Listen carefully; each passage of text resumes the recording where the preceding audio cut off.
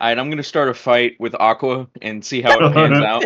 Are you Good luck. sure you want to fucking do that? Maybe a little bit. Maybe a little bit, he says. Maybe a Alright. little bit. Let me feel Alright, how a level Adrian, 7 on a scale divine. of 1 to 10, how bad am I about to be, like, absolutely floored? Well, it depends on who you're fighting as.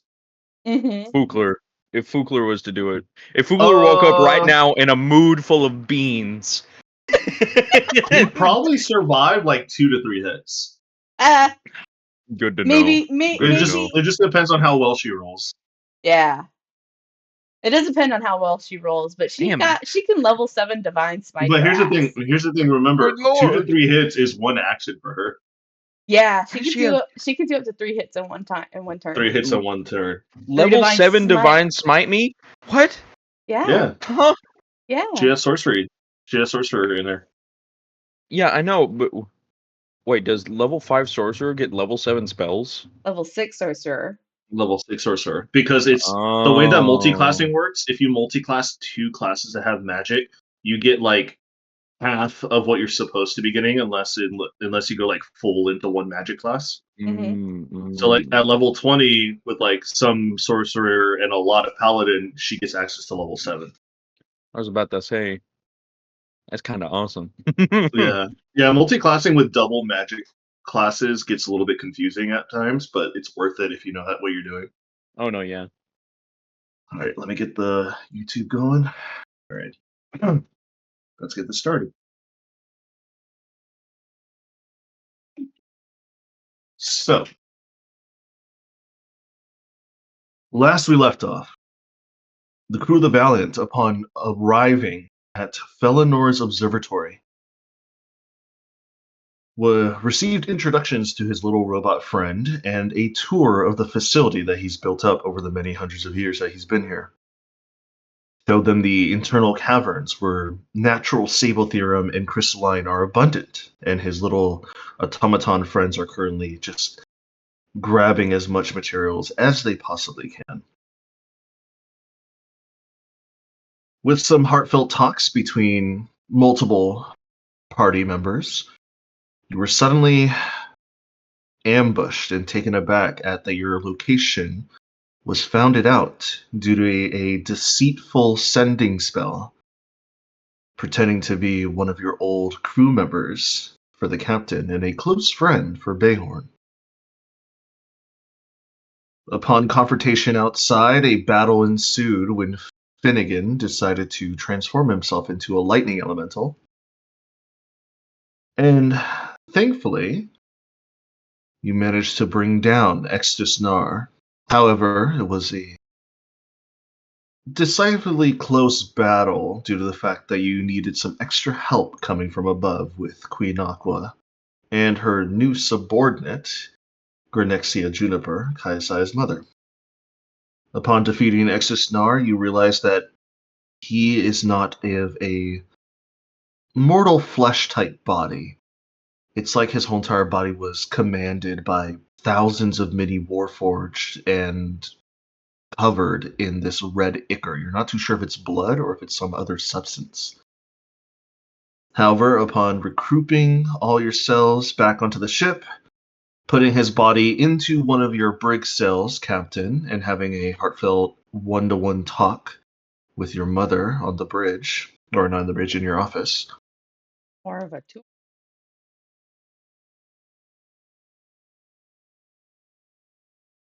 we'll start this day off with Bayhorn.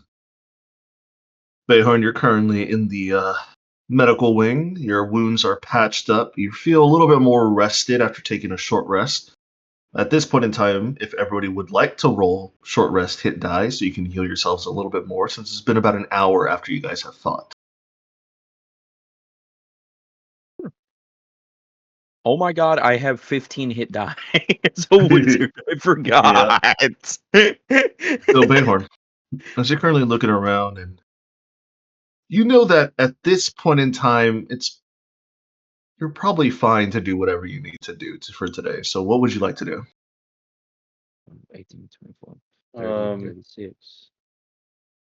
Bjorn's gonna go back into the mines to start mining again, but he's gonna take some supplies with him so that he doesn't have to keep like manually sharpening pickaxes. He'll bring stuff to help him do it faster. All right, fair enough. As you currently like pack up everything, you notice that when you're walking back into the observatory, you see the big open doorway with like a giant like blast like residue because it was blown up to open up. Immediately as soon as you walk in, you hear a blunderbuss go off, and you kind of just duck really quickly as you see a bunch of shrapnel hit above your head, and you see the automaton that Felinor has with like the funny little mustache with the blunderbuss in his hand. He's like, "Ah, I apologize. I did not see you come in. I just saw a shadow." Well, that's all right. The threat's taken care of, so you can go up top and talk to your master if you wish. I will wait here and defend my position. If he wishes to come speak to me about the situation, he will. All right. Well, I'm gonna get back to mining if that's okay with you. He kind of just looks at you and gives you a nod and looks back at the door, and you see him reload without even looking at the blunderbuss with malicious intent. Okay, glad I'm not on his bad side. You manage to go down into the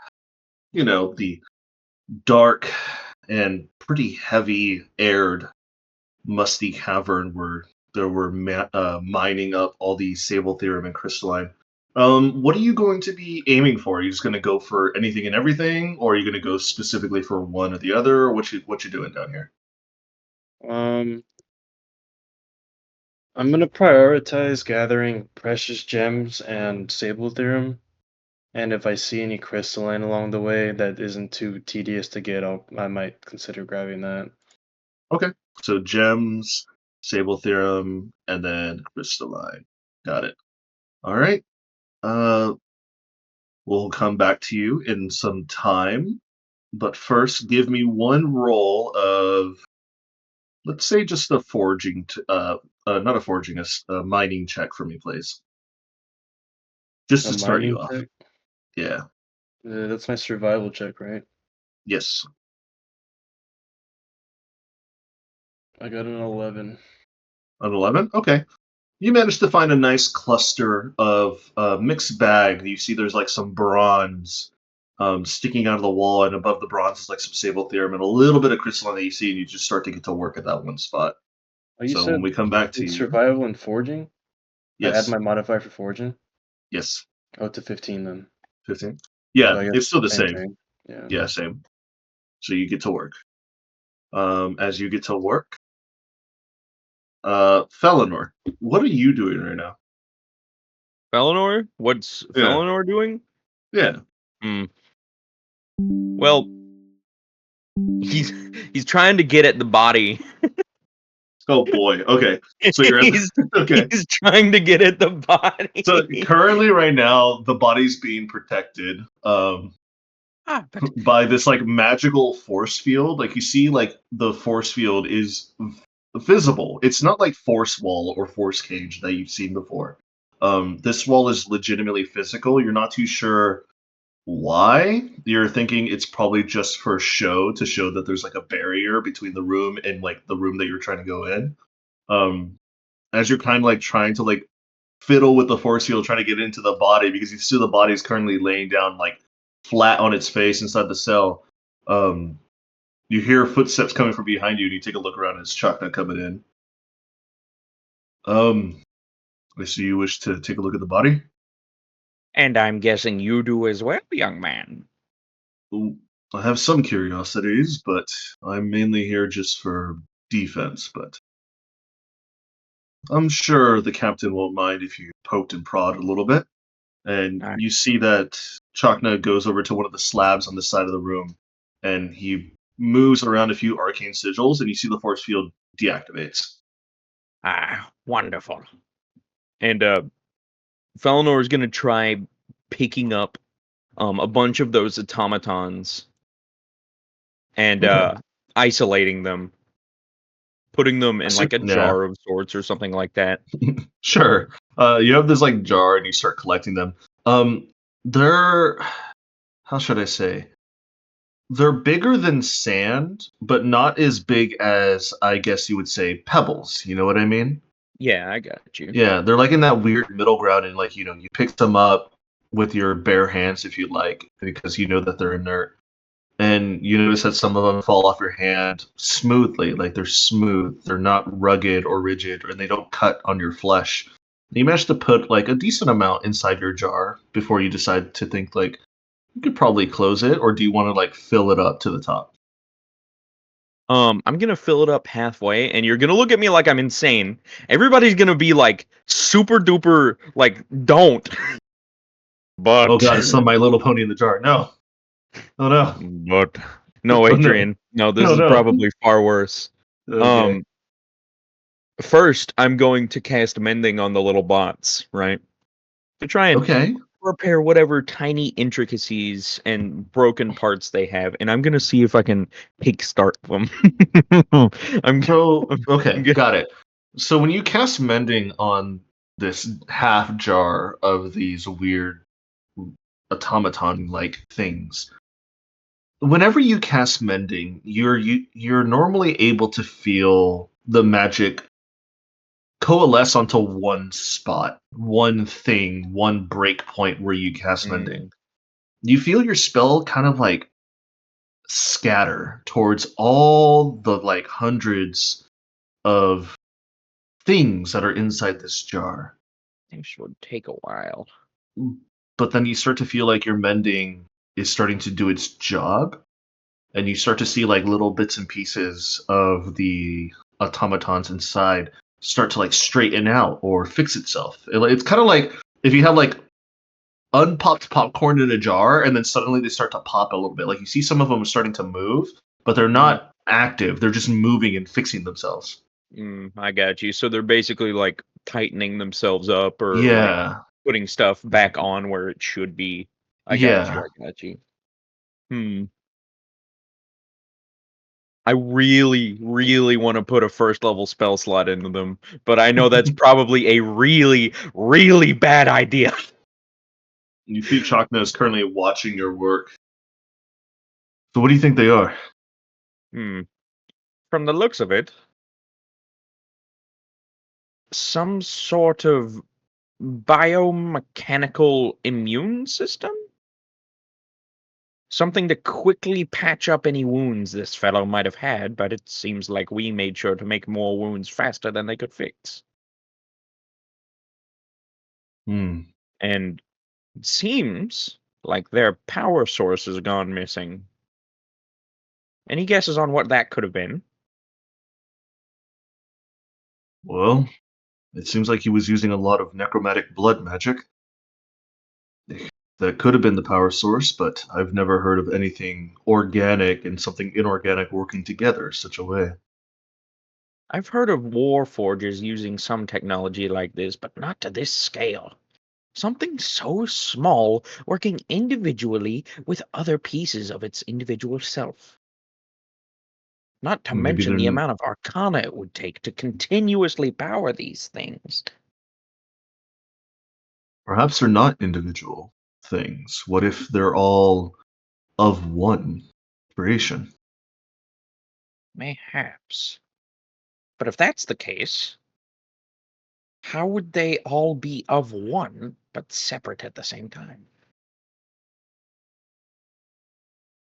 Something so small, yet all together in their individual mindset. Hmm. Well, it's how should I say? It's like whenever you hear of liches or necromancers who have these thralls or vampires, I guess you could say, where they're all separate entities, but one thing controls all of them at the same time if need be. That's what I presume what's going on here. Hmm. Mayhaps, mayhaps. Then again, if his compatriots were anything to be of sorts, they didn't look exactly alive in their state. They didn't leave behind any mechanical residue behind. They Not much were. organic either.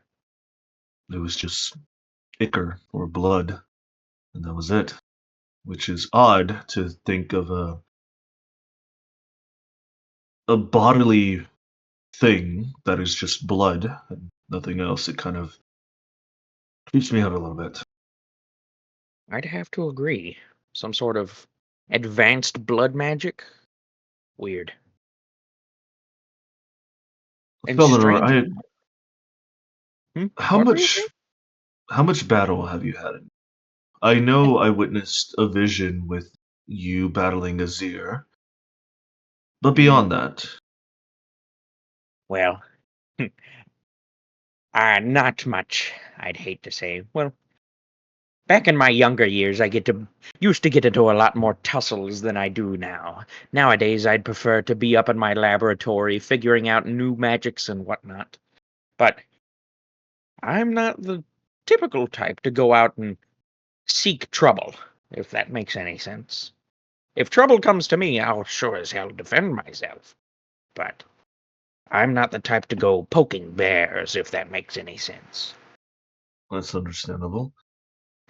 I'm just asking due to the fact that that fight with that being, and he kind of just like nods his head over to the dead body in the jail cell. What of it? It felt like he was testing us. Mm, I feel testing like if for he, what? I feel like if he really wanted to, he could have taken out more than just sadly Bayhorn. But thankfully, we brought him back quickly, or at the very least, that magical shell of his that he had. I would have to agree. Someone who can cast, what was it? Chromatic. No. I forget the spell name. It's that shield he had for a while. Ah, no, the globe, right? Yes, that's it. Smart one.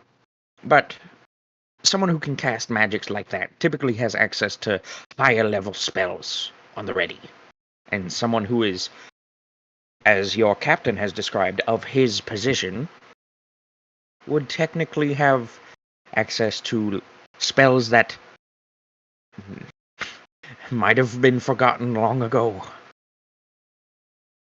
So, if he really did want to wipe us off, would have spat on his thumb and cleared us off like a smudge on a wall.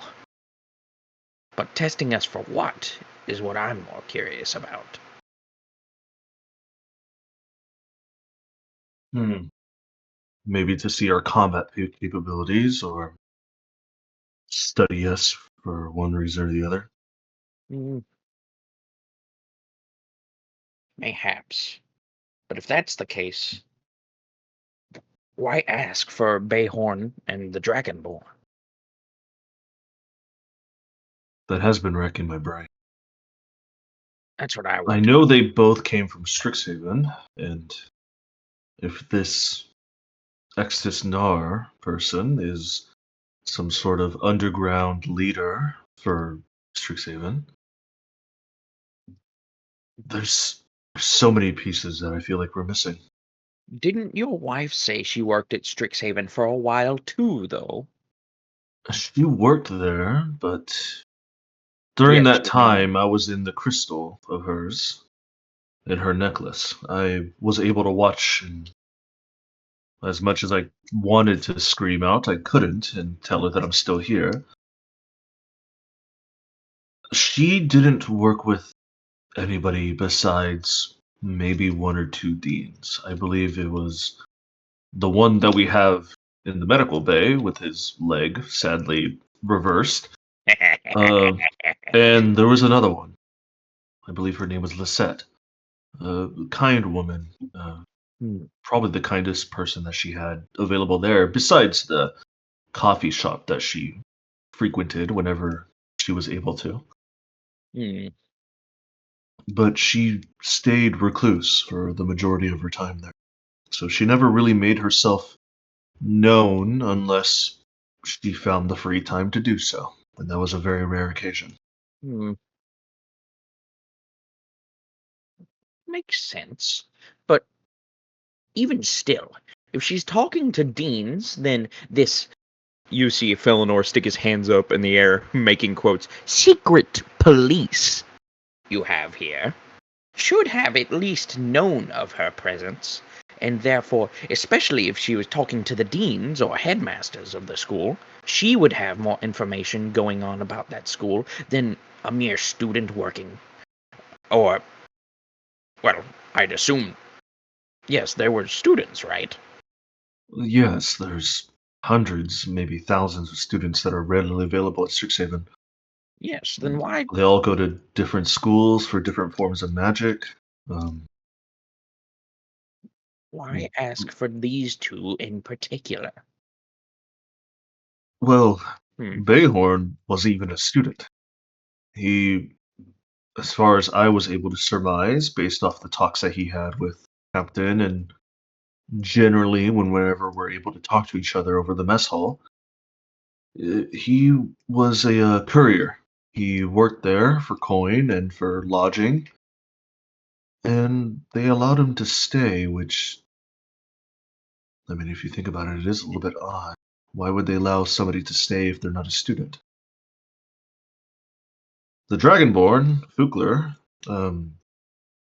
he was a student there, so.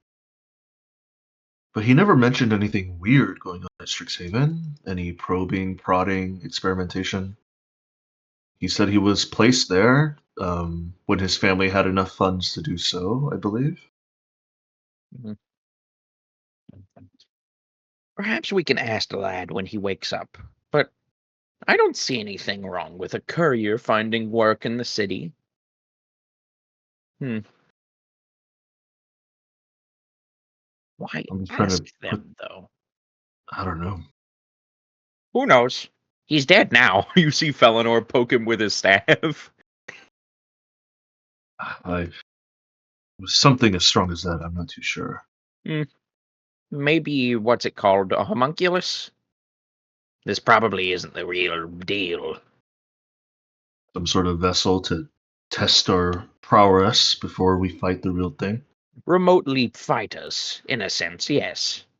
Cover more ground, in a sense. No? You said you were being followed, right? By him and the backward-legged dean inside the infirmary, but he was more forced to do so. I'd assume so.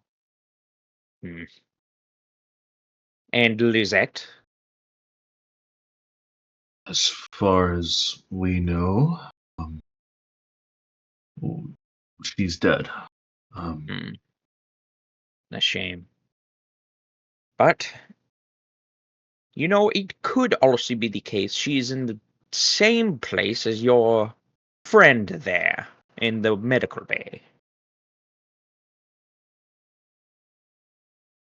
She could be another source of information that they're trying to drain of all its essence. We can't that could know be. until they come after us again. That is true. Well, I'm gonna lock up the body once again. Do you need any more of it to experiment with? Hmm. Are there any parts of the body that stick out in particular? Make me an investigation check on the body. Right, so 17 plus 8, 25. Ooh, nice. Okay. Um, hmm,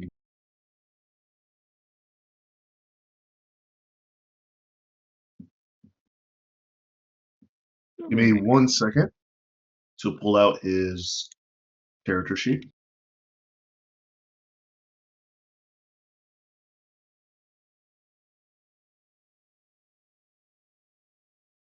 As you're currently looking over his body, um, you notice at the very top, where his head is slash would be, um, it's his mask that he has. Um, you notice that this Orkey mask is a little bit more decorated than the other ones that you've seen. I mean, naturally, if he proclaims to himself to be the leader of the Orky. Normally, the Orky masks that you see typically have a top facial and forehead covering with one centerpiece in the middle that glows purple when worn, and two side pieces to protect the chin jawline on the sides, leaving the front mainly your frontal chin and your mouth open to speak and eat while you have the mask on. His is a little bit different. It's instead of the one main centerpiece and the two pieces on the side, it's one whole piece collective. Um, Still with the same giant purple orifice on the front that glows when worn, but you notice that the mask is fused instead of separated into the three pieces, and it covers the whole entire head. And you notice that it has some sort of residual magical essence that you can sense on it. Hmm. What do we have here? And Felinor is going to try and pick it up and fiddle with it until it like finally comes off of his head. As you like try to wiggle it off his head and you yank it off. As soon as you yank it off, it kind of like spills out into like hundreds more of these small little automaton little creatures as they just spill onto the floor. They don't move because they're inert, but it's like there was no physical full head that this thing was attached to. It's like this whole entire body was these little automatons. Oh, this is disgusting, but so interesting. Oh, And you notice that this mask is fully intact. It's not made out of any automaton like creatures. Very well sturdy, a little bit dirty, mainly because the person just didn't care about cleaning it or because of the fight that you just had. Um, you sense very strong um anti-divination magic placed onto the mask. why would this be here? Anti-divination magics. Someone didn't want to be watched. But then again, why would a homunculus not want to be watched? Isn't that the point? I I don't know. Maybe that's how he likes to prey on his victims, maybe. If his victims don't know when or where he's coming from, less of a chance they have to defend themselves, no? Mayhaps. Hmm. Oh, I'm not 100% sure. I'm going to take this and take a little look at it, if you don't mind. Oh, I also need to find your rogue friend. I think he stole a bunch of my papers before exiting the building. Yeah, he does that. Don't blame him. He's got a way with the sticky fingers, and most of the time he picks some very interesting things that helps us along the way. Hmm, good. Sounds like a valuable asset. All right, then. This is all I'll be needing for now. If I do need something else, I'll make sure to tell you. Of course. And then you see him go over to the slab and he inputs a few more arcane magical sigils, and you see that the force field once again takes in effect. It's nice to have you on board, Felinor. You can stay as long as you like, or if you wish to find something else you need to do, I'm not going to stop you. But my offer still stands if you wish to stay.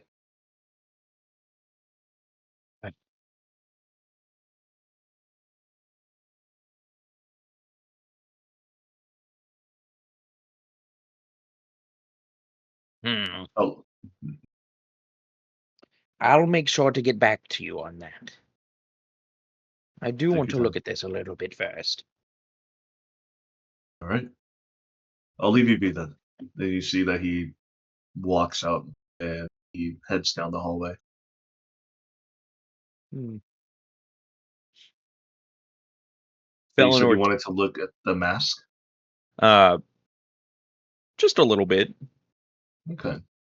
Are you going to use any magical spells on it, or are you going to just straight up investigate it by hand? I do have identify as ritual. Okay, if you wish to cast Identify as a ritual spell, you can. Yep. It's 11 minutes. So. All right. You spend 11 minutes and you kind of just sit down and you put some chalk around this mass that you have in front of you. And after the 11 minutes pop up, you see this like bluish glow that happens around your magical chalk circle.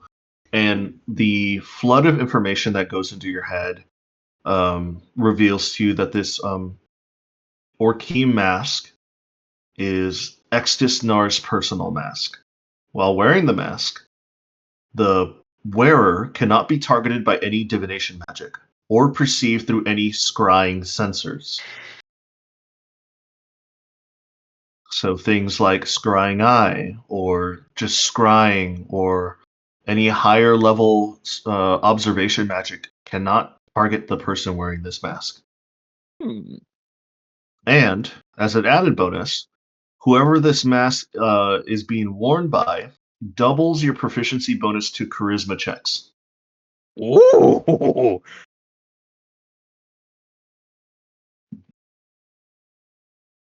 Doubles your proficiency bonus to charisma checks? If you have proficiency in it, it doubles your checks as long as you wear the mask. Hmm.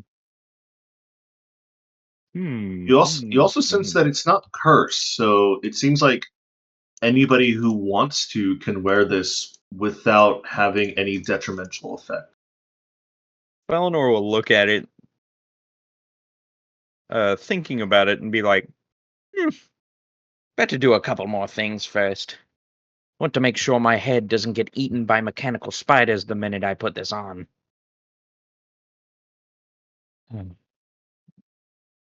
And he's gonna double check inside of it Okay. and see if there are any like of those little bots that were crawling over Extisnar's skin. You do see as soon as you like look inside the mask with some like extra light that you have above you from the ceiling. There is a few little buggers that are still stuck in there. He's gonna try and pick them out real quick. Yeah, it takes you a few minutes to like you get like a cloth and you like clean it out. You get like a few of them. It's not like hundreds of them. It's like maybe like 5 or 6 of them that were stuck in there still. Higher level scrying magic, huh? And charisma checks. Sounds like a good paladin gift, but let's see how it can benefit me first. And he's gonna put the mask on after cleaning it out.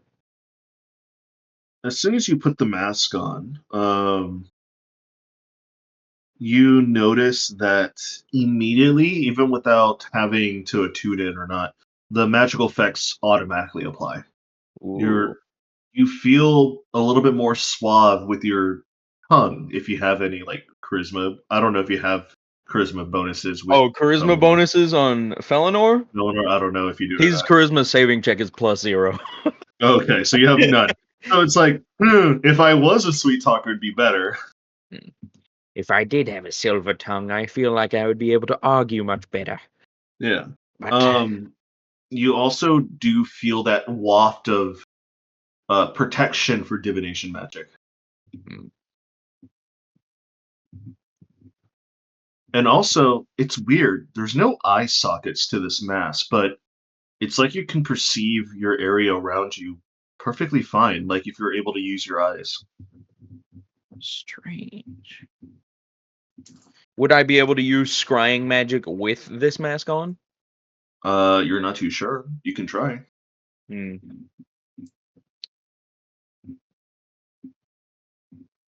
What scrying spells do I have equipped? Do.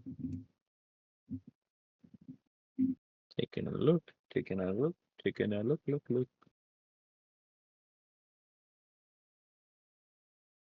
I could have done contact other plane.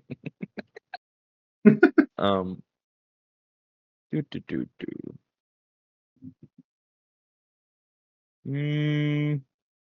Oh, I unlocked 8th level magic with the level up. Oh my gosh. Yep.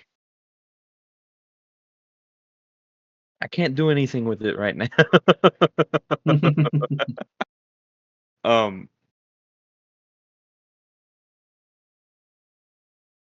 Hmm. Can't really do anything with it right now. I'll have to check that later. Need to find my other book of spells to see if I can use some other spells while wearing this. If not, well, it's just a downside someone would have to work around. And he's gonna leave with the helmet in his hands after taking it off. Okay.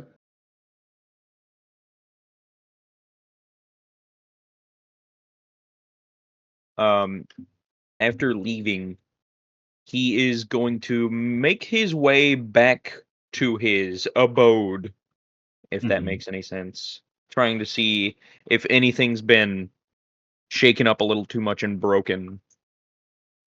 You do see as soon as you walk in, your companion, your little robot friend, is currently pointing his blunderbuss at the front door, but he doesn't shoot because he immediately recognizes you. Bartleby. Good What? evening, sir. I apologize for the mess that I made above your head, but the blue-haired one walked in unprompted. Eleanor looks up behind him. Oh yeah, the wall's shredded with like all sorts of like shrapnel. Oh, well, isn't that lovely? Adds a really nice decor to the place, don't you think, Bartleby? I think it's exquisite, sir. Yes, yes. Well, the emergency's over now, so if you wish, you can put the blunderbuss away and go back to taking care of things as they were.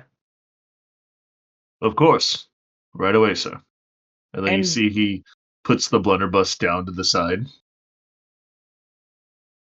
do you happen to know where that blue-haired fellow went? Ah, the young gentleman went down below into the cave systems. He had a Ah, multitude of tools and other sorts of mining equipment with him. ah, understood, understood. It looks like he wants to take resources without paying me for them. Shame. Hmm. You see Bartleby picks up the shotgun one more time. Would you like me to handle it, sir? Aggressively looking at the elevator. um, no, no. Just if you could message the other automatons and see if they could usher him upstairs for us, would you? Of course, sir. Wonderful.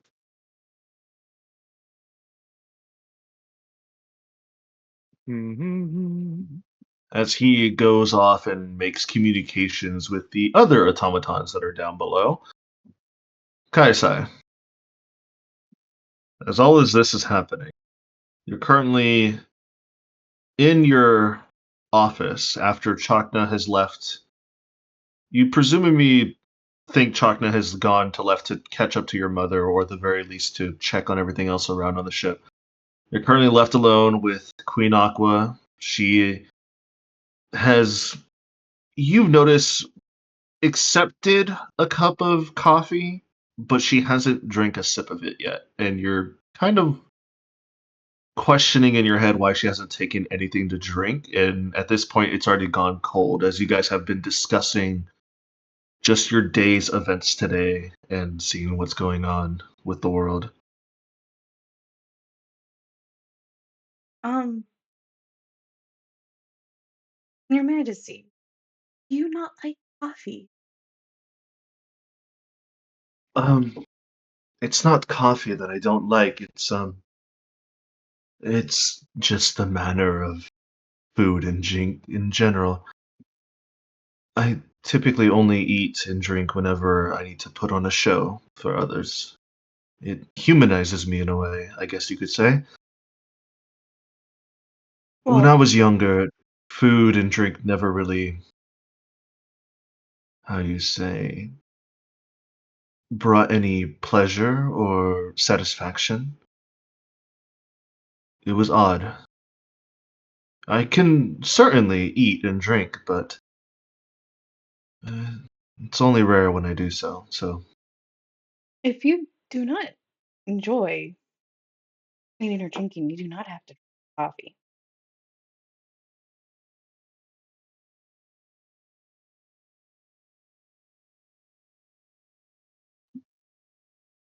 Hmm.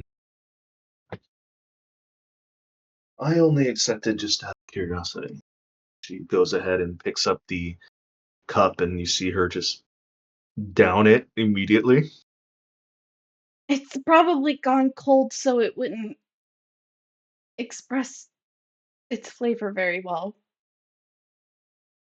Um, it's a little bit bitter, but it's fine.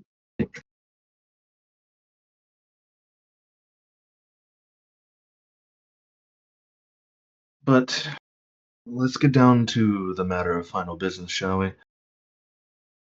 Your mother and I had made a detour to come here after we received your message.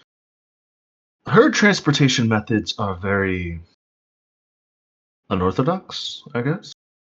Instead of taking any magical portals, it was like being shot off into the vastness of space and took a few minutes to get to our destination and back. Thankfully, you caught us at the right time, or else we wouldn't have been able to redirect ourselves here.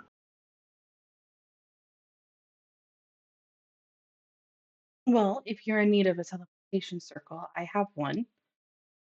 Or if you would like, we can leave in the morning and be within your kingdom within an hour.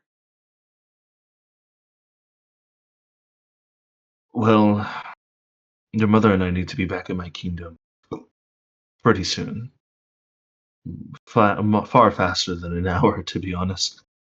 I In have, fact, I'm already getting several message spells in my head asking me if there was anything gone wrong because people are worried. well, I have a teleportation circle we can read.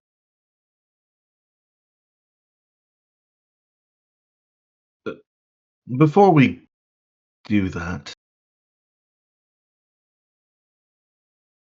in your own words, what is your mother to you?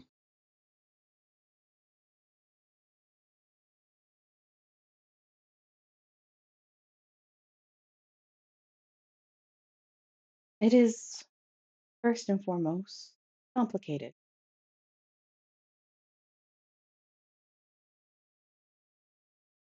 Okay. She is my mother. I do love her as a child would love their own parent. However, I didn't really get her warmth, her guidance as a provider. I only knew her as a gem.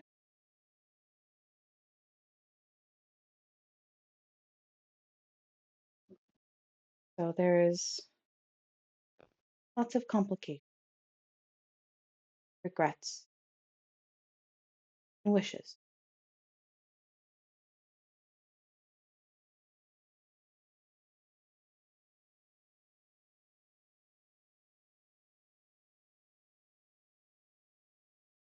It's understandable. You see her shifting to her side, and she pulls out from one of her pouches on her side pockets what seems to be a very old and very worn pocket watch that you don't recognize.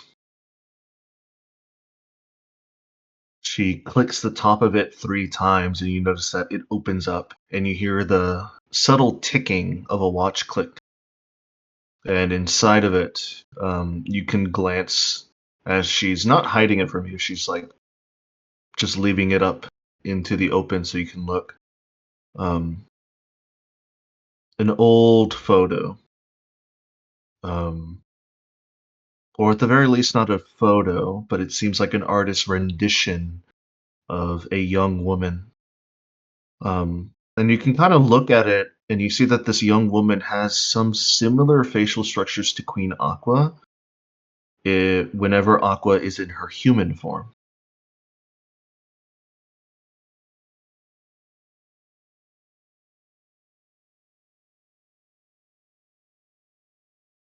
I received this pocket watch from my father. In a flash of recollection, my father Anakos managed to remember me and his partner, my mother, his wife, and he gifted me this before he started to lose his memory and started rambling on again. To be frank, I'm a little bit jealous of you, Captain. I know little to nothing about my mother. I remember bits and pieces. I remember her being very kind. I remember her death like it was just yesterday.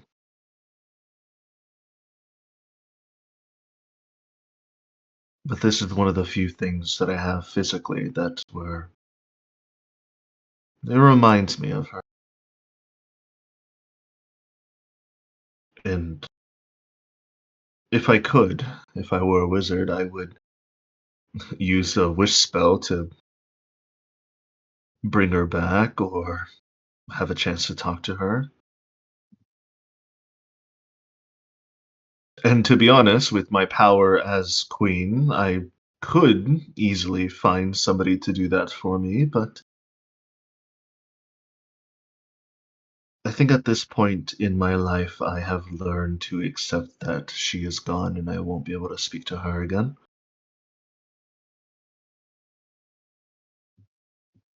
And what I see in you and your turmoil with your mother, I can't help but want to,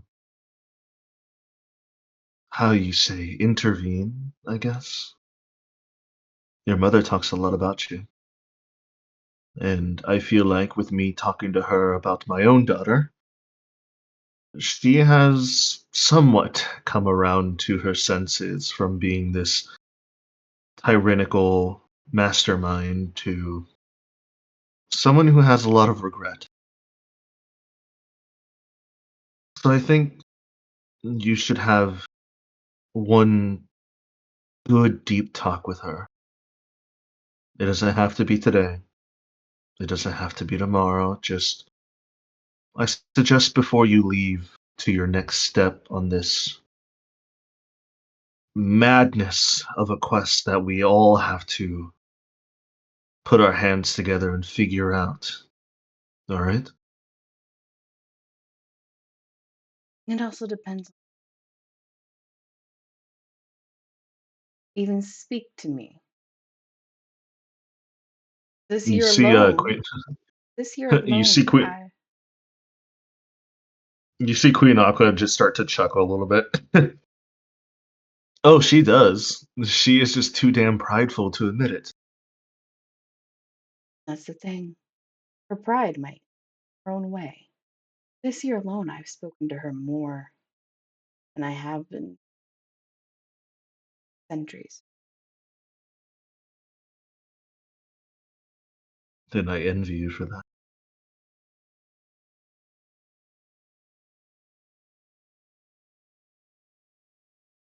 I've only spoken,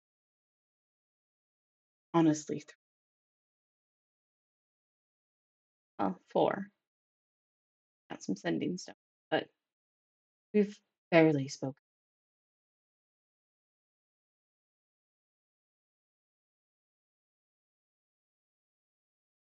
Then, as your queen, I'm going to give you your first official order.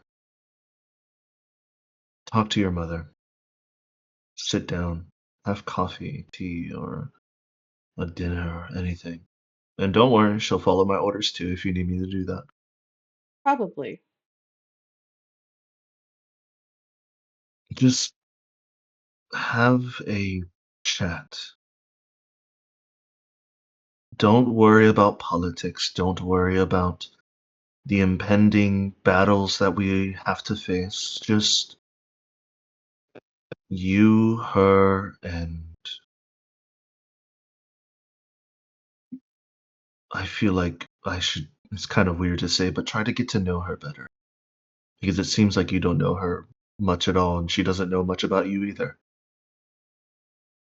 That is true. It's hard to get to know someone. there.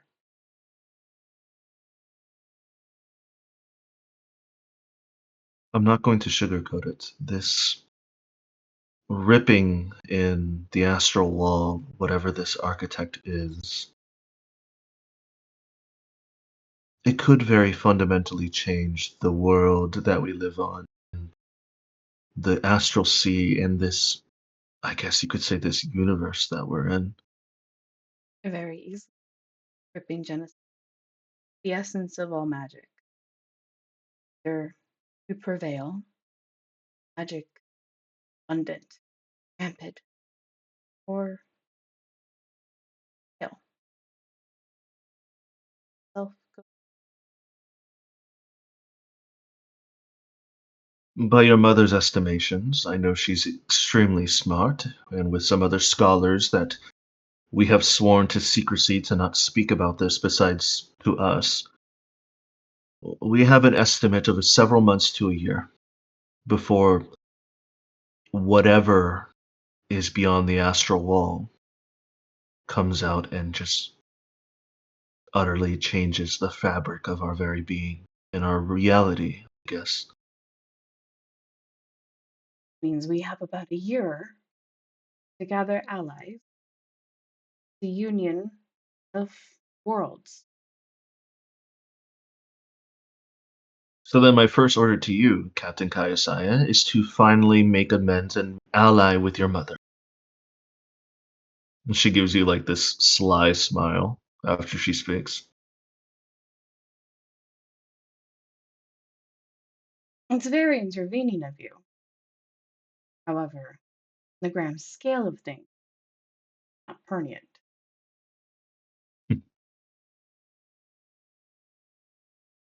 It doesn't matter.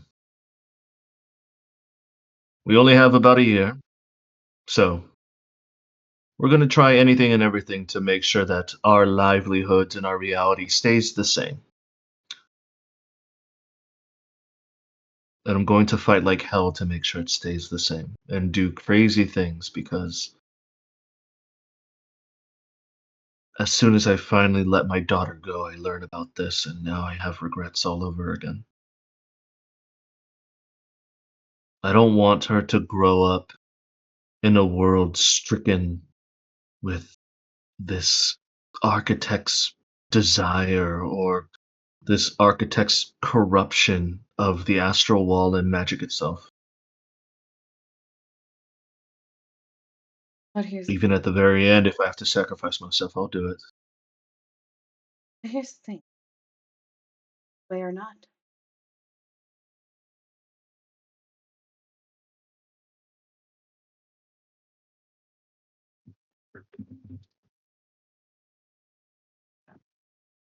You see Aqua get up from her chair.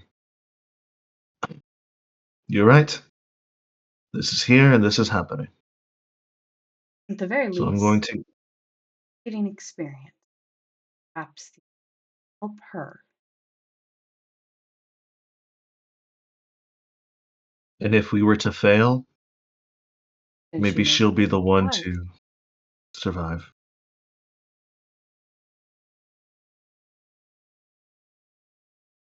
Great things are ahead of us. Better for or worse, at the very least.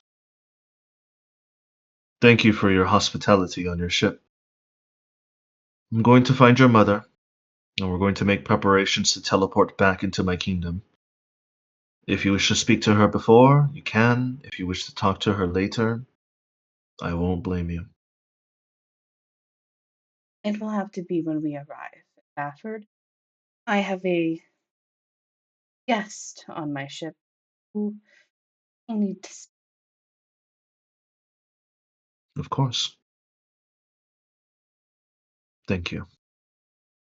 I will see you tomorrow. I'll see you tomorrow. You see, she gets up and pats herself off of whatever, you know, she's trying to like fix herself up from sitting in the chair for so long, and she gives you a nod and she walks out as she looks for your mother. And now you're left alone with your thoughts in your office space. Is I there anything else you're gonna do? I'm gonna go talk to a certain vampire. Okay.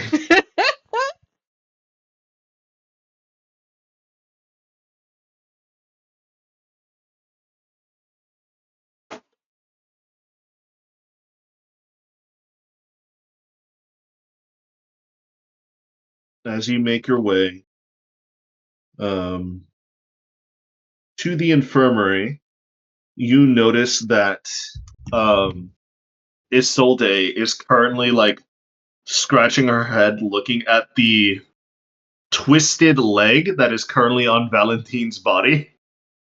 And and you see Valentine is currently like sitting up and like there's like a pillow where his twisted knee is at, where it should be the back of his knee. And it's kind of an awkward sight, and you kind of like can't help but to like stare at what you're seeing. And Valentine and Isolde notice you walking in, and Valentine speaks up. Ah, Captain. It's good to see you again. Do we have any medical experts for my leg? You're gonna have to wait until tomorrow. Ugh. It's gonna be easy if I just break it off myself and put it back together again, besides letting that fool, that old man, fix it. I You hear him swear I can laughing hear off him in the crackling. distance. I can swear I can hear him laughing at me now. If Anyways, you wait till tomorrow, my old doctor will assist you. oh good. Does he also have a pint of blood that I can? I'm very starved. I can use your neck. We've been over this, Just a and small taste. A small little vial. I'm going to go over to the little replicator in that room, and I will pump in, I guess, a third level spell slot for some blood for him. Okay.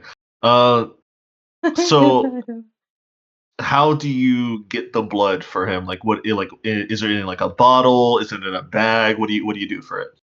Cut your wrist. It's Cut your wrist. Do it. Do it. Do it. no, no, no, no, no, no. Shut up. It's going to be in one of those because it's a third level spell, so I can get quite a bit out. Okay. Yeah, yeah. It's going to be in one of those carafes at restaurants that you get like orange juice or apple juice in, and an empty glass. Ah, got it. Okay, good. You're gonna juice your arm? No, it's not my blood. It's fake blood, magic blood. He's going to be disgusted. Yes, yes, he is. I'm not You gonna you eat bring this it up. shit, dude. Uh, you bring up the contents and this blood for him, and he looks at that. He's like, "Ah, I didn't realize you had a refrigeration unit with some of the blood already stashed. Thank you. Would you be a dear and pour it for me?" I'll pour it and hand him a glass and set the carafe down, and I'm just going to silently watch him and wait. He kind of like spins it in the glass, and then he takes a sniff. He's like, "It's not the most appetizing of smells, but I guess I can't be choosy. Bottoms up." And he takes a sip of it, and he immediately just freezes. I have to roll a Constitution save for him real quick. Okay, he saves it. You see him like harshly swallow it. He's giving you this biggest grimace smile on his face. Thank you. Do I you don't have any have other varieties? No, because I don't have a refrigeration unit or blood. That's magically created blood. Oh, we live in a barbaric society, don't we? It You'll have is, to wait. quite frankly, some of the most disgusting liquid I have ever put into my mouth. And that's saying something. I put a lot of things in there. However, It meets all of your nutritional requirements as that blood is also usable for transfusions. May I ask you a quick question, Captain? Do you drink coffee for the nutritional value or the taste? Neither. I drink coffee for the wonderful caffeine. Then you should understand why I am disgusted at this flavor profile you have handed to me. I cannot help you as I do not know what good blood tastes like. I'm not a I vampire. maybe if you lean your neck back a little bit and I can tell you how it tastes. Or I can just put you back where we found you. Point taken. I was very As much as I careful with the jest, spells being I casted. oh trust me, you guys weren't. I was certainly hit by a few stray bolts of lightning, and I also caught my coat on fire for a second. Thankfully, I had a pond that I was thrown into, and I managed to put some water on it. You could have easily been in the center of that fireball. I probably would have survived, maybe. I don't know. But I'm going to be truthful here. I do thank you. It has been a very rough few months, I guess you could say. When we helped you escape Strixhaven, we were, of course, readily be ambushed about a week later. The Orkey caught our scent, and they figured out that we were helping you. Lisette, she didn't make it. I do not know where her body's at, so she could be either gone, or she has been taken away somewhere and revived, and I do not know where she's at. But at the very least, from what I'm able to surmise, she's gone. And it's strange. It's like they've mastered some sort of cognition spell over the school. During that time where I wasn't captured, people were slowly forgetting things. Um, remember, you had that event, yourself and those two individuals Hmm. at the arena. Yes, You made I. quite a stir. Um, a lot of people were hoping that you'd come back again and everything, but as soon as you left, and I started sensing this odd magic in the air, it's like nobody knew that you existed.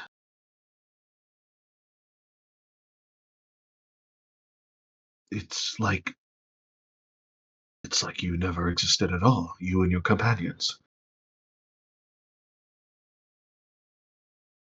I asked around as well. I was like, "Do you know where the courier Bayhorn is? I need a package deliver." Nobody knew who he was. And then I asked, "Does anybody know where that librarian's assistant Fukler went?" And nobody knew who he was. I even tracked down one of his brothers that was on the school grounds, and he doesn't know who he is now either. Whatever they've done on Strixhaven takes far powerful magic, far more than I ever thought I would ever see in my life. What do you know about Extisnar? Exosnar, what a piece of work. The thing is, Exosnar, as far as I can tell, was put into the Orkey security even before I was made Dean. And I was made Dean several hundred years ago. I truly do not know what or who this Exosnar actually is. I just heard of rumblings and secrecy about the leader of the Orkey Society in Strixhaven. And we've heard from other deans and also the headmaster before the headmaster disappeared that the Orkey were supposed to be some sort of police force, some sort of force to keep the peace on Strixhaven, I guess you could say. I'm pretty sure not the case. In one hand, yes, I do see that. On the other hand, they also do their job fairly well. Keeping the peace doesn't mean doing it the correct way, or the good way, I guess you could say.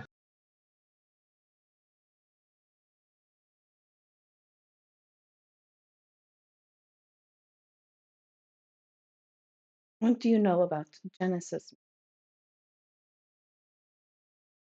Whispers, rumors. I, as a dean, of course, I know a fair bit amount of secrets. We all knew magic, life, the very essence of being came from somewhere. Whether that be a god, singular or plural, whether that be just the essence of nature itself, where life grows, mutates, and turns into other creatures and or beings, and then evolution takes its course. There's also whispers about a singular point in time and existence where grand magic was unleashed upon the astral sea and it spread beyond, and it was the domino effect, I guess you could say. The singular domino where this magic exploded and everything else came after was just a another domino falling into place following this explosion. To be frank, this is the first time I've ever hearing things such as Genesis magic, but I've always had some suspicion in the back of my mind that there was some sort of magic or magics that were, how you can say, the core of everything. Because there's always the magical wheel evocation, transmutation, divination, all Mhm. sorts of magical So on terms and so that has this, so on and so on. I've always had suspicions that, like with many other great mages and witches and wizards, that there has to be something at the center of this circle. But we couldn't figure out what it was, and now that I'm hearing this Genesis magic, and now that I'm on your ship and even I can sense the magic around us, and I'm not even a full mage. I'm just a dean that knows a lot, and I know how to fight on other means, but it seems like this Genesis magic is that center that I've suspected. Is that correct? that is. What do you know about the calamity that happened on almost 1,000 years ago? Oh,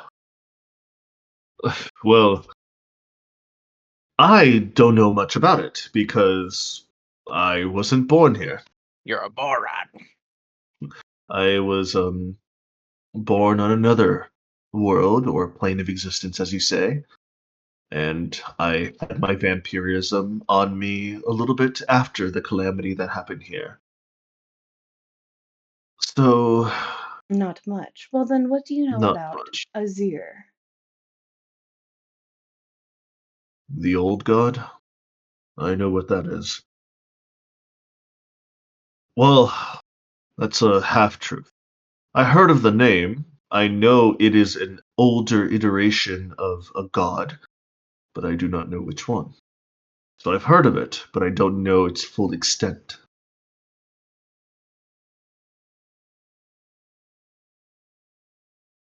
How much did you learn of the architect? The architect? Well, truth be told, as a dean, you have special privileges. Of course, my curiosity piqued, and I talked to the two robot individuals down below far before you even showed up to grace us with your presence on Strixhaven. And they mentioned some sort of being called the Architect. That was after many days of me poking and prodding at their automaton like brains, and I got a few answers out of them. I had to say so many convoluting phrases such as, what is the center of everything? What is the center of magic? What is the creation of this creature? What is the creation of that creature? And so on and so forth. And I had to keep digging my way down before eventually um, the one called, I believe it was it 2A or 2B? I'm not too sure. It's been a while since I've been down there. Mentioned something to the known of the architect. This idea or this thing that created everything, or at the very least started this whole domino effect that created everything. Other than that, I don't really know much. I thought it was just a myth or a folktale that I somehow dug around its memory banks and it was left there. But I never really thought or realized that I found something so unique even hundreds of years ago. Well, you've stumbled into a very large pile of shit. It's not the first time. Probably won't be my last. Well, I'm But sure you might by be the way, surprised, but Exus Nar is an champion of the architect.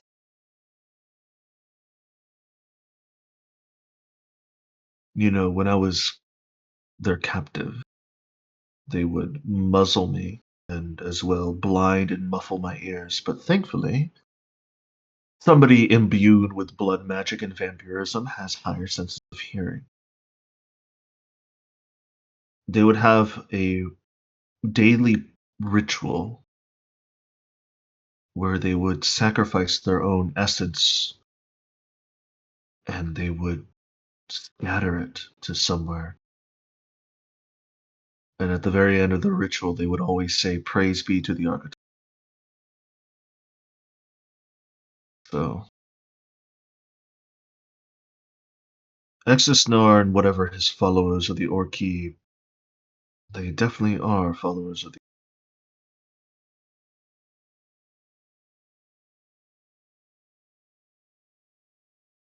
Hopefully, they're the only ones.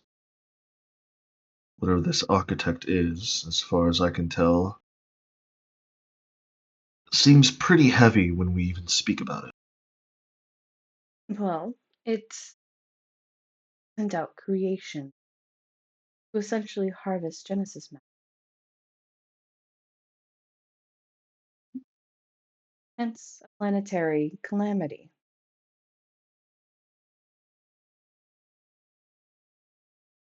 It's very interesting. Hmm. What do you know about this architect? Well, I know that almost 1,000 years ago on the planet, it sent out Azir, multiple copies of it, to harvest Genesis from the planet. Grandmother thought.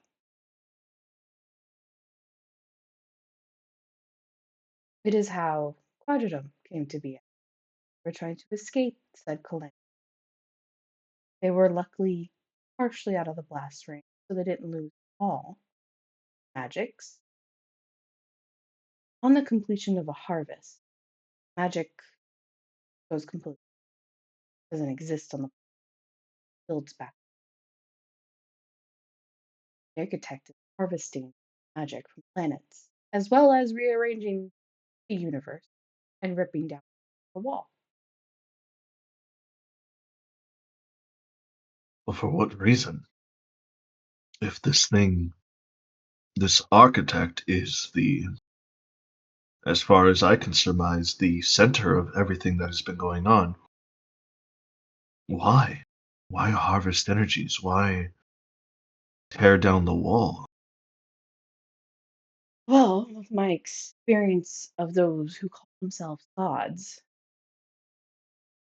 our level of existence is their plaything, a playground to experiment and have fun in. If this thing is the creator of all, including the gods themselves, even the gods level creation, playground, we are nothing but therefore, what does a child do when it doesn't like its sandcastle? It destroys it and rearranges it, I assume. I theorize that the architect basically ripping the universe down, harvesting everything it can, building materials, and starts over. But by doing so, it will eradicate life.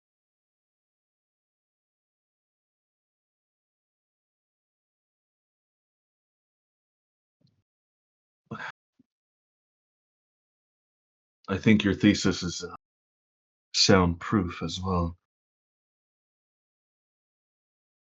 There might be more that we don't understand, but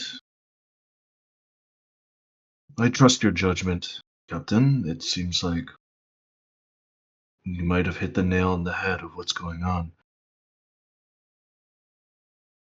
But I can't help but worry that there's something in the back of my mind that there's some missing pieces that we don't understand. Of course, there's always going to be missing people. We only have the level of thought processes that this creature does not think on. If we are very small in comparison, we're probably only thinking small within our limitation. But by research knowledge, we could probably expand this theory and fill in any holes.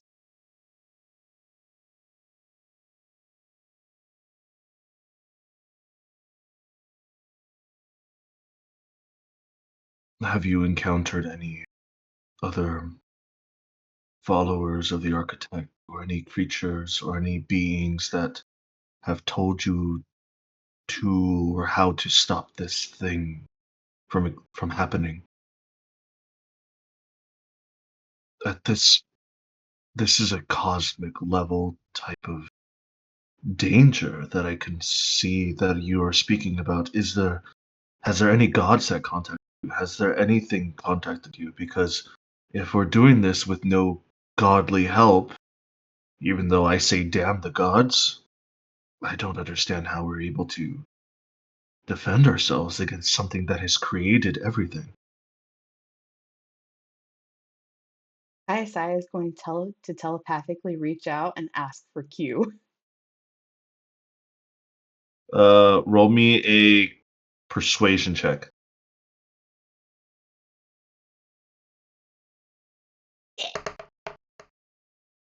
Oof, 17. 17? If it doesn't work, I will delivery bars my ass.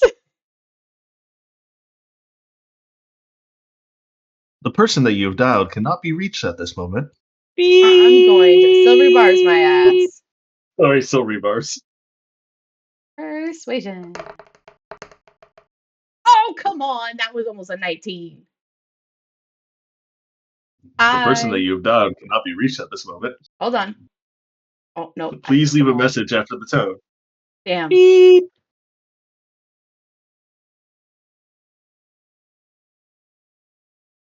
You see, you see Valentine kind of look at you like strain and think in your head. He's like, "Are you all right? Do you need to use the restroom?" And no. Why would he ask that? Here's the thing: whenever Kayasaya tries to reach out to somebody and can't make a message or telepathic link, it looks like she has the face of a grimace that she's holding it in. Yeah. No, just a telepathic connection that didn't go through. Yeah, you're also trying to speak to Q, who is beyond dimensions. Yeah. Yeah. He's sitting at a space-time Yeah, so multiversal observer. yeah, but you can't reach him, which is odd because normally he's really receptive to your callings because he likes you, but for some weird reason you just can't reach him at the moment. Don't tell me somebody finally put him in a Pokeball. No, that'd be funny though. It'd be really funny. Oh, well. You, she says this out loud, by the way. She'll tap her badge and say, Vort Ekathon, would you be able to manifest appearance within the infirmary?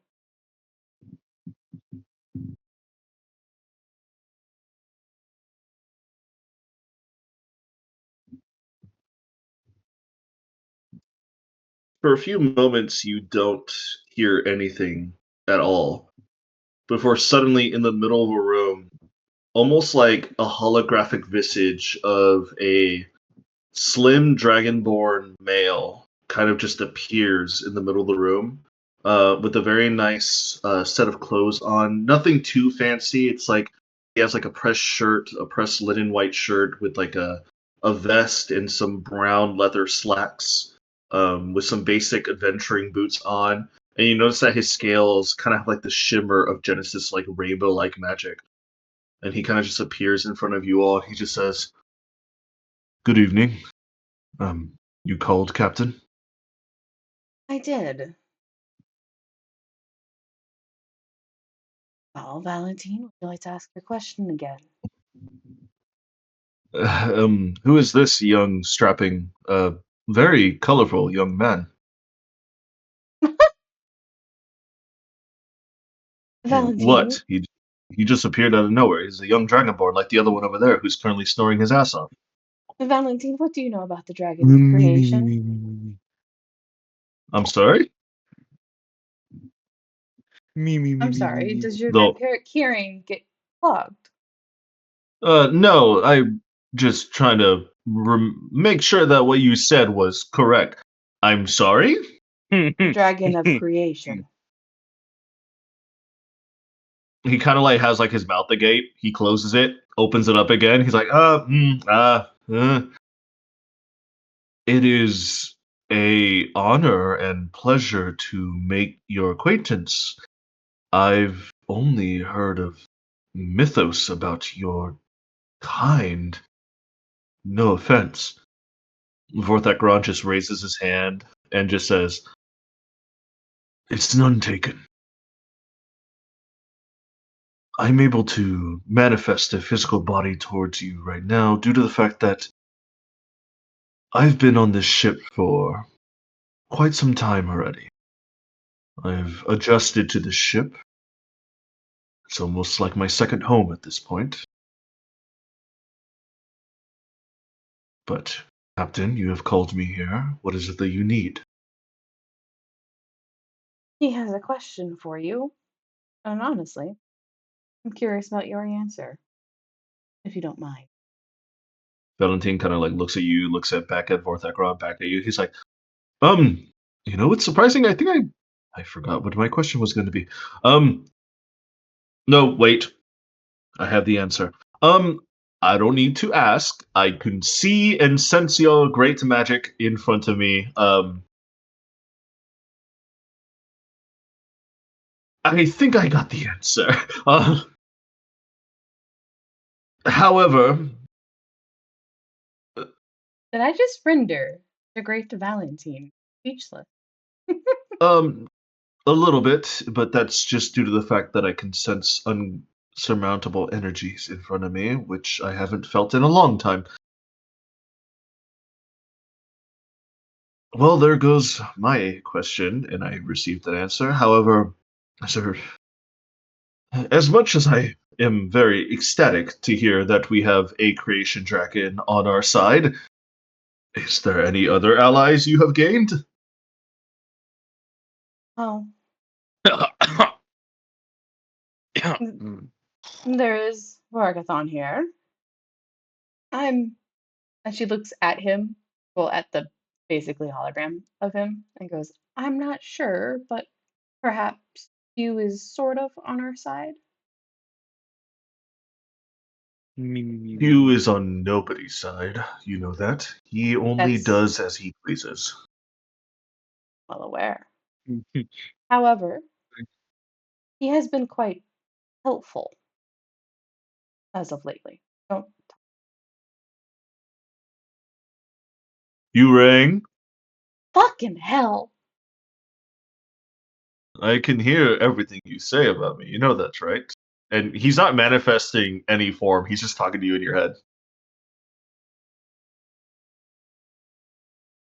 I will reply back in my head, you can at least manifest yourself in front of me if you're going to talk to me. I apologize. I'm a little bit busy berating my son at the moment. He got into some sort of squaffle on this land called Exandria, and I needed to bail him out. So I'll catch you later. And he's just gone. Anyway, he's been semi-helpful.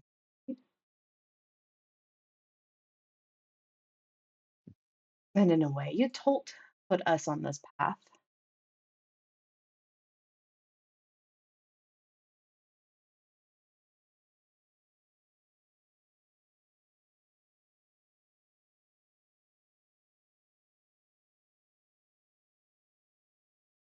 Hmm.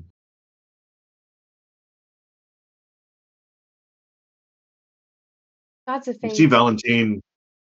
You see Val. You see Valentine kind of like scratches like the bottom of his like stubble of his beard. So we have a creation god. We have an omnipotent being called a Q. Hmm. We have the Queen of Ravens herself, the matron, or Yatolt, as some people like to call her. And we have potentially fate itself. Possibly. Depends. It's a mixed relationship right there.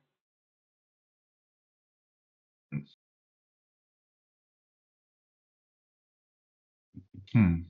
We traded. We made an agreement.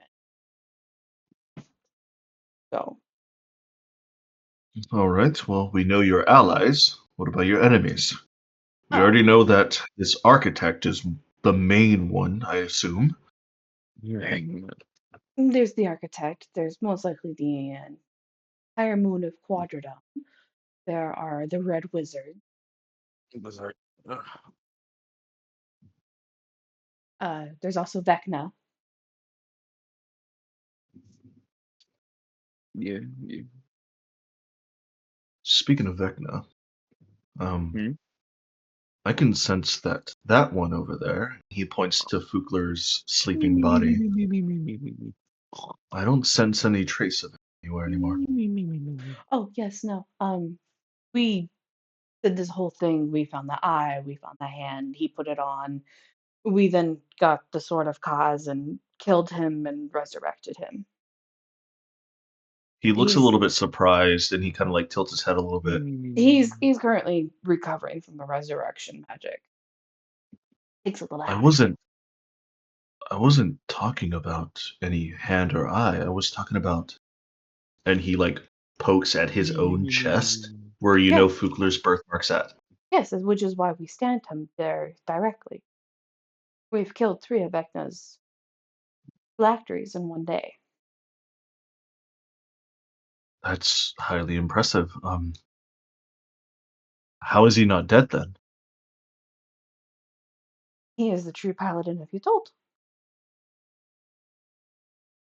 It's like, Well, as far as I know, when the true paladin you're told has done their job, that title goes to someone else and they die. mm, mm. But he's not dead. Because he's not done. We have a much larger enemy than Vecna. Well, how is he going to fight when he's missing an eye and an arm? Mm. I'm I believe he's working on an eye. He should be almost done right now. Beat your And twig he'll ass. be built an arm.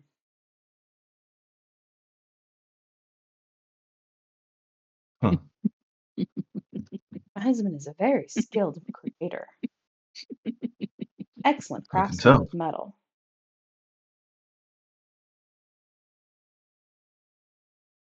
Hmm. I-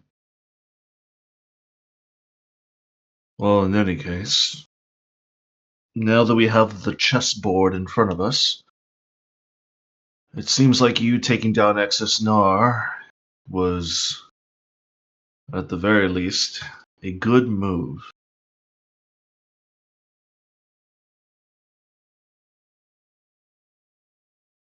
Um, he's not dead. What do you mean?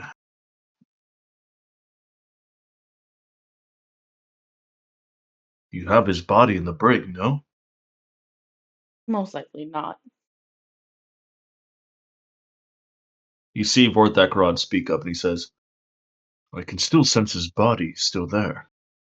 However, considering the spells he was throwing around and how much they hurt, I would bet money that was a homunculi or creation of his to host his essence when he needed it, or something. As he stated, he would be back.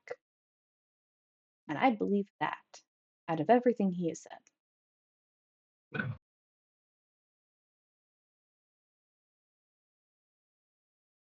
You see Valentine kind of just kind of rub his eyes a little bit. And besides, Extus has been around since probably well before the calamity itself, champion of the arc. Who knows what he has? So I believe last of it.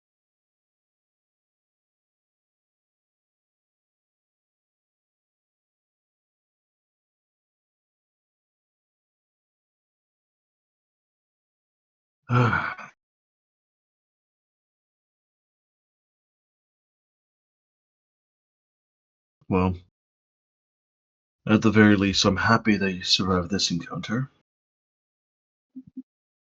In the meantime, I think when we can, I think I'll stay at the next destination we have so I can rest. I've gone several weeks without having a lick of blood, so to be honest, even talking right now is making me slightly exhausted. I created you half the blood right there. It is not the same. It is synthetic. It's not organic. My bad. It's not your fault. You don't know any better.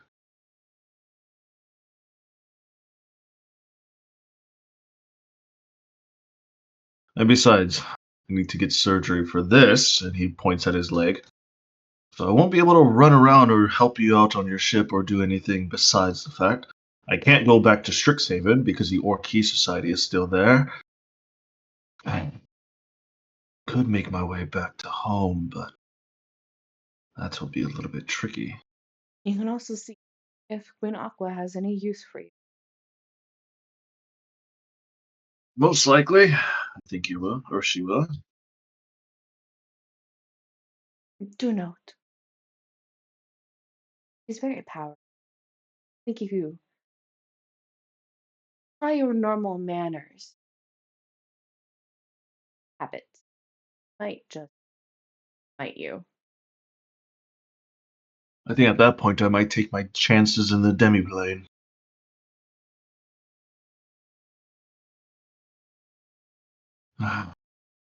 Choices, choices. Thank you for this talk, Captain. It's refreshing to finally have some sort of understanding of what's going on in this world and beyond. At the very least, I'm going to get some more rest. I will then talk in the morning. I'll talk to you in the morning. I appreciate your assistance with everything. And thank you for saving me. That is what this ship and crew do. I'm glad to hear it.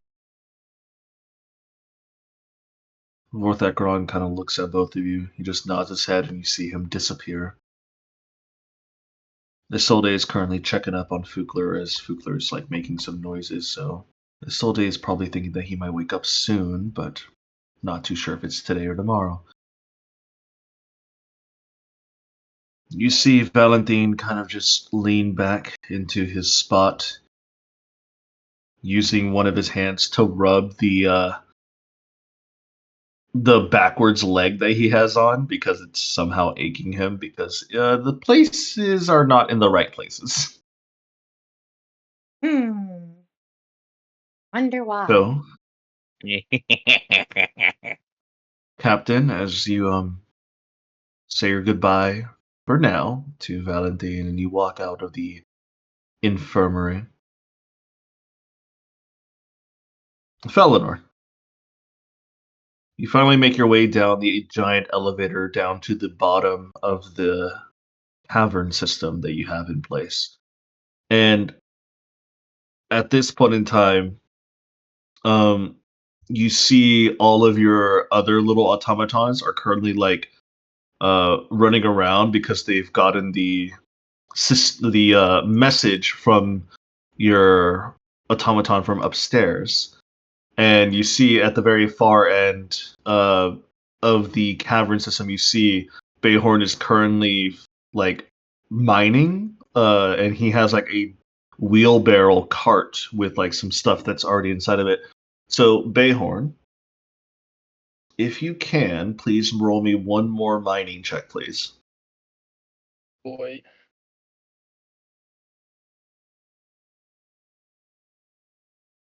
A 25.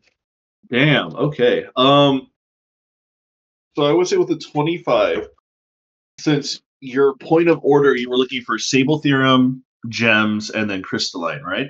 It was gem, sable theorem, and crystalline. Okay, got it. So you were looking for gems first.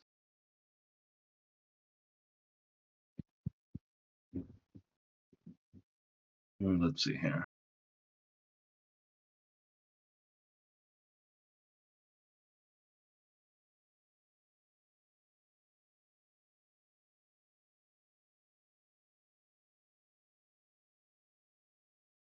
As you have spent the last hour or so kind of just mining away and grabbing as much gems, Sable Theorem, and then eventually to crystalline as much as you can, you eventually pull out what seems to be about 1,000 gold pieces worth of raw diamond that you managed to salvage out from this wall of rock that you have here. On top of that, you also gained about 10 pounds of Sable Theorem, and you sadly were unable to find any huge pieces of crystalline, but you managed to find small shards of a few ruby pieces and a few topaz pieces. Okay, hang on. So I have another 1,000 gold in diamond. Diamond. Raw diamond, Yeah, not unrefined refined diamond. diamond. And then uh where where go? Oh. And then you said I got how much of like raw sable theorem? 10 pounds of raw Sable Theorem. How much did I get before I started? Before you did this again, Yeah, I don't remember. 15 pounds. Okay, so this should be 25. And then you said, did I get anything else? I don't remember. You got several smaller pieces of ruby and topaz crystalline.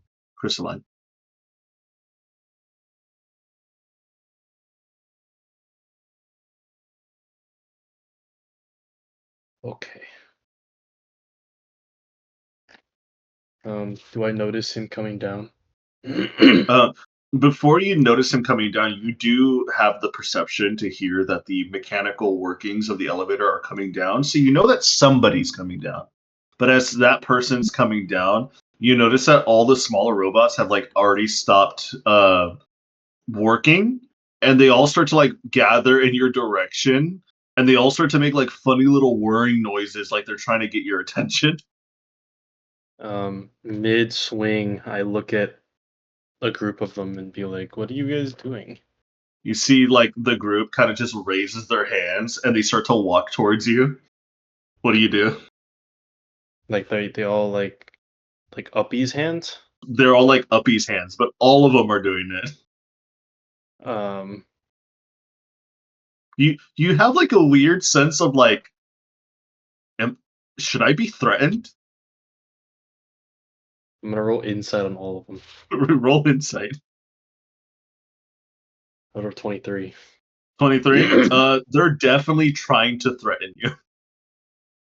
Do I sense? Do I feel threatened? Do they look No, threatening to me in any way? they don't look threatening, but it's like they're trying to be threatening. Have I gotten any crystalline yet? Like any at all? You gotten a few shards of ruby and topaz, but anything that's like super huge in terms of gold value. And these guys mainly want crystalline. Is that what they're mining for? Yes, yeah.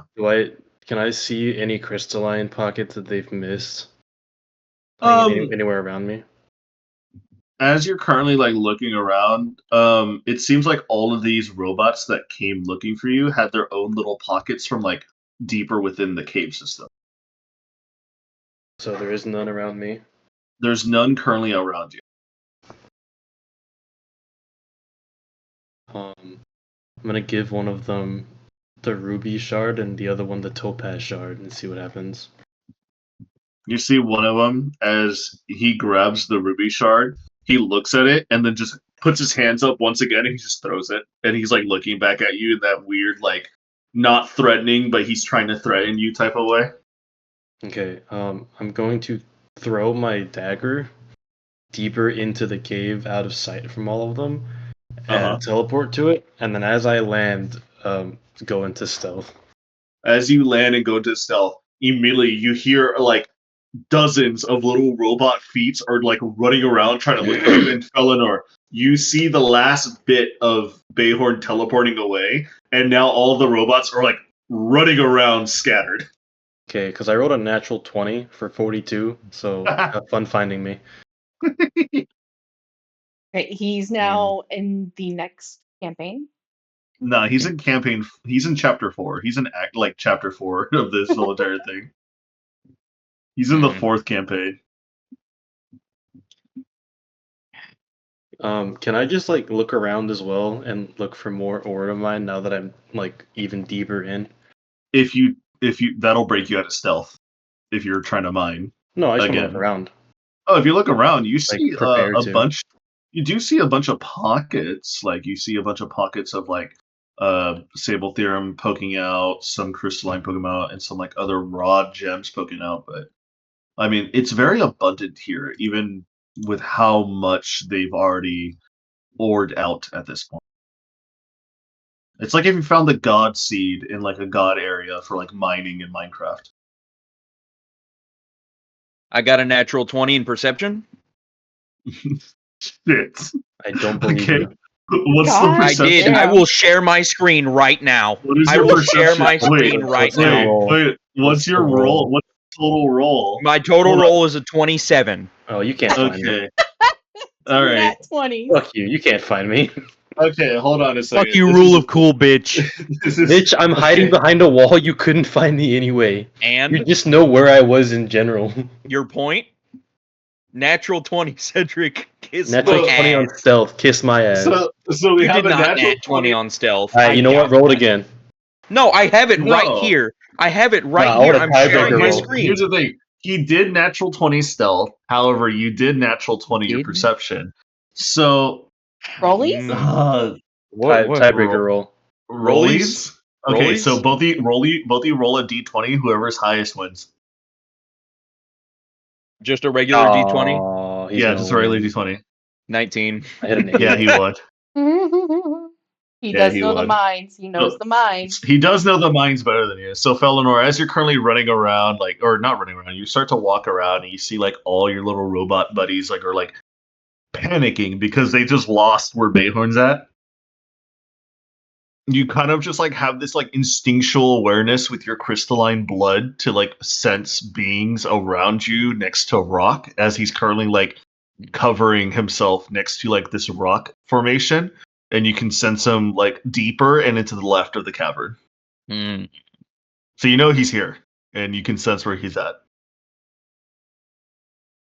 Back to work, all of you. Stop freaking out. Remember, we need to get at least as much crystalline as I've asked you to for that big project that's coming up far on the horizon. It's not going to be done anytime soon, but still, I want to be prepared. So, chop chop, back to work. And hopefully that'll calm them down at least a little bit and like get their minds back to being like, "Oh, okay, he has it under Yeah. control." They all stop and look at you and listen. They all have their hands up. And then as soon as you finish out your sentences, they all put their hands down, go to where they left their tools, pick them up, and they start working again. Good, good, good. How do I get included in the campaign? I need this Felinor character sheet to be included so I don't like have to show my screen every time I want to show you guys a roll. You have to Let like me. copy it into the campaign. Mm-hmm. I do. You'd have to like recreate the character sheet. Ah, Mhm. Is all right, I'll do there that even any later. room? There might not be There's room. room. There's room. All right, I'll do that later. But for now, I'll just show you guys character sheet rolls as needed. Fair enough. Felinor is going to be walking close to the general area Bayhorn is trying to hide in. Mhm. He's going to be like, "Come out, you sticky-handed thief! I know you want the rocks that are down here, but we need to talk." Can Bayhorn sense he means talk as in like talk about next plans, or talk as in he's gonna try and chastise me? Um, Eleanor, how do you describe it? I wouldn't exactly say chastise. More like, if you intend to take some of my stuff, you better repay me. You already stole some of the papers upstairs. I'm not gonna let you take the things in my mines as well. You can have some, but they're gonna come at a cost. Bayhorn will shrug off his stealth and say, "I didn't steal them. I just took them for safekeeping." As he throws back the bags of holding that are on his other side of his belt. What did you have in here? And what did you have in here, old man? I just took the bags. No, I'm wondering what parts of my research you took. You scooped a bunch of my papers up, and I don't remember what was up there. Believe it or not, there is a method to me working. But I digress. You were probably just trying to preserve whatever you could. Yeah, I mean, if I see that a powerful wizard hidden in a globe of invulnerability is going to cast a massive fireball explosion on a ship that has protection from Genesis magic, I figured your absorbatory wouldn't last very long under an onslaught. That's what I was thinking. And I appreciate you scooping as much as you could up into these bags. In the bags, he has papers, mostly related to a lot of star charts, a lot of like just barely moving planets and stuff that move more than they should, but still at an incredibly slow pace compared to like the day by day. You know what I mean? Um, he also has schematics for some crystalline weapons Felinor was thinking about like giving a go at because he has an abundance here in this mine. Um, and I don't know what special items you would have scooped up. That's well, I if Adrian wouldn't mind, I'd rather leave that up to him because I'm not good at uh giving a good scope to how powerful items a thief would steal should be. Oh, I just took whatever I found. I didn't look at to see what was good and Yeah, what was he not. just I took a took whatever random. You just took something random. Oh, then you Dude, just have a bunch of I, unfinished syst- weapons. I systematically went through and took like everything I saw on tables and shelves and stuff. Like I in a was panic. describing earlier, that He sword he that was definitely has exposed. rotten bread and cheese in his bag somewhere. Yeah, like I took Rotten everything. cheese. He literally like saw the table, just put his arm in like a crane-like motion, and just shoved everything into his bag. Pretty You much. probably have more magical books in there than weapons, I'm gonna be honest. If that's the Well, case, I'll let because you and most of the Adrian weapons are tell me mounted on what. the wall. I'll let you and Adrian tell me what I got then. If I had to guess, you'd probably what's that item called? I forget. I know you said that I probably stole those thieves' gloves that you were just gonna give to Yes, me. thieves' gloves. I was going to gift those to you actually. Mm-hmm. That works.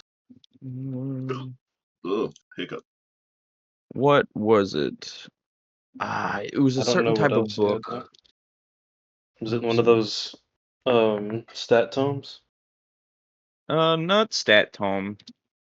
I forget what it's called, but it has 3 different variants. It has the legendary variant, the rare variant, and the wondrous variant, I'm pretty sure. And this is a magic item? Yes, it is a book. There are 3 different types of them. Is It's it like the Book of Arcane Grimoire or Exalted something like Deeds? it. Huh? We love Arcane I mean, there Grimoire. is definitely an uncommon rare and very rare, I think. I'm Of pretty what? sure. Of that Yes, grimoire you're talking about? there is a grimoire that requires attunement by a wizard. Yeah, Arcane Grimoire, it's +1, +2, and then there's +3. You definitely stole one of them, though I don't know which one you stole. Roll a I have no d4. idea. Roll a d4 -1. Who? Bayhorn, since he stole it. Oh.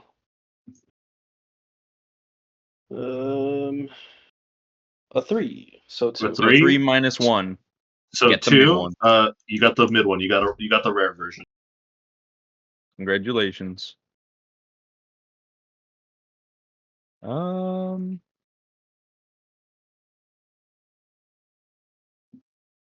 most of his rare stuff or his favorite items are going to be in his personal bag of holding. Like, Mm-hmm. oh, the cube that he has and the deck of many things. He's going to keep those on him because he went through a lot of trouble through Calamity to get those back. Yep. So, you got the Thieves' Gloves, you got the Arcane Grimoire, A lot of your paperwork, a lot of my paperwork, which you which have I back would now. like back. Well, Thank you you. got they were all in that bag of holdings that I tossed you. You have all of it back. Alright, I tossed you everything that was like research already, but good. you need to tell me what items I need to give back to you, and I don't know what Um, items I took because I hmm. was never told. I just said I'm gonna grab as much stuff as I can in the span of like 10 or 20 seconds, Well, and then then you just give that probably back to you stole a later. bunch of what's it called? Warforged parts. Yeah. You think I A can lot of make Um, my bits and own bobs. Warforged? huh? You think I can make my own Warforged? No, and I did it. If you can make your own Warforge and make it think and walk around and talk, I will give you a lot of things. What if I want the Warforged?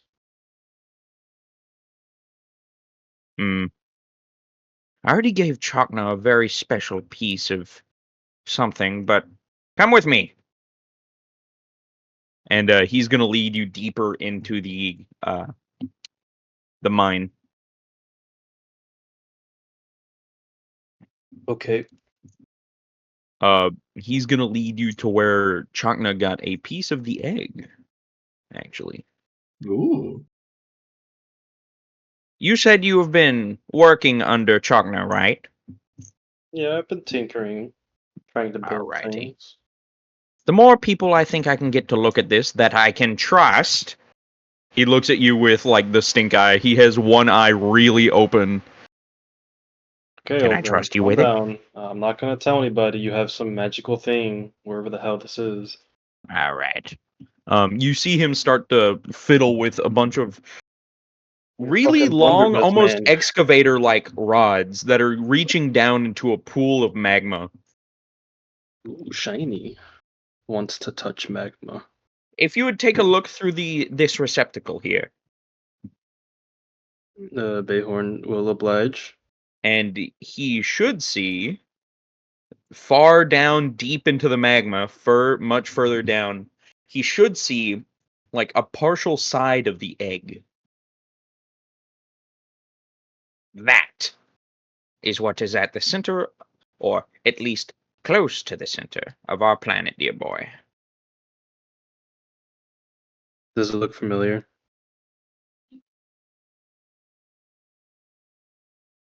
Sure. Does it look It familiar does to look the egg that we had on board for a while? it does look familiar to the egg. However, it's more of like this egg is far older than the one that you have on your ship. And Like larger, I would assume. Oh, it's and Vort's home. larger. Yeah. Bayhorn just kind of remark out loud casually. Oh, it's Vort's home. Well, in a way, yes. His former home. The one you currently have on the ship is juvenile, young and still spry. Oh yeah, no, Yet, we've seen ancient him already too. He's pretty big. yes. Wait, what? Huh? I mean, this is a pretty cool spot for a home though. Why is he in lava? Wait, hold on a second. Go back. What did you say? You've seen the ancient Vorthecaron? How? He's perished. Damn. I was gonna do that one meme of the chubby black kid peace signing Piecing out out, as like I stealth check disappearing in. right in front of me. You Yeah, it would have been a bastard. 32 roll because I have to use my reliable talent.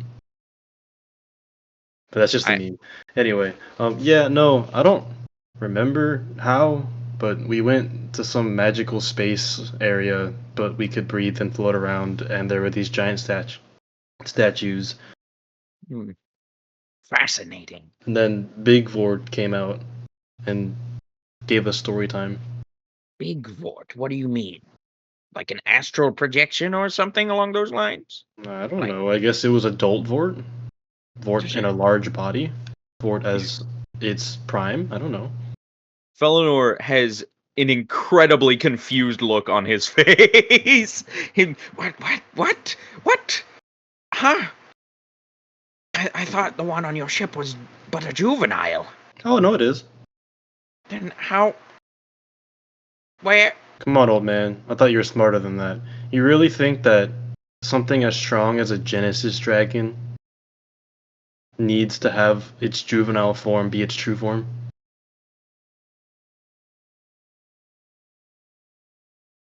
What are you suggesting? It reincarnates? Well, now that you mention it, I I don't. mean, Actually,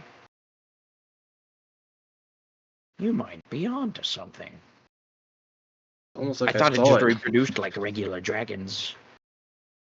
Once in, like, every so millennia, it gives birth to another of its kind, but maybe it does.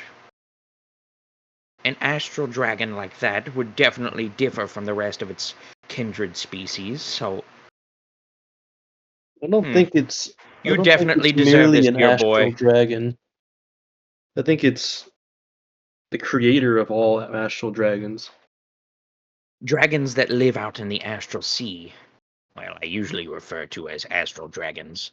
They're of a scale incomprehensible to a mortal mind. They get incredibly large in their true forms. No, this he was pretty big. Yeah, no, So, he was probably bigger than some planets. unlike the egg on your ship, which is only going to get bigger with time and more powerful, this egg had millennia to gestate. And he's currently, you hear really loud buzzing at a really, really muffled distance. He's currently cutting off a piece of the egg. If you're looking through the receptacle still, you'll see like he's attempting to cut off part of the egg, and then he's going to hook it with like a grabby claw from an Claw arcade machine. machine. The And claw. this egg is far older and far more potent than the one on your ship. Though the one on your ship might reach this size one day in the very, very, very far future, this one is already at that state. And you see him cranking it back up, rolling basically a really long chain. And then he casually switches it over to Mage Hand, cranking the chain. Once we actually figure out how this egg works, we might be able to use it in sorts. You know how your ship is using crystalline to power it for menial tasks and something like that? Yeah. Well, not only menial tasks, also use it but to for fly. propulsion and stuff. Huh? Yeah, that sounds about right. We might be able to use shards like this to be able to, I don't know, power homes, houses, things in the future. Something far off that I couldn't even begin to start to describe. This might help us a lot in the long run. Not to mention its weird physical properties. You need to keep in mind Oh. it's a very, very finite resource. You It probably is. can't power everything with this stuff. And this stuff probably has a useful life that's also finite. Exactly. That's why I'm giving this piece to you. You're currently studying under Chotner, a great artificer, right? Yeah. Then, I want you to use this piece menial ways you can. And he pulls up a piece. Yeah, I don't know how big it would be, but it's definitely sizable. Just enough for you to, like, make something out of, or imbue something with it, if that makes sense. Mm-hmm. So, give it a good look over. Try to find out what properties it can do, what it can be used for, and then get back to me, and I might just reward you. Do you know how to use all of this Sable theorem that's been left around that you're not mining? Hmm. Well, does he, Adrian? Valinor? He's gotta know if it's below his house. You know that Sable theorem it's definitely a material that you've been studying for quite some time, and you've heard rumors from letters, missives, and other types of when you explore out onto the world whenever you can. So you've heard of Sable theorem, you've experimented on it, and it's more of a you know that it's highly conductive, is durable, and sharp like diamond.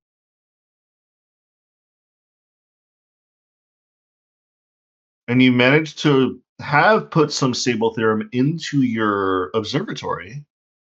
However, you are more focused on the crystalline because the crystalline has a better magical property source within them than Sable theorem. Hmm. I gather it as needed to try and make a couple more war forges when they are needed, but as for the major use, armor, tools, stuff along those lines, I don't really have an innate use for it. But The I'm armor definitely is willing great. to sell you some at a price. The armor is great, and then he'll knock on his chest piece that he keeps under his shirt. For a I rogue, forget I that I would have wear thought this you would stuff wear sometimes. mithril or something of lighter stature like a chainmail or Oh no, something. this is mithril. It is mithril? What, if you Yeah, I mixed the just metals and forged it into some sort of alloy? I put Sable theorem in it. Mm. Now I don't even know I'm wearing it sometimes. It's light. It's lighter than even if I was wearing leather. Good to know. and it's just as strong. The defense that it grants me isn't compromised by having to cut out pieces and put other pieces in. I'm actually working on making a full plate armor for our paladin so he can better defend us. He definitely could have used it. Wonder when that bastard will wake up. He's been sleeping for a while now. Well, I imagine you'd want a nap after getting your soul, arm, and eye hacked out of you. Something along those lines.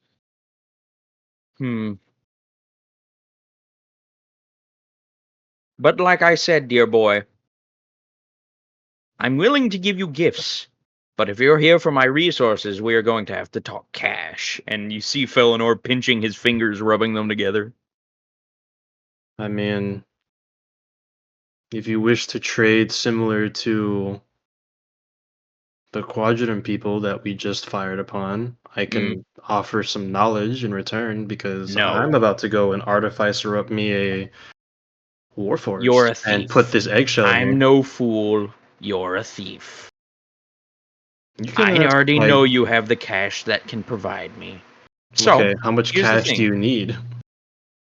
I'm willing to let you go for the cheap price, especially for defending my home. 50 gold a day. I already know you're going to try and empty this place for all its resources, so I'm going to take a heavy hit. But like I said, I'm giving you a friendly discount here. You mean like a 50 fee gold to a use this day. place? Yes.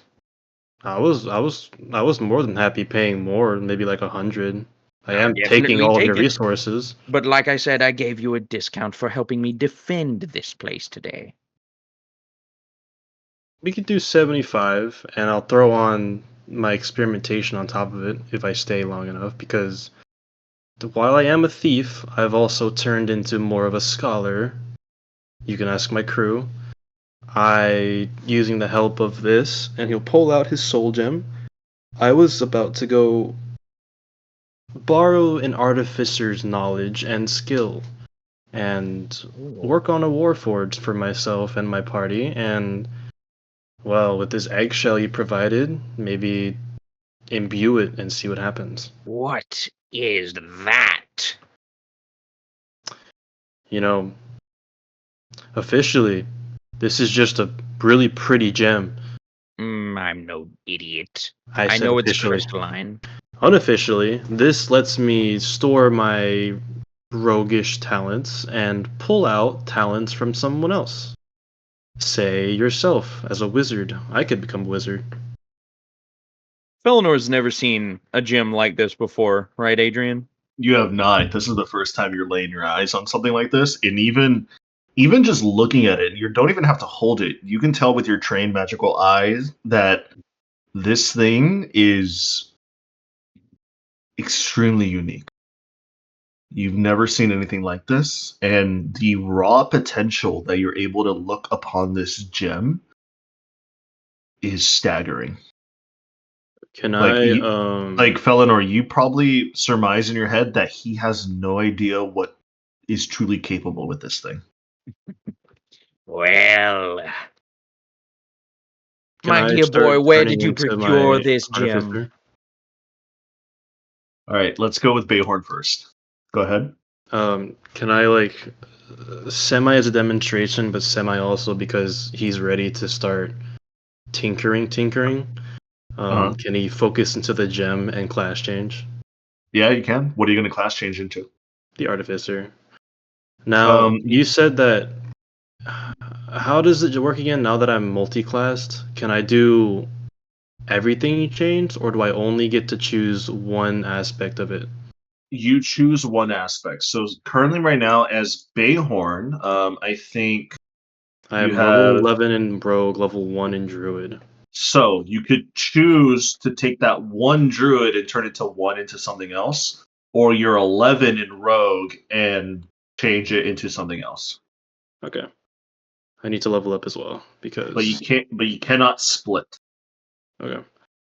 I need to level up my character, because we leveled up to 12, so I'll put Druid Yep. back on there. Druid. So yeah, I will focus on becoming an artificer, and I'll leave the druid alone. Okay. You see that as he's focusing on this small gem, the gem is starting to like coalesce this like bluish energy around him before that bluish energy siphons back into the gem itself, and the gem in like a magical flash, not as big as like a huge flash where it'll like flash bang your eyes. It's just a flash of energy that happens around Bayhorn specifically, just magically changes his very essence. Like Felonor, you're able to see like the air around him just suddenly just changes. He was once this dashing, very stealthy rogue ready to fight or hide at any moment's notice. Now there's this air of magical essence around him that wasn't there before. Oh, my dear lad, where did you come across a gem like this? Um, it was a gift. From? The queen. Which one? Do you, The my one that we boy, do fought with. you realize how little that narrows it down? It was the queen that we fought with. The one with the blue hair? Yeah. Time to go harass somebody. No. This is something you're not supposed to know, old man. Young one, I don't think you realize how many things a person not supposed to know, and yet they find out anyways. It's one of the Well, greater joys of life. you You should know, try it sometime. oh, trust me, I know. It's my job to know. Exactly. Just you didn't know from me. You might have swapped knowledges, but a thief is a thief. Now, as far as that money issue is concerned, the 75 coins, and you can mine as much as you want. I'll give him 75 gold, Okay. and I'll go back. Well, once we're done having this conversation, I'll ask him, do you happen to have a forge capable of working with Sable Theorem? Because the one on Mm, our ship is great and all, but it's not quite there yet. not a one that works, I guess you could call it. There's something down here I've set to the side, and it's like a workstation down there that's like connected to a shoddily put together like furnace-ish type deal. Something to melt enough metals down so he could actually experiment with them. Not Mhm. something like that's on the ship that you could melt metals down at a large scale. Um, so yes, he does have one. It's just you'd probably be better going back to the ship. I'm gonna be honest. Okay. I mean, does it look like it just needs some work? Well, more like you would have to take you, like I said, it's enough to melt metals down so he can like form them into small bips and bobs that he was using to build Warforged parts and stuff like that. Not something to like completely cast metal swords. Whenever he does do that, he usually goes over to the pit of lava and melts metals down that way. Brings like a crucible of sorts. That's fair. If you really, I have a small anvil here, which should be enough for you to work on. If you really do need something melted, I recommend, like I said, using the crucible near the pool of lava that's over there so you can quickly melt it down. Yeah, that'll work. But besides Um, that, I need to ask your queen about some of this stuff because that is interesting.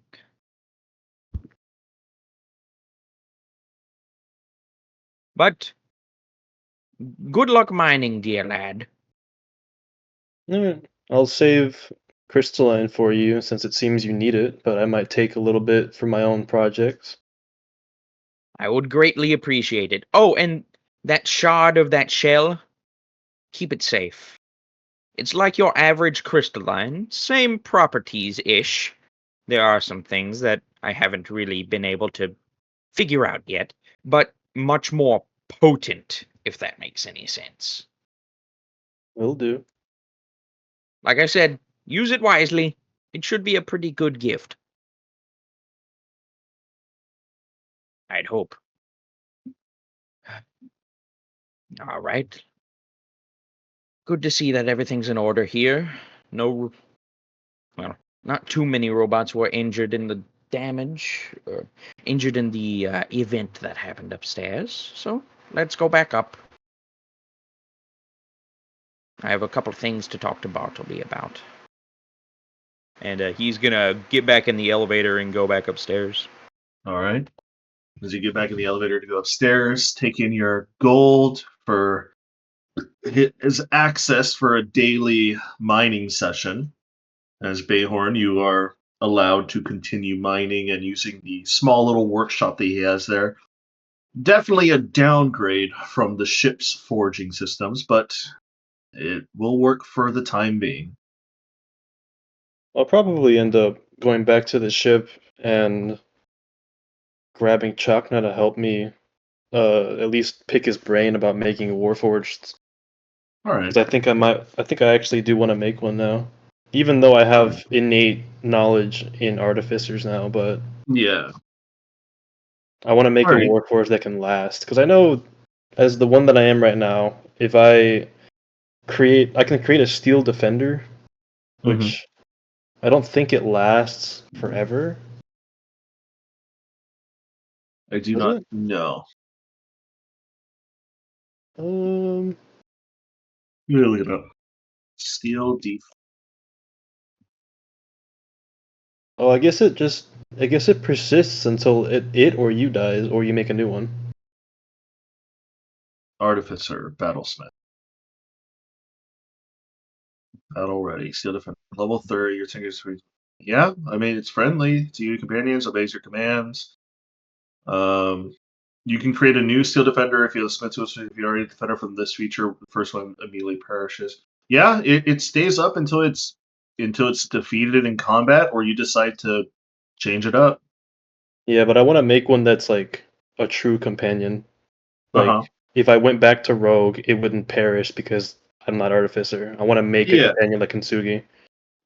But then that's gonna So, take a lot more work. yeah, so I'll probably take the knowledge it takes to make a Steel Defender, plus maybe anything Chakna can help me with. Fair enough. Because now I'm also magically inclined right now too, albeit Yeah. in the forging aspect of it.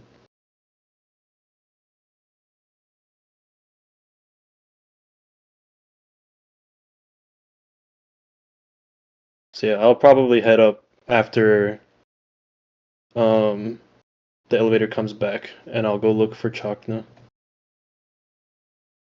Okay. So as you wait for the elevator to come back down so you can go upstairs, Felinor, Hmm. you as you make your way up, you manage to let's see, you manage to find Bartleby as he's currently cleaning up some mess that has been made from the events that happened earlier that day.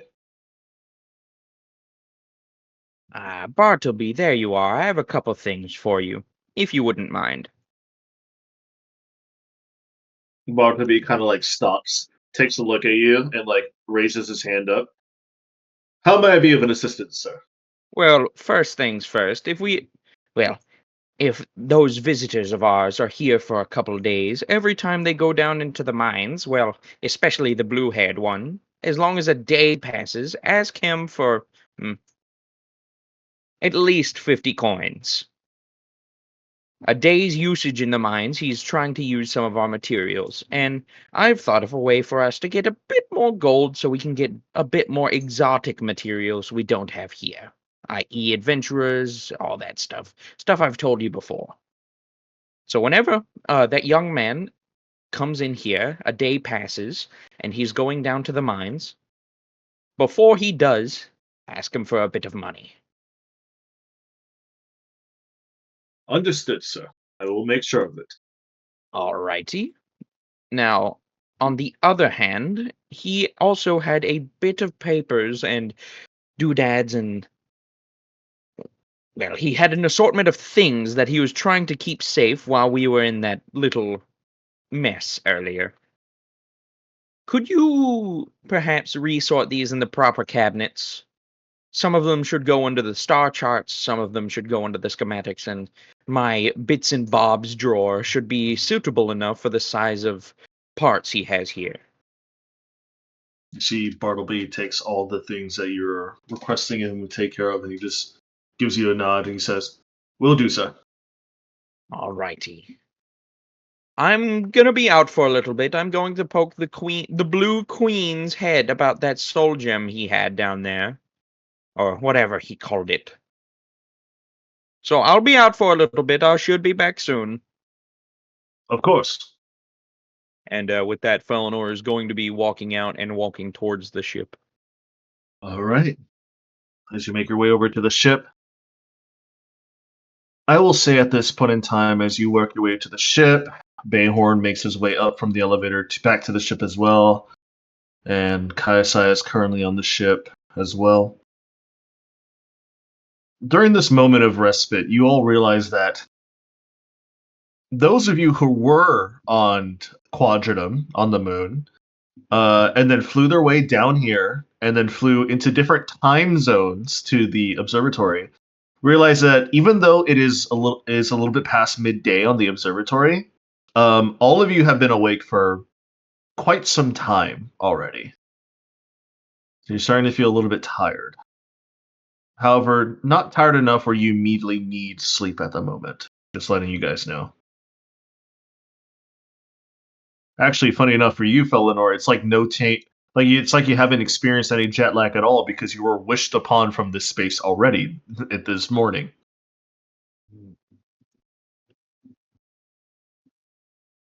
But I will say, Felinor, you make your way up onto the ship as you are trying to look around for the Queen, which, funnily enough, Queen Aqua is currently speaking to you right now, Kaisai. Mm. So where's this teleportation circle that you speak of?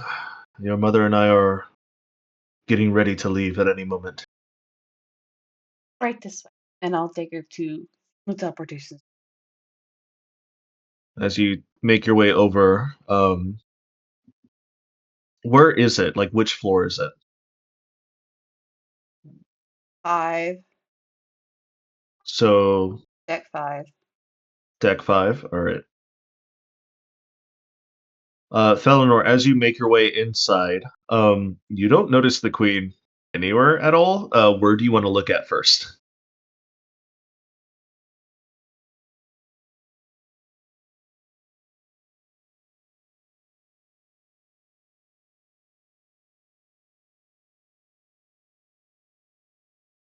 Felinor? Oh, you cut out. Felinor, you're now trying to look for the Queen. Where are you going to? How are you going to find her? Are you going to send any message spells? Are you going to just look around for her? Well, message spells wouldn't exactly work for Felinor. Yes, true. Hmm. I'll use detect magic. Detect magic. Okay. It's a weird way, I know, but it It is. should No, work. that's true. It is a weird way. Mm-hmm. Let's see how far detect. Hold on. Detect magic within 30 feet. Oh, shucks. Yeah. So it's like That, you post Flashbang. this bubble, Genesis magic. you flashbang this bubble, and all you see is Genesis magic just everywhere, there's so much of it here. kind of It's like, blinding your senses a little bit. ugh. Hmm.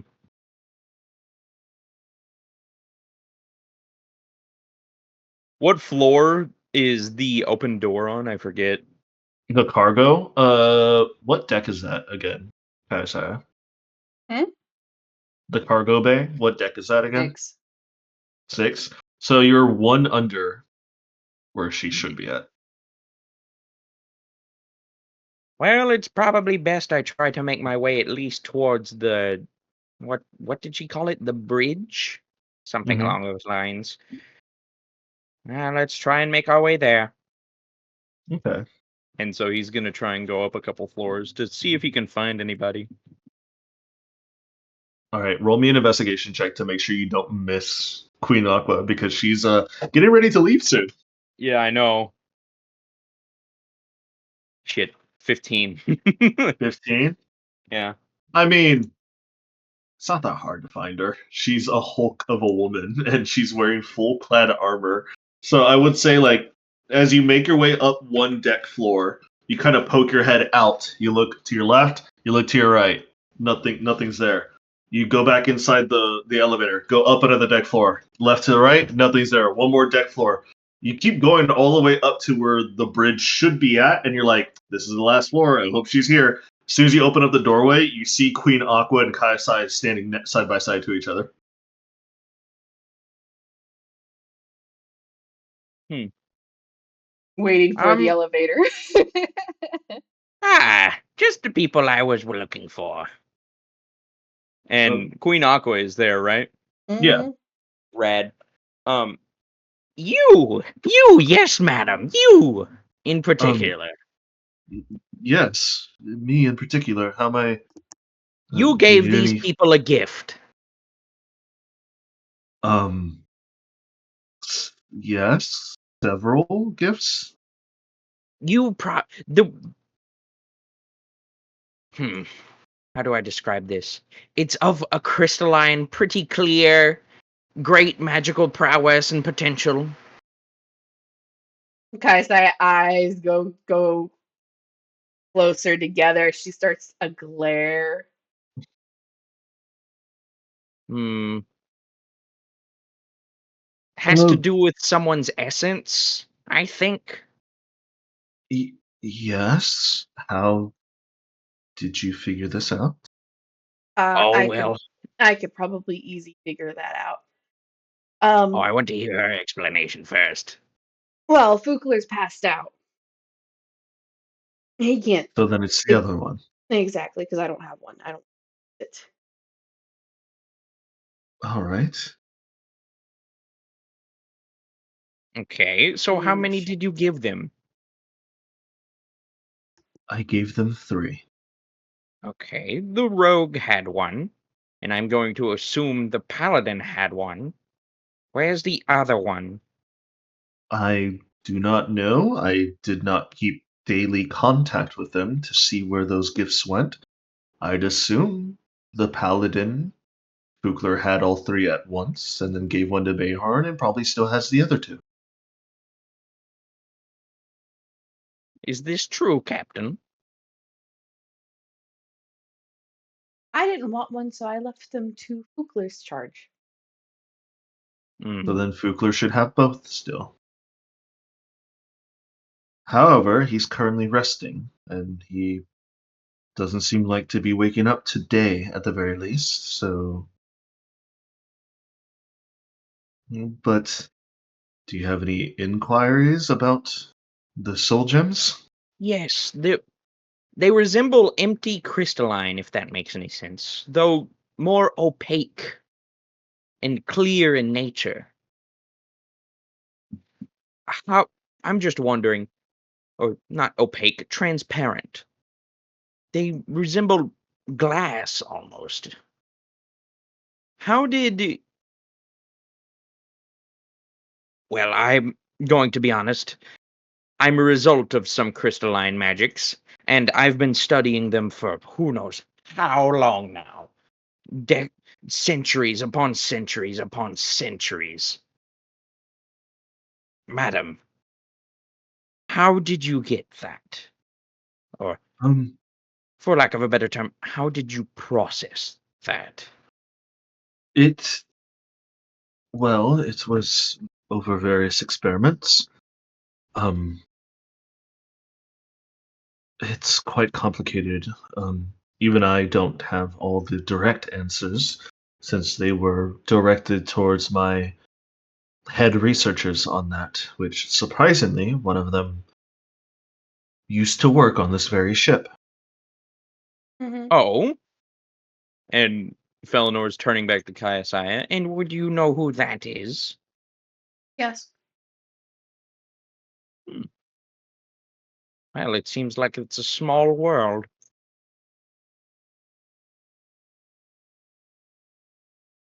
It's fascinating. I also have a theory on how it works. You do? Hmm. Well, I'm sure the Queen would not love you spilling her secrets if they were true. The sheer amount of magical research put behind those gems is staggering. I have currently, I don't know if you saw the inside, but inside I do have a multitude of resources and research projects going on, namely a bunch of warforges helping me in the mines, help retrieve crystalline, sable theorem, and a bunch of other raw materials to help fund my research. Is there any chance I could help with a collaboration? Because this has piqued my interest. Um, well, I could always introduce you to several members of the Arcanum Luminine.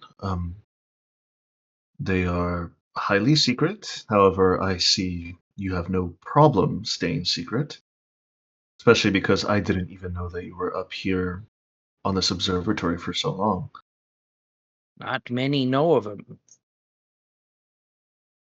If you'd like, you could always teleport back to my home with me and Grenexia, and we can introduce you to them.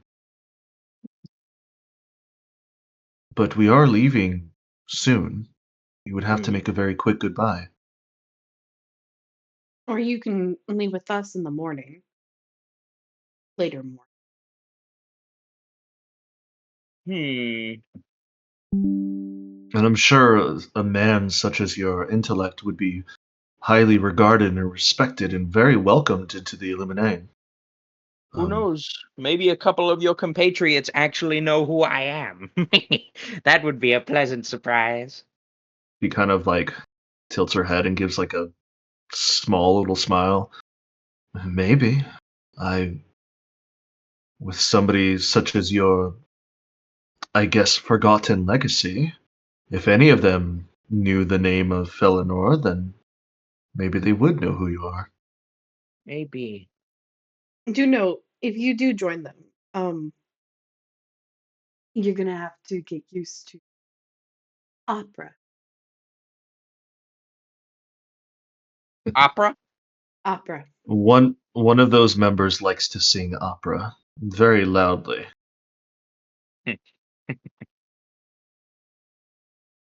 My dear lady, you think I don't have an emergency pair of earplugs on me? I thought that was just your earwax. He looks gravely offended at you. How dare you? Hmm. Yes, I was trying not to laugh out loud. Listen, I'm a queen of a very strong and powerful nation. I can make a joke here and there. And I respect it. Though, Your Majesty, I would extremely love to do a collaboration with you. But this is the first time I've stretched my legs in around 300 years. I would love to see the skies a bit. So if you wouldn't mind me traveling with this band of hooligans for just a small while, I'll be making That's sure to work in your name tenfold. that's perfectly fine. What about your home here, your observatory? Do you have a way to get back here at a moment's notice if need be? Well, I was working on that teleportation circle in a really big rush. Though, now that you mention it, I do have a bit of time on my hands to actually finish it up. Well, how about this? Join my group of society members that we have. Introduce yourselves, and we'll fly you back here personally. We'll finish up your circle, and we can interlink it with the castle back at my home, and you can come and go as freely as you wish. That sounds nice. But, like I said, I'd like to travel a bit before I dedicate myself to work more. So, if we can do these plans and I can still travel a little bit, I'll be more than happy to. I'm pretty Of sure the course. queen will end up having you travel to other places for work. Oh boy, that sounds like it would keep me busy. Hmm. You would be very busy. To have a mind such as yours, I would be a fool of a queen to not put you to work. Hmm.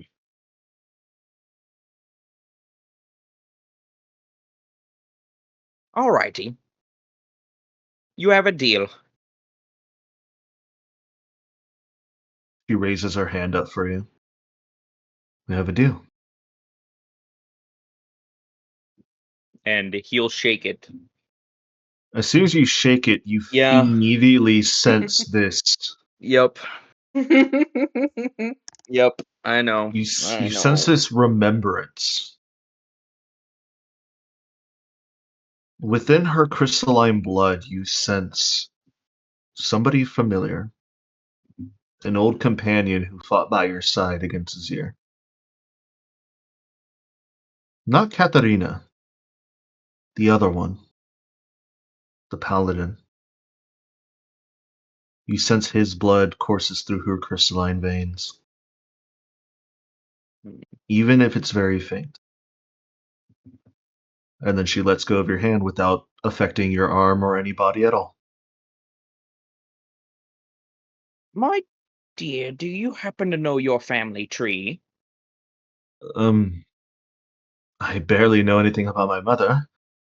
My grandparents on my mother's side, no. My grandparents on my father's side, no. I know who my father is. Um, he's kind of, he kind of has an odd name. Um, does the name,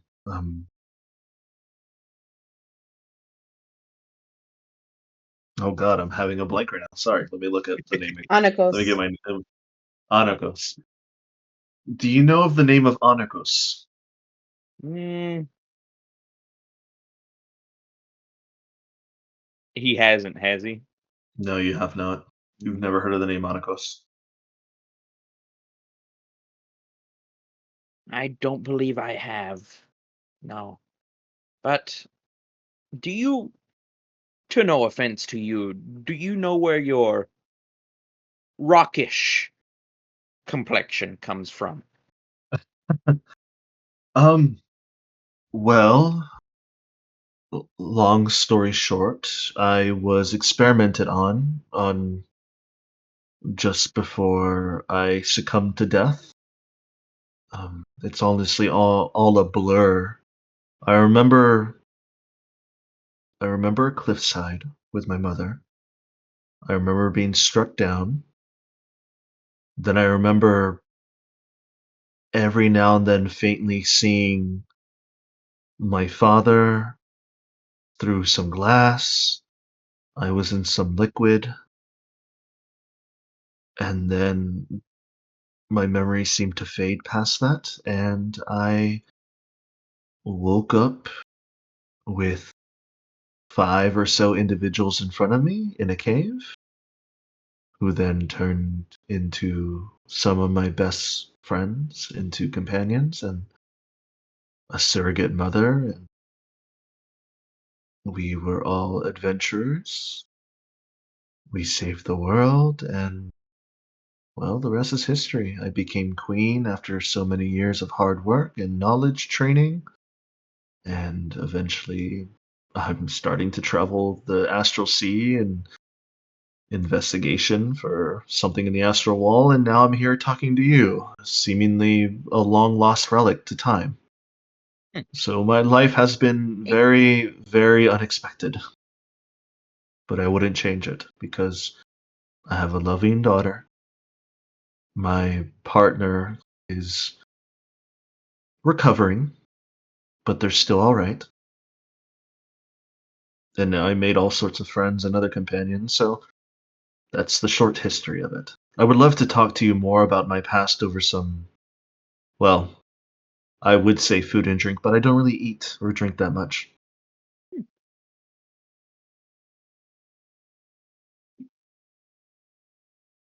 Hmm. Maybe I was just seeing things then.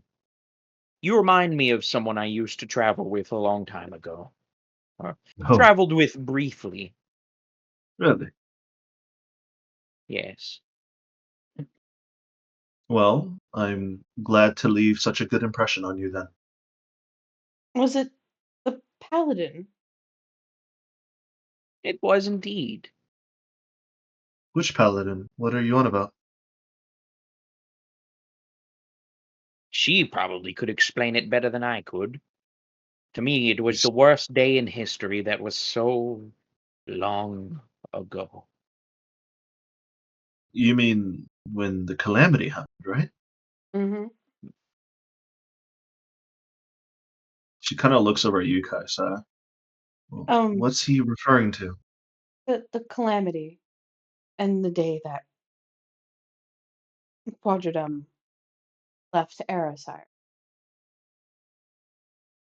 Felinor here, along with my grandmother, and a paladin were fighting Azir.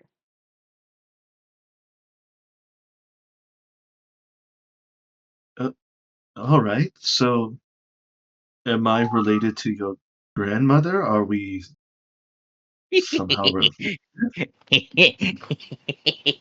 then looks at Felinor with a big old question.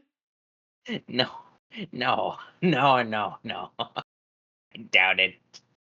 No, more. I was thinking more you were related to the paladin in that story. That's why I was asking where your rocky complexion came from. Because, as far as I know, we Was he couldn't not? find his body made in crystalline or flesh after the calamity. So, he went on his own to do whatever he was doing best. That's why I asked where your rocky complexion came from. You seem to well, remind me of him. You should ask who my your father's father is. I'll keep that question in mind for my father then, if I can get him to talk during some sort of resemblance of sanity. Mm. But truthfully, besides my long to short history, my rocky complexion came from experimentations when my father was trying to bring out dormant genes within me. Because as far as I remember, when I was born and I was a little girl, I wasn't a crystalline. I was, Dormant I, genes. I think I was human for the most part. I don't honestly don't remember. The time back then was such a blur. There was so much chaos and war happening. It escapes me, honestly.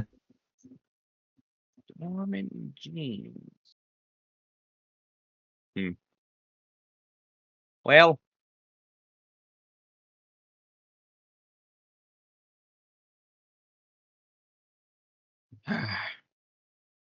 that being the case, like I said, your family history might be something to look into. Definitely.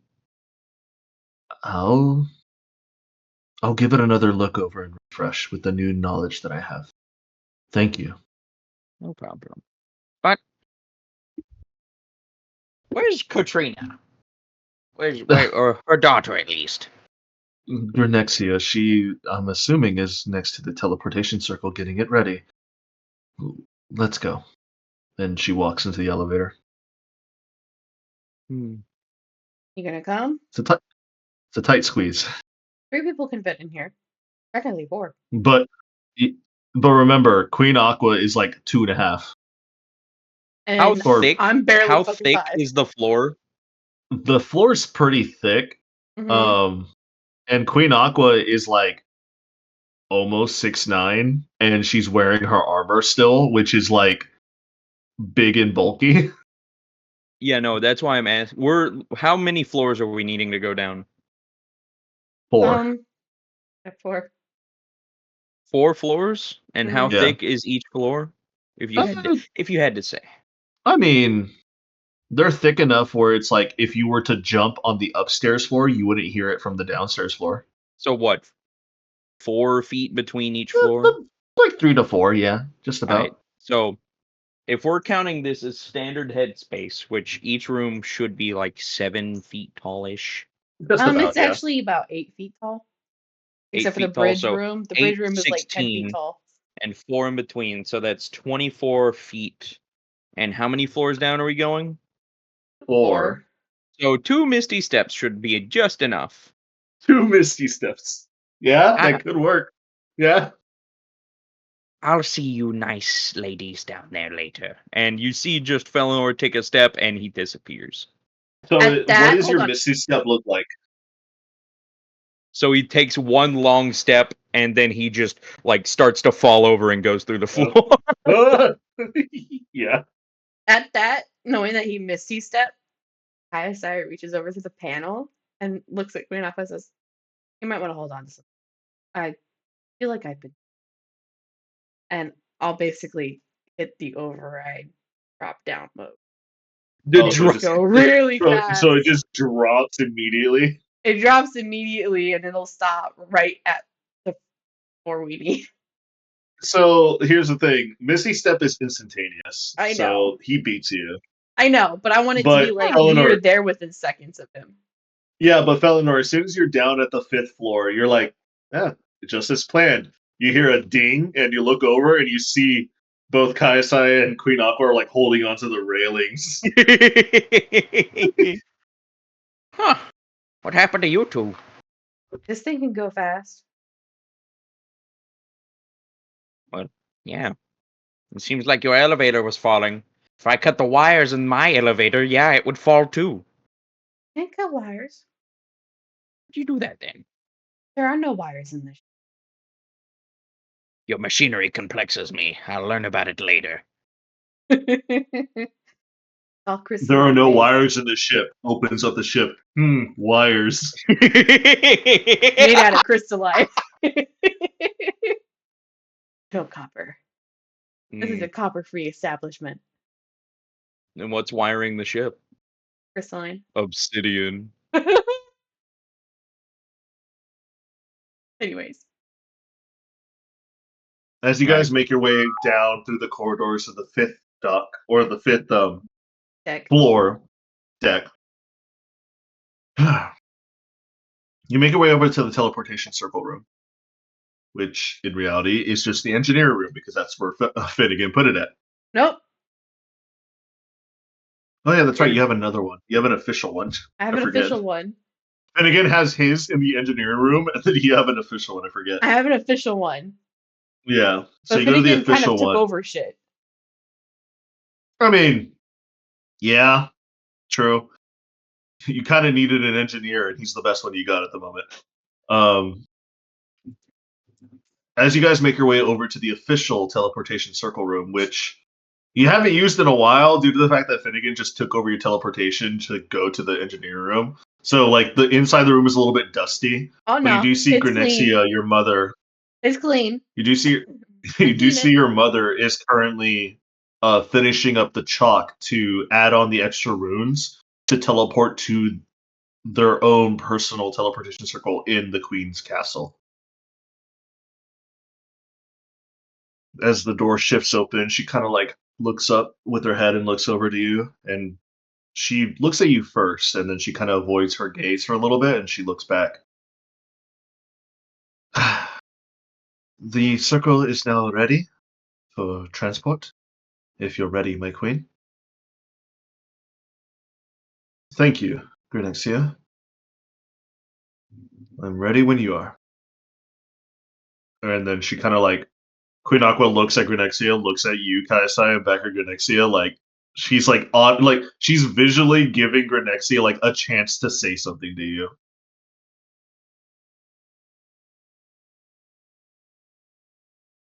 Hello? Hello. Hello. Grenixia just looks over at you, Kaisai, and to you too, Fukler. Or not Fukler, sorry.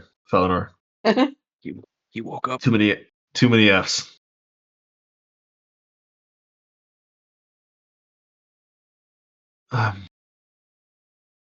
Kaisai, it's been good working with you. I'm glad we had a small chance to talk a little bit before I have to leave with the Queen. Make sure you eat well. Try not to drink too much coffee. That thing will stunt your growth, as short as you already are. I'm well past growing age. You s- no, no matter what happens, you're still my little girl, and I apologize for my behavior throughout these years. Roll an insight check, Kaisai.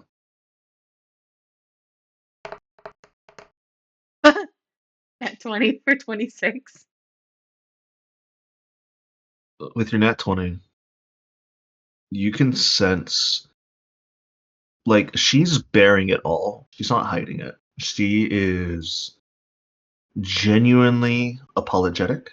She is genuinely she has like this sort of like remorse in her voice that she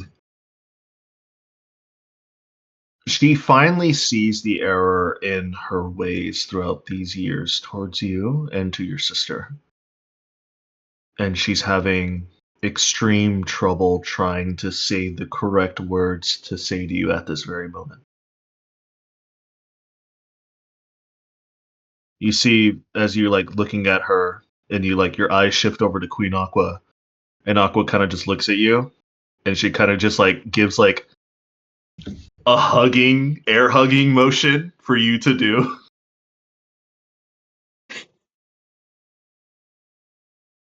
I was like, but like giving Queen Aqua like, oh, what the fuck?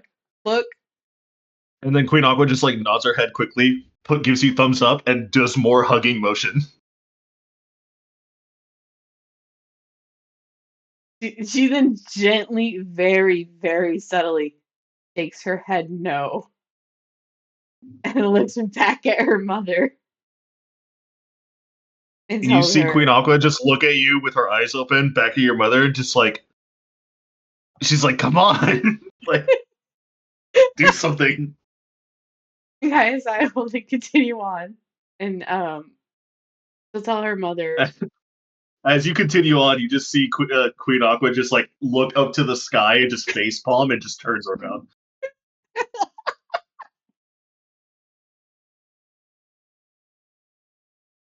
anyway, guys, I tells her mom, we can have a fuller discussion tomorrow.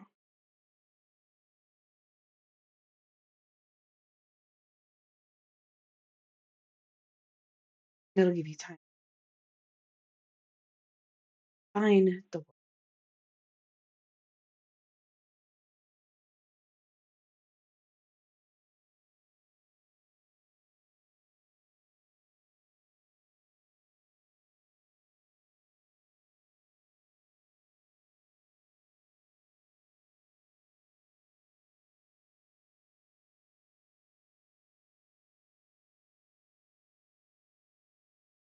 Ah,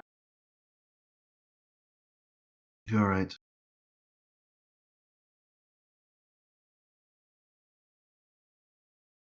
We will discuss more tomorrow.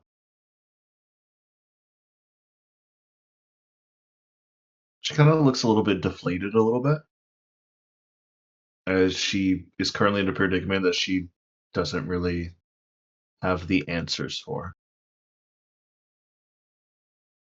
we'll But have a you notice that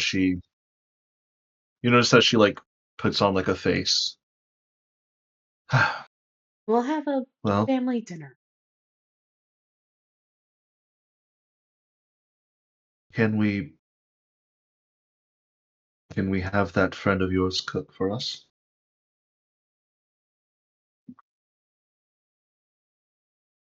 Um, Buchler or Needle? The furry one that you sent letters with. Needle? Needle. Yes, that one. The tabaxi. Looks at Kai. Look, Kai said it looks at Aqua like, and we? You look at Aqua like still face up on her palm. She kind of looks at you and just goes. She just nods like rapidly. I'm sure Needle will be very happy to cook us dinner. All right. Then we'll set dinner for tomorrow then. Be safe. You as well.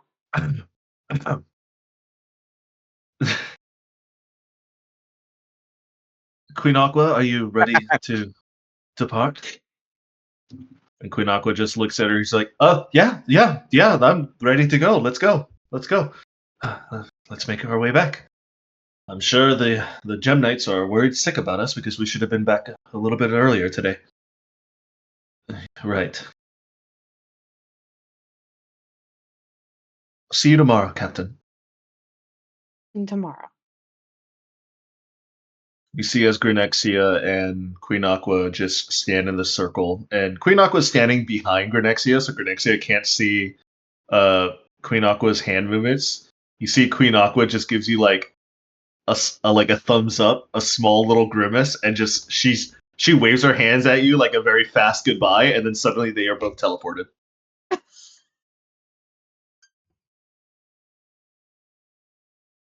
Well, that was weird. What do you mean? Also, wasn't I supposed to go with them? You said you Whoops. wanted to travel there. Oh, yeah! We'll be there tomorrow. Hmm. It'll only take us like an hour or two to fly there. Most likely an hour. Alrighty. Gives you Let time. me go back. Huh? It gives you a little bit of time. It does. It does. How's that Dragonborn doing? I'll still sleep. As you guys are currently talking, the door opens wide open, and you see a Soul Day is currently like sweating. She's looking at you guys. She's like, "He's waking up, Oh, Fugler, oh shit. Okay, let's go. Fugler." Huh? Through your long sleep, you start to realize that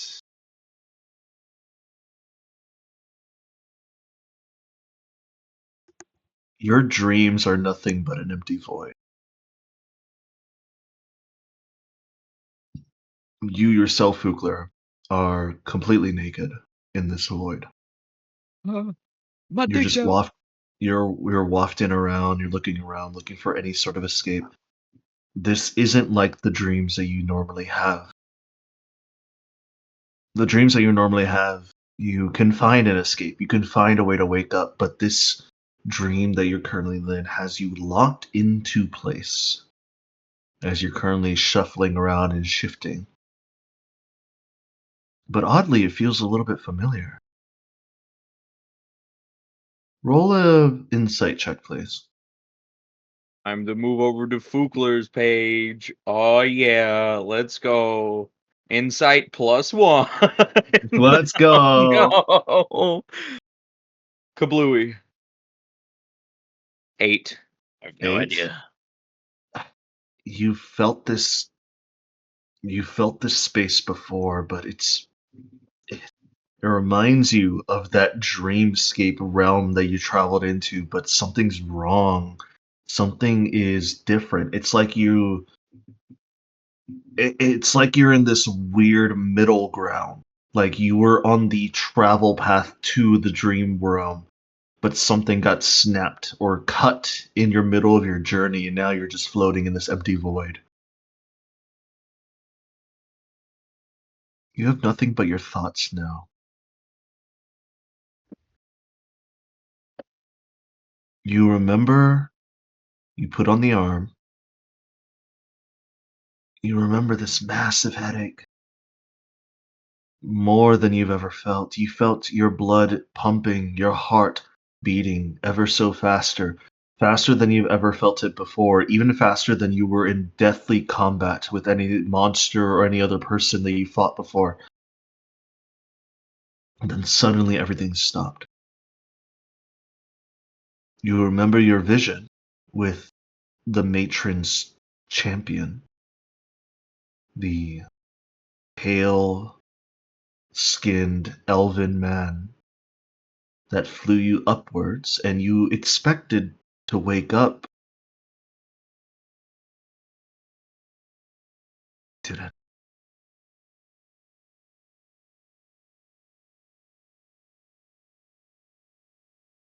You feel your hand twitch, your left one. You look at it, and it's gone. But you still feel it. You have this weird phantom pain that is like shooting up your wrist, but there's nothing there. You look down at your chest cavity, and you see that your birthmark has been torn open slightly, like a sword or a dagger has stabbed through it. However, you do notice that that black inkiness is no longer there anymore. It's like all connections that you had to this Vecna are now no longer there.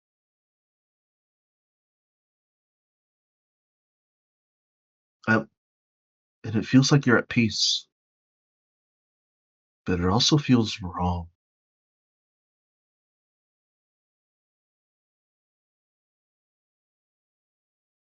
You then start to shift and turn.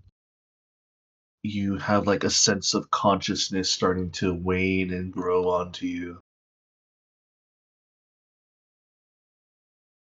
Then you start to slowly wake up. Your eyes are clouded with this glossy vision. You see nothing but a ceiling above you. It resembles the medical wing that you normally, talk to Finnegan in, or go in there if you need any help with injuries. You see a woman to your side. You don't recognize her due to your blurred vision, but she kind of gets up and you see a visage of her. She puts her hands on her head and then she just rushes out the door. What do you do? Can I speak? Your voice is raspy. It is harsh. It's thick. It's like you woke up with one of the worst colds you've ever woken up in your life. You are dying for water. Thirsty. As you start to get up and shift a little bit, you try to use your left hand to prop yourself up, but you don't have your arm or your hand anymore, and you just stumble off the side of the bed and you land face first on the ground. You feel this like numbness to this pain. You feel the cold, hard metal floor. It is very uncomfortable where you're at. You still feel your arm and your hand. You feel them twitching. They should be there. You don't understand what's going on, and it starts to put you into a panic. Your eyes start to clear up a little bit. You're in the medical wing. You start to get up. You use your right arm for dominance to lift yourself and prop you up. You are weak. You are stumbling. There's nobody else in this room except for you see a figure, a darker skinned, taller man. You hear "Rrr, rrr, rrr." You hear just muffled hearing. You don't hear anything else. But then you see another man, blonde hair, fair skin, shirtless, brown pants. Kind of resembles the visage of Finnegan.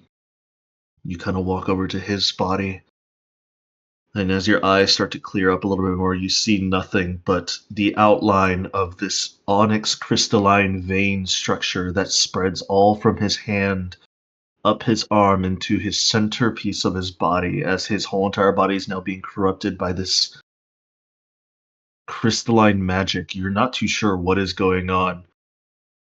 You start to look around, your eyes are starting to clear up more. You see a not dark skinned man, a fair skinned man with whitish hair, a little bit older, looks a little bit malnourished. You don't recognize who he is. It's hard to breathe. The sounds that your voice makes are just before you hear the sliding door open up, and as you look, Kayasaya, you rush up with Isolde in tow, and you see, with Felinor with you, you see that Fukler is currently stumbling and wobbling around out of bed. Ugler, Fukler, you hear this muffling sound of like, you don't hear any voice, like any like clear voice. You just hear muffled sounds coming to your earlobes. God, my head hurts.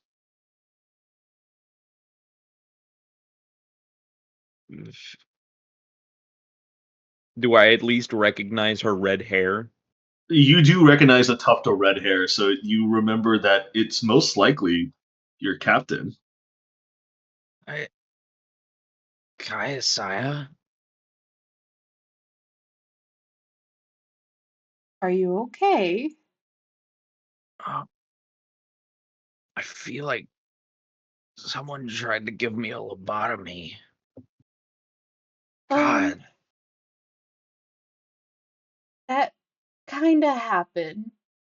Hilde, can you does anybody have thing? any water? I'll get him a glass of water. Isolde kind of like rushes over to Fukler's side and she just says, Fukler, I'm going to need you to sit down for a moment. Come on. Ugh. And he's very impressionable right now, so he's just gonna, wherever Isolde's pushing him, he's probably gonna lean towards.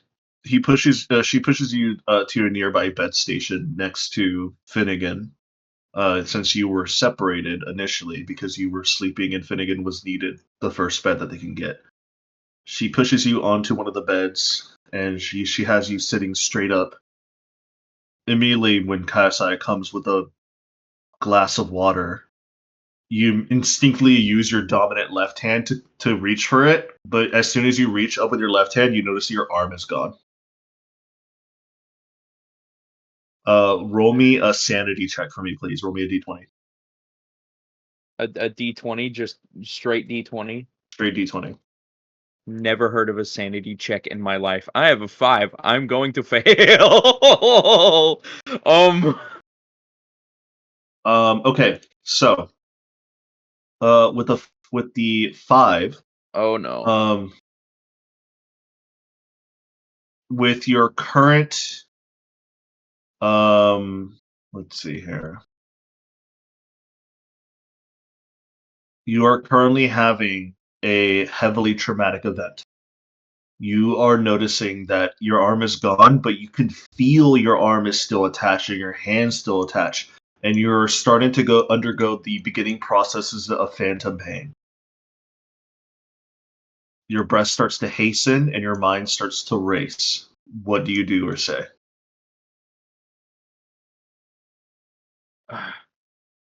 Where's my eye? Where's my eye? I can't You do. see out of my left eye. Where is my eye? Isolde is looking at you and she's like patting you down. She's like, "It's all right. Just breathe." Don't worry about it. I can't move my fingers. Where No, that's the trick, Fugler. You can move your fingers. It's just I your mind won't let you see your fingers are I moving can because your arm is gone. I can feel them. Why can't I feel them grabbing my leg? As if, my where water, I will give please. him the water and I'll hold it up so he can drink from it. And with my free hand, Mm-hmm. I'm going to tap my badge and call for Chakna. Chakna Fugler responds is quickly. going to What immediately down the glass of water. you immediately down the glass of water. You down it so fast that you burp out a little bit of your fire breath. Little snowflakes popping in the Yeah. air. Is there like a hole in his chest? So as you look down, you are shirtless because they needed to perform medical assistance on you. Um, you do notice that the birthmark on your chest is slightly ripped open, and they had to stitch it up a little bit to fix it. However, you as your magical self can sense that that inky darkness that was once leaking out is no longer there anymore. He'll find a bit of solace in that, but he's still freaking the hell out. Like Yeah, he's trying. while he panics, I'm over here like just stroking your head like a mama would, and I'm talking to Chakna going, I need you to bring the eye if you got it finished. Chakna has already responded to you that he's on his way with the package.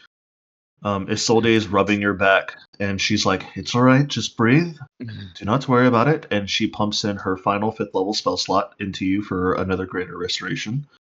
So it takes away your highly traumatic event status to tragic slash deeply upsetting event. So you're still in a panic. You are just not heavily traumatized at the moment. It's all right. It's all right. Just breathe. You're fine. You're alive. That is the best thing that can happen. Where I'm going to am call I? my. I was I'm going I to. was in the mess hall. Where am I? You're on the ship. You're fine. No need to worry. Do not worry. I'll get your best friend on board. And Isolde taps on the badge to call Bayhorn. Thank you for calling Bubble. Bayhorn, you hear over your comm badge as you're currently mining away. Or no, you're not mining away. No, You're I'm on the actually back ship. on. You're on I'm the in ship on the I'm in the forge. forge. You're in the forge. As you're about to start forging, you get a comm badge message, and you hear Isolde through the other line. She says, "I need you to get into the infirmary. He's awake. He might need your assistance." Uh-oh.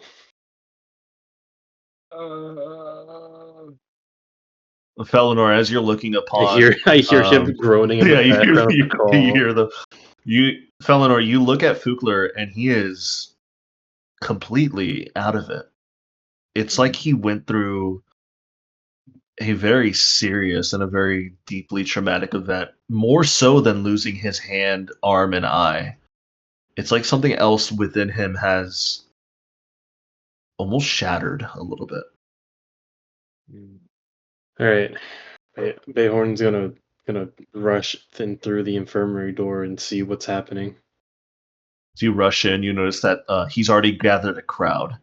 You notice that he's sitting up. He's actually awake. He looks malnourished since he hasn't ate within the last 24 hours. He is completely just keeled over, like he could pass out at any moment at this point. And he All looks right. like he's breathing slightly heavy. All right. I'm gonna as I'm like running toward him, I'm gonna cast Goodberry and summon 10 Goodberries. Oh, okay. And I'm gonna be like, hey, buddy, you doing okay? You must be hungry. Here, eat this, and he'll hand him a good berry. Do you take the good berry, Fiddler? Well, I guess less of hand and more of hand feed him. All right. Um, You want to hand feed him? And yeah. I'm going to Well, use prestidigitation as I see Bayhorn basically hand feeding Fuklu or Goodberry. I'm going to make it taste like a nice buttery scone. Oh, do you eat it, Fukler? Uh, he's like out of it. He's kind of half phased into reality right now. Like you said, his vision's blurry. He's really not concentrating on any one thing. So like Mm-hmm. if he didn't even notice, he might not even notice you put it in his mouth. Like he Yeah. might not even notice he's tasting something. Like he's going through it. Yeah. He's currently so faded out that he doesn't like he just opens his mouth and you like help him chew it and he eats the good berry and he doesn't even realize he ate it. I mean, at Oh, least he ate it. At least he ate it. Okay. He's now going to like he's gonna look at him. What? How does he? How's he doing? Is he? Is he on the verge of cracking? it I looks don't. like he was almost there, but thankfully Isolde used her greater restoration on him to ease his mind a little. All right. Bayhorn's gonna like pat him on the shoulder and give him a gentle like squeeze and shake as he casts heroism on him at first level. So he's imbued with bravery. Okay. Oh, Um, bravery. he'll get 3 temp hit points too, if that matters. Also, Adrian, if I might ask you, I don't know if this is going to spoil anything, but what level of exhaustion is Fukler currently at? He's currently at 2 now. He's at 2 now. Okay. Yeah, he was at 3, and then they greater restoration him. Well, they initially greater restoration him immediately, and then he slept, and then now he's down to 2. Okay.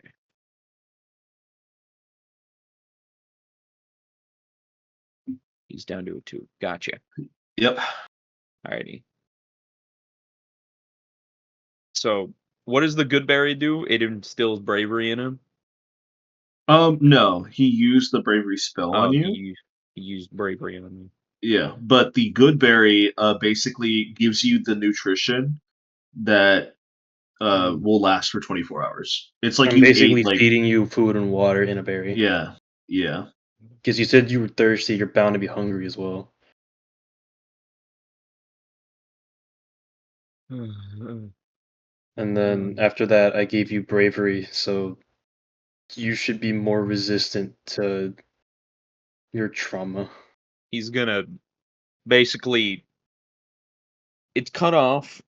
Is it cut off a little before or after the elbow? I'm pretty sure it was before. Mm-hmm. It Or was a little bit wait, before the elbow, yeah. yeah. So which side would that be? Closer to Yep. his hand You did your or left hand arm? because your right hand's got the Genesis of Void Magic. Yeah, He Yeah, wants to you know did if he your left still hand. has his elbow, though, I think. yeah. He That's what does. I'm He saying. does. Yeah. And so he's gonna look a little at it, and he's like, No, no, and no, no. And he's you gonna can like see him looking redirect at his it, head. but you can't tell he's trying to move his fingers. He's gonna redirect his gaze, and he's like, "No, no, no, no, no. Hang on. We gotta make sure you're fed and stuff, man. Don't worry about that. Remember, you had a plan for that. No, you had a plan for that. This is planned. This is planned. Um, I don't know if I'm able to do this. Can I try and deceive him and just calm him down that way as well, and like help it? If you wish to lie to him, you can. Well, I'm not. I guess I'm not really lying because we did have a plan for it. Inspired by our French Yeah, roots, word. we brought So what's up, buddy? What happened? Uh, I,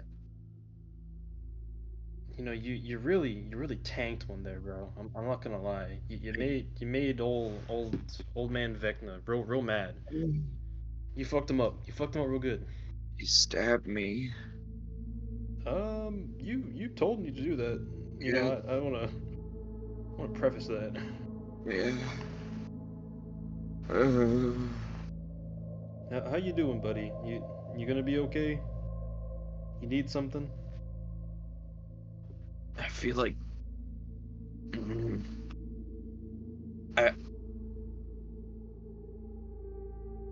feel like someone put a metal rod through my skull. No, that's probably to be expected. This sucks. Oh yeah. Oh yeah. Um, Hey man, all that matters is that you won. You did it. I guess. Now all you need to do is rest up, and then we're gonna we're gonna restore your full functionality, and then you'll be all right. Hey, look, it's your buddy too. It's Felinor, and you'll point to Felinor Oh, in like a tag team, like fucking help me. Eleanor like goes wide-eyed the moment you point at him, like, and he points at himself like, me? Yes, you. Hmm.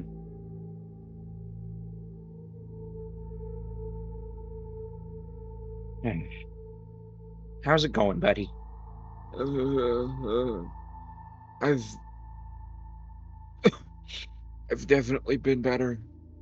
Hmm. That's good to hear. But how are you feeling? Is more what I'm asking.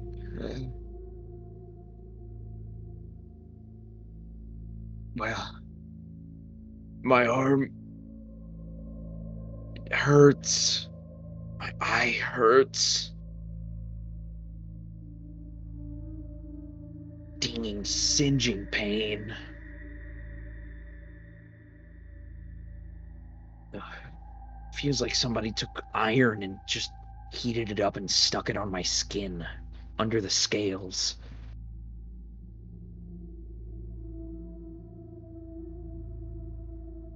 I almost died. Well, you did die. Not quite. Almost. Almost all the way. You beat me, whore. No, no, no. I got to see the inky blackness of nothing. Damn, wrong floor. I guess I don't know. Yeah. I passed out on his floor.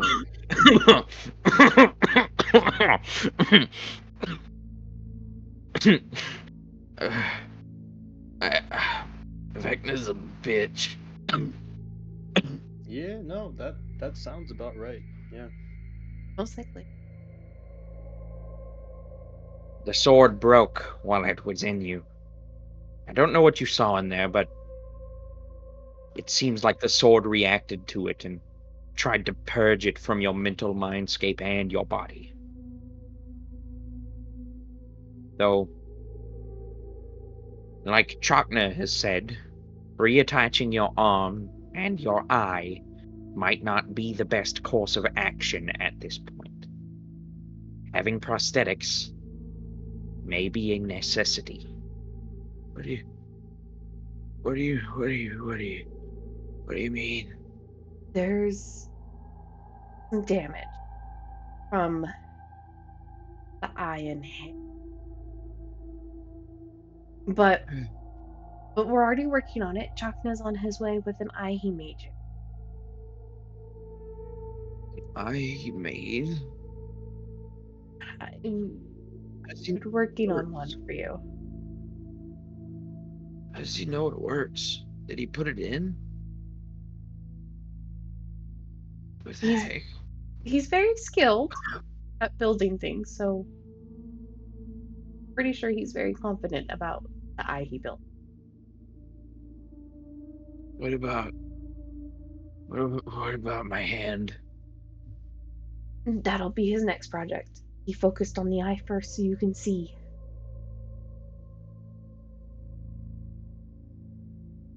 Okay.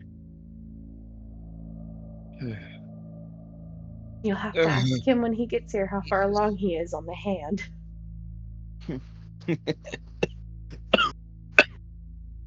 And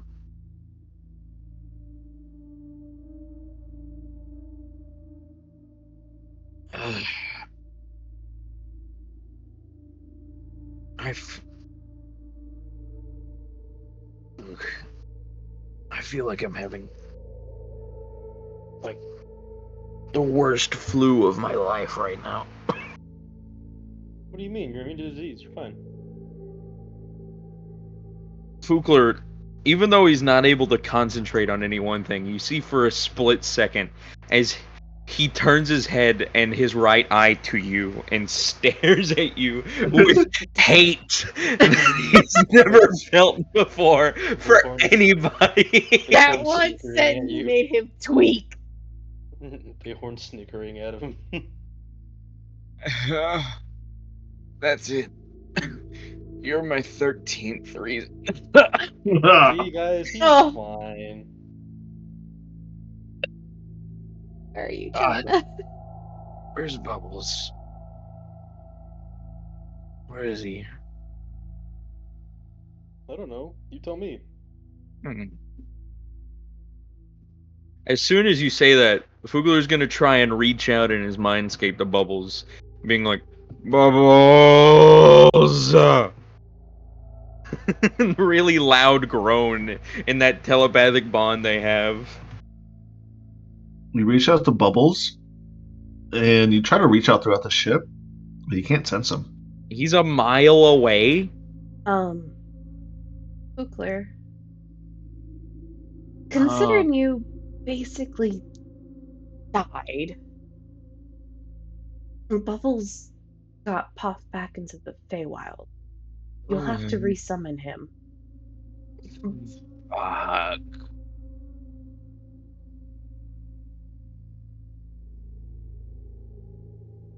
That's gonna hurt like hell. Well, luckily tomorrow we'll be back in Bafford and we'll have Maestro take a look at you. Okay. Felinor.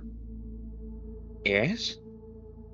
You said the sword did something?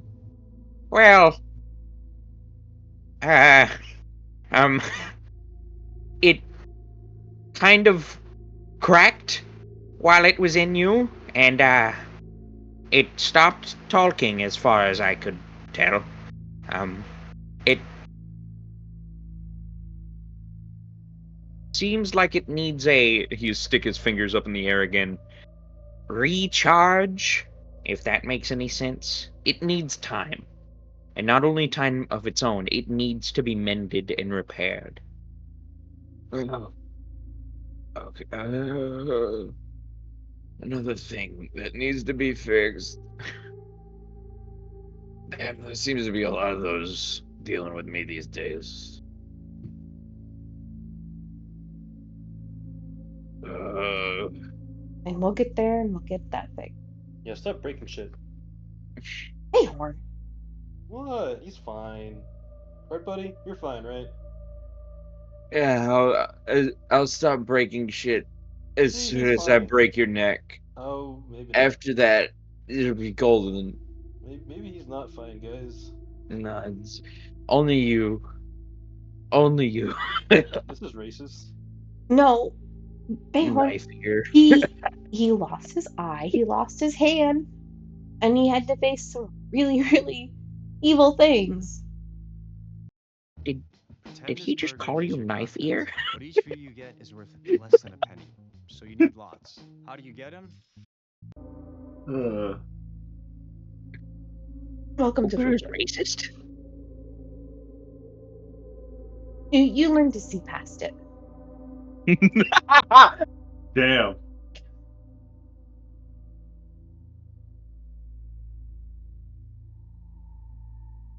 Anyway. Ta-da. Okay. Okay. But I have yet to see the eye he has made for you, so it'll be a pleasant surprise for everybody. So, yay?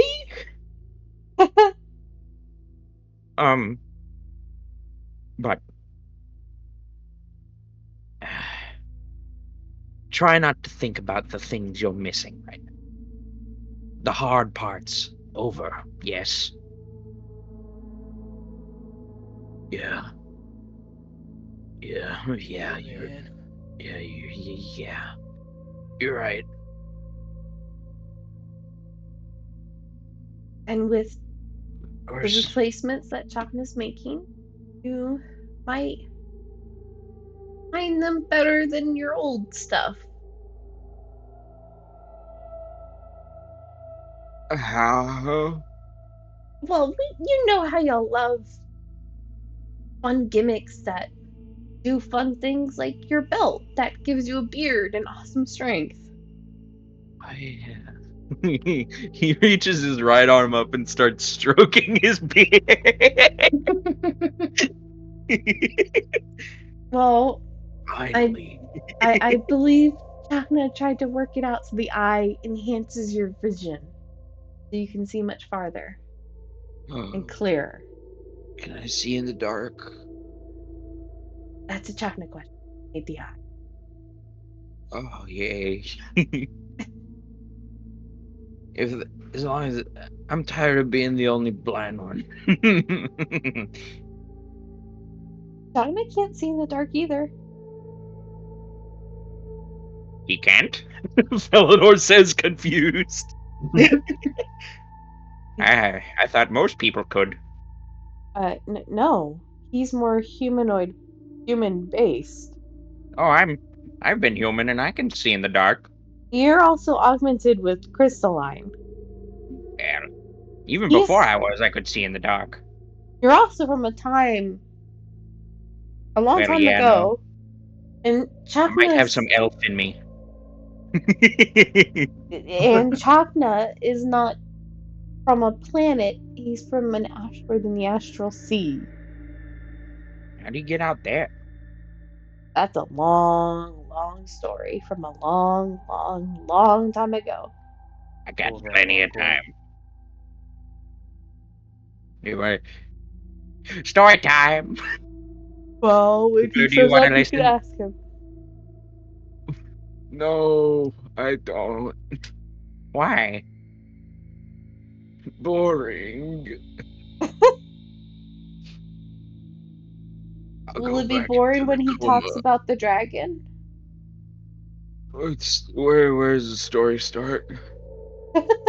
That's another question for Chakna. But How does it where work? is he? Speaking of Chuck, Where's Fourth uh, Hecker on? the door finally opens, and you do notice that Chakna is currently holding what seems to be this functional box that is small enough to fit into the palm of his hand, and he starts to make his way over to you. Chagna? It's good to see that you're finally awake. Hey, you. You're finally awake. Finally awake.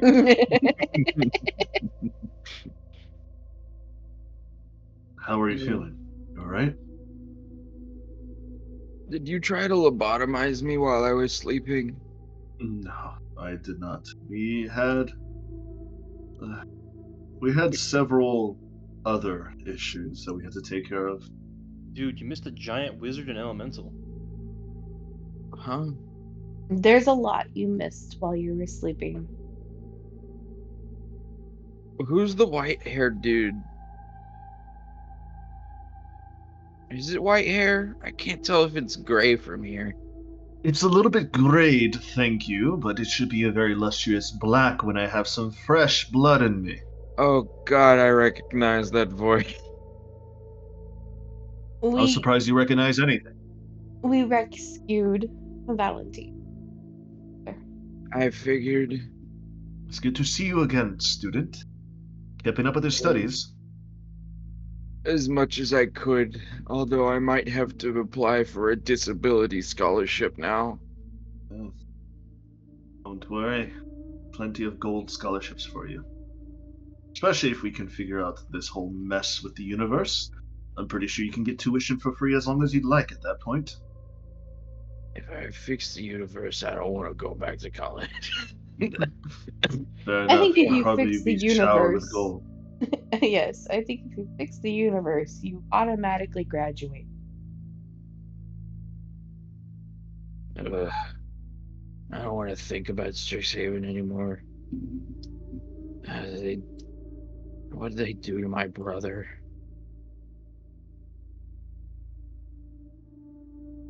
We'll They, go over that what they, once you feel better. uh, Um, and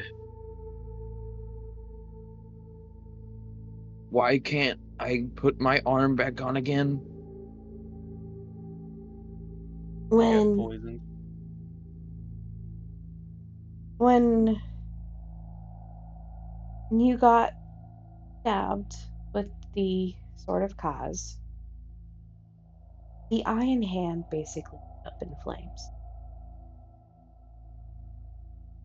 The areas are too badly damaged for general surgery to reapply your parts.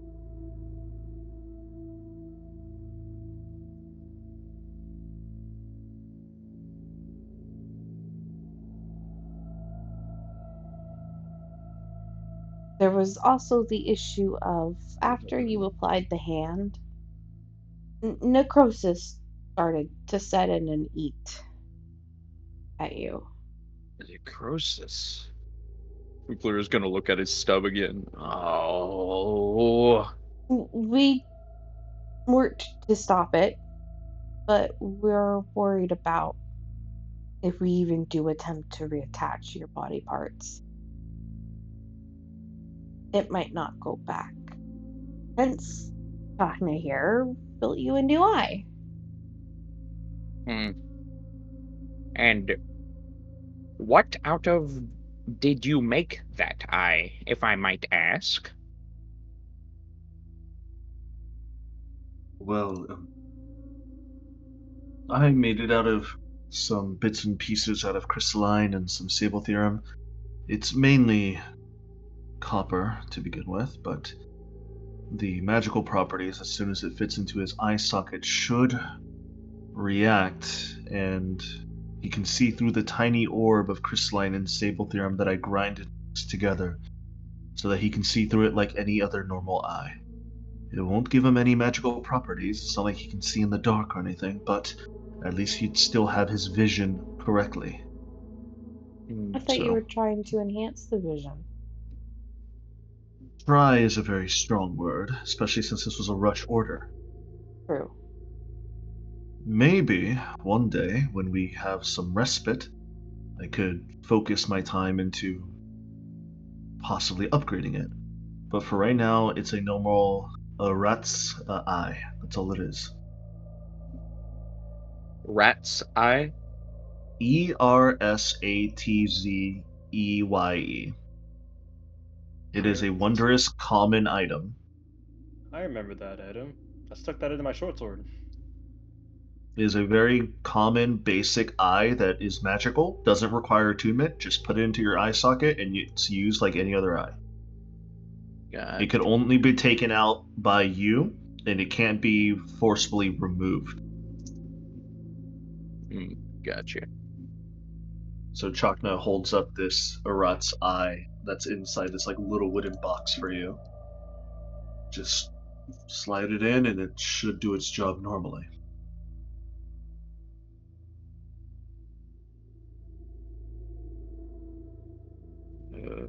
Okay.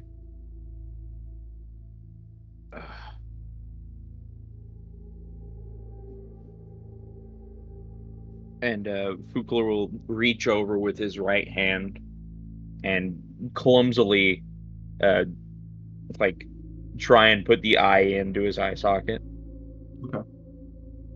It slides in, albeit a little bit unnaturally. You're gonna have to like squeeze it in a little bit. It's cold. It feels unnerving. It's like piercing your eye socket with like little bitches, like bunches of needles for how cold it is because it's just a copper eye.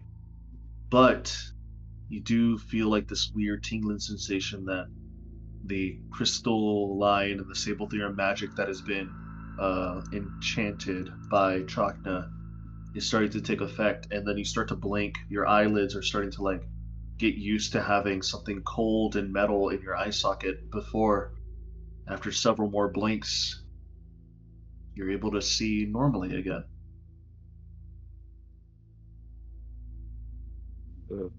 Okay. I can Chalk- see 3D objects again. Chakna looks at you and he just raises up 4 fingers. Alright, what is this? Did you lose your thumb? No. How many fingers am I holding up? 4. Alright. He then forcibly covers up your natural eye and then he holds up 3 fingers instead of 4 fingers. How many am I holding up? Can he see? Yeah, he can see it. Alright, how many fingers? 3. 3. Good. Seems like it's working for now. Wait, how many? And Bayhorn flashes the middle finger. 1 shoved up your ass. Yeah, he's fine. He's fine. Welcome back, buddy. I want to die. That's too bad. Your god said no. That's why you're here. If my god What? said no, then where's my hammer? It's on the Your table. hammer's is on the table. Good. However, Chakna does say, when you were knocked out, what did you see? Yeah, if you didn't see me or what did you see? A flash of nightmares and then all black. Nothing too descriptive, just like it was like walking through a dark valley. I had to climb over a couple ledges. And then I saw the Saint of Yatolt. Or what's his name? What? The Raven Queen's champion, as some call him.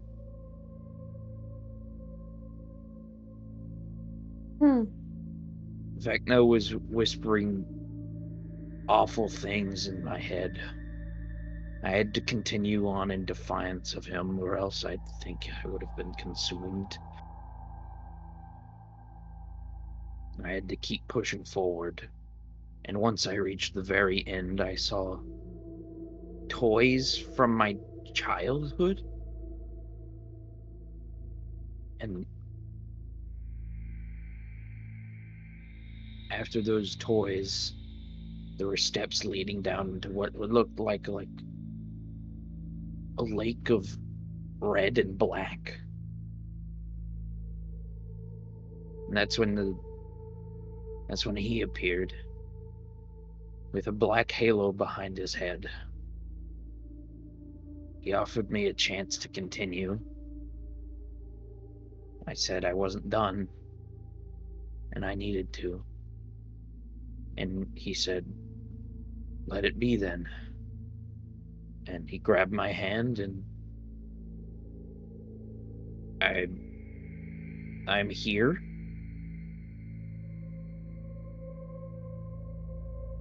He brought you back to your body. Maybe. Congratulations, Spookler. That I don't means you even know. officially died. I did that already. Number 2. Beat that bitch's high It's score not a time. competition. Also, if it is a competition, Bayhorn's beating us. Let's go! I mean, I'll make it 3. I'll kill your ass again. yeah, He's already right. got You and 3. what arm? Wasn't that You're 3 right. before? I'll do No, 4. You're right. You see Fukler's mouth get into a big ass grin. Oh my It would God. be 4. You clumsy bastard. How many heart attacks is that again? You know what? At least I'm not possessed by an evil lich. Well, I guess I'm not. anymore. Couldn't be me. You hear Valentine kind of speak him and says, or at least were. I don't sense a lick of anything on him anymore. Oh no, he's fine. I stabbed him real good. Nothing? And You're- Fukler turns his head. You're Nothing clean, buddy. anymore? Now that your vision's starting to get a lot clearer, you're seeing Valentine still on the bed, but you finally look at his legs, and one leg is definitely not like the other leg.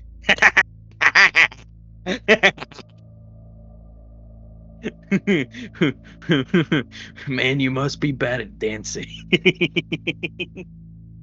I guess you could say I have 2 left feet. He's feeling You better see, now. at least he appreciates my jokes. Ugh. But You don't feel anything? I don't sense anything on you. As a vampire, you get a knack of sensing dark energies within my students.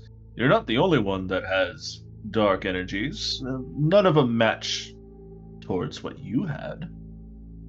You had something dark within you, but now I don't smell it anymore. It could just be me, though. I haven't had a drink in about 2 to 3 weeks.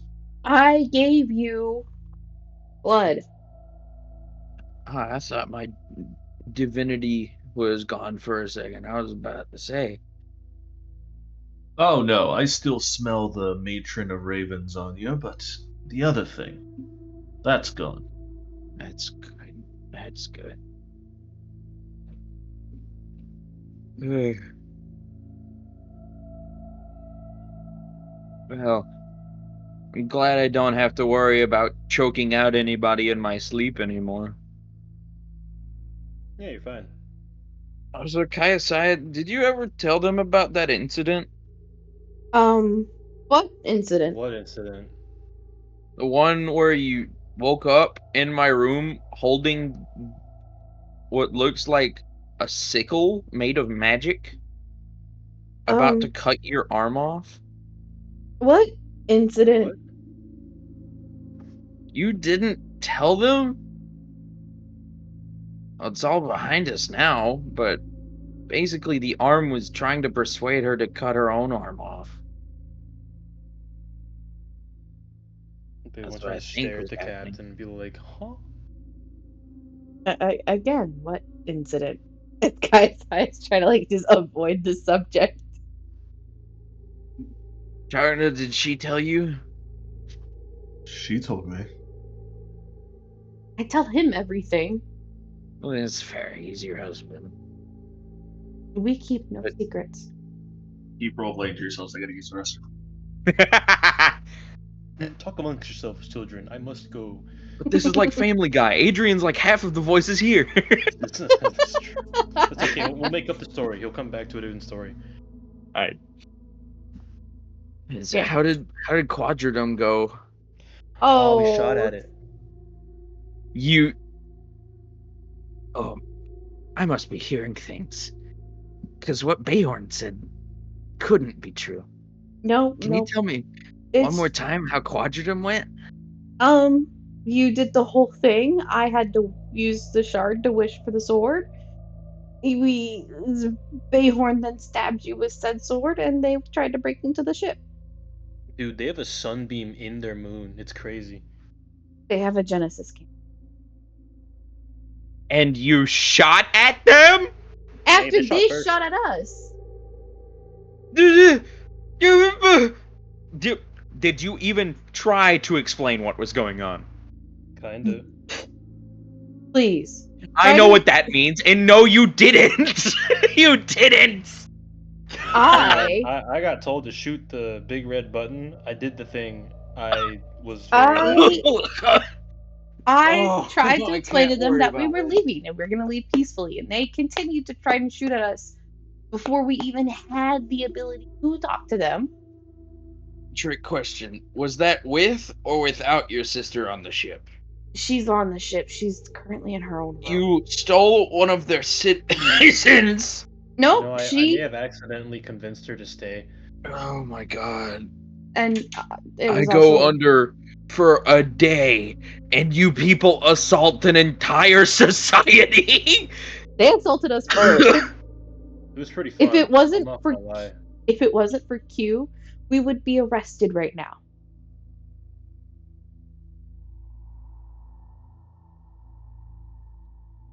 You All kept right, them out I of the am now ship. back. We left. They continued to fire upon us. I told them, we're leaving peacefully. Please let us leave peacefully. They continued to fire upon us, so I told Bayhorn to shoot. Then they pulled out even bigger guns, so I had Fort Ekathon upgrade our gun, and Bayhorn shot that. And ironically, I was so here's close to blowing up the moon. here's the best part of all of this, Vukler. We told my mom what happened, and she said she's proud of me. Oh yeah, she said good shit. That was crazy.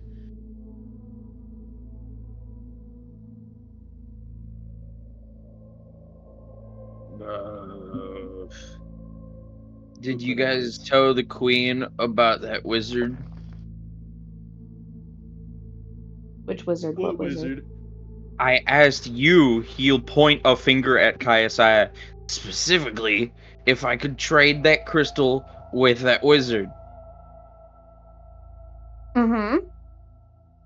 Did you tell the queen? Not yet.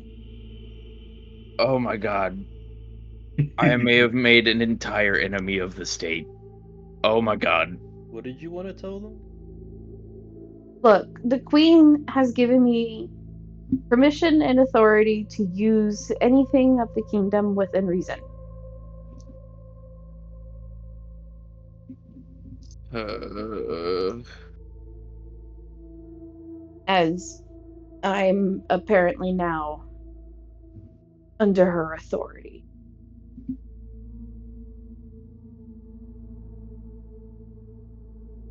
So I saw within reason that we had to get that trade, because without that trade, you wouldn't be alive. So, when I'll explain it later, because we'll be seeing them tomorrow. You're gonna give him a heart attack. Definitely. Which is why we're going to leave you to rest.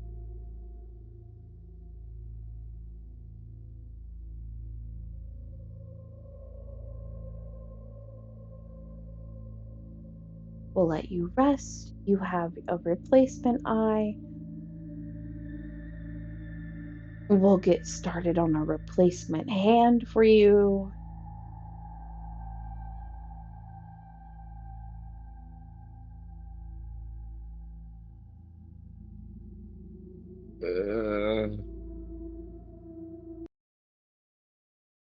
I'm gonna miss Disintegrate. But also, I'm sorry for shooting you, Bayhorn. I know that hurt, man. You're fine, right? Maybe. Probably He's missing some lungs, but he's he's more than fine, considering he's also been recently resurrected from a power word kill spell. oh yeah, no, I got power worded. What? Oh, Yeah, no. that reminds me. And Felinor is gonna pull something out of his bag. Well, as valuable as this is, it doesn't quite suit me.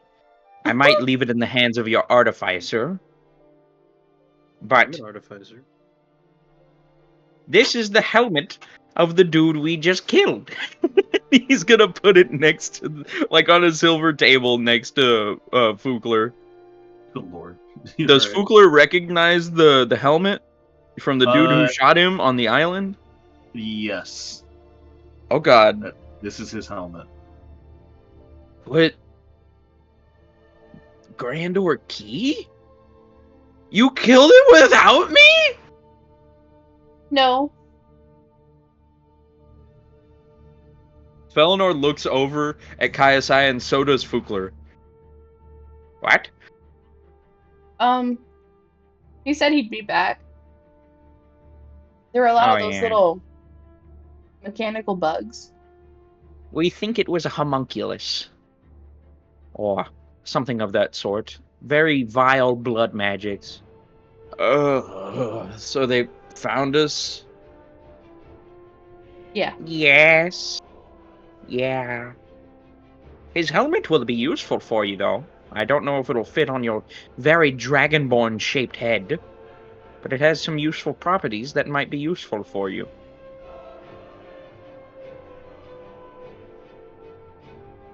We might get the artificer to reshape it a bit so it'll fit you.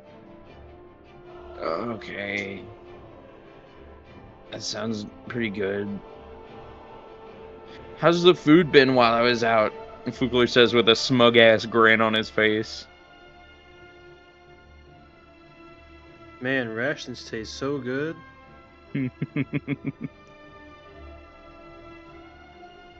I've been eating from the replicator, so. Doesn't replicator food taste really bland? Isn't Not it since I supposed to? redirected some Genesis magic to it. Oh. Neat.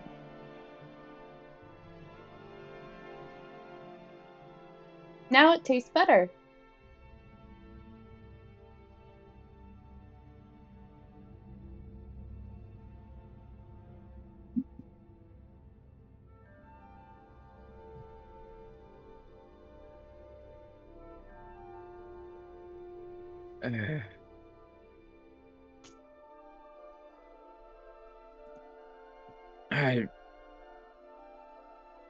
I feel like I've been sleeping for a while, yet I'm so tired. Oh.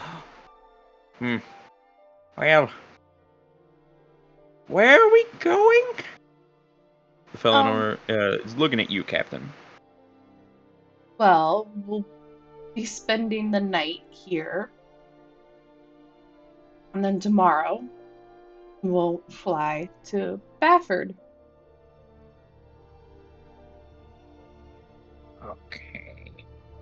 Okay.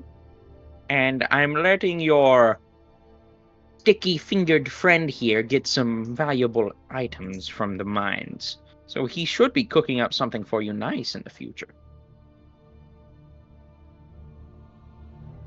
Isn't that right? What do you mean by that? Didn't you say you were making, like, a suit of armor for him? Oh, yeah, he knows about that. Yeah.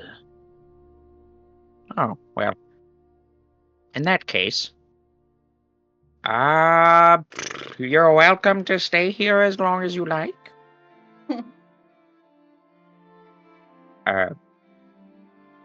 The Grand Orkey were here, and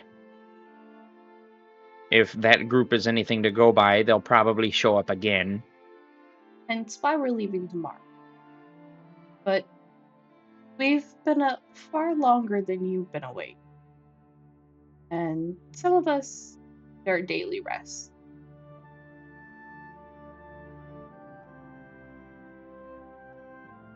That's the case. I have a couple things I need to do. The thing Felinor is thinking about is writing more glyphs of warding in his book. Fair enough. So, with the emergence of Fugler and the passing of his panic attacks that he was about to endure, he gained a new eye, and he's managed to able to see it through his new eye fairly well, thankfully. Who would like to stay with him? Who would like to do some things before everybody gets settled in for the night? Because even though it's still the afternoon, based off time zones and flying through different time zones, everybody except for Felinor is getting pretty tired.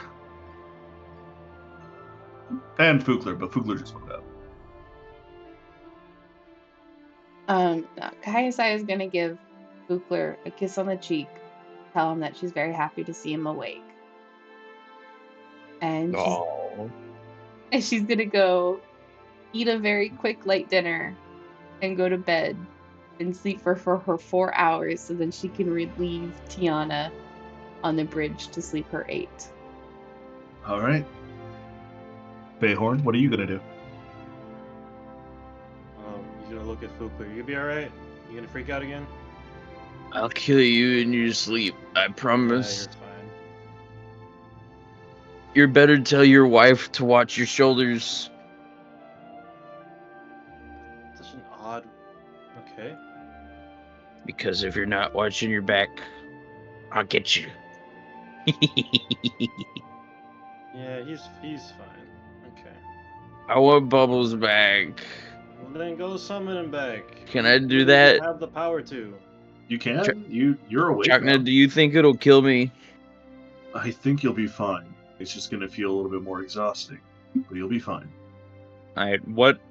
Do I have to? No, I don't have to roll to summon Bubbles. I just You already know. do You just- everything at disadvantage right now. Yeah, but you just summon him. Yes. Bubbles, and he casts Find Steed. As you cast Find Steed to summon Bubbles again, you notice that Bubbles is summoned, and he is currently in the sitting position on his bum, and his legs are like upward. Mm-hmm. He's a lot bigger now, as in like thick. Like he's been eating pretty good. What have you been eating, young man? Father, you're back. Barely, yeah. Father, Yes. my wife and children. You ate them. I did not. You ate them, didn't you, Bubbles? We were at a picnic, Father. Why have you summoned me? Unsummon Because- him! Unsummon him! The only way for me to unsummon you is to beat you in combat. Do you really want me to do that? He's deceiving Bubbles right now.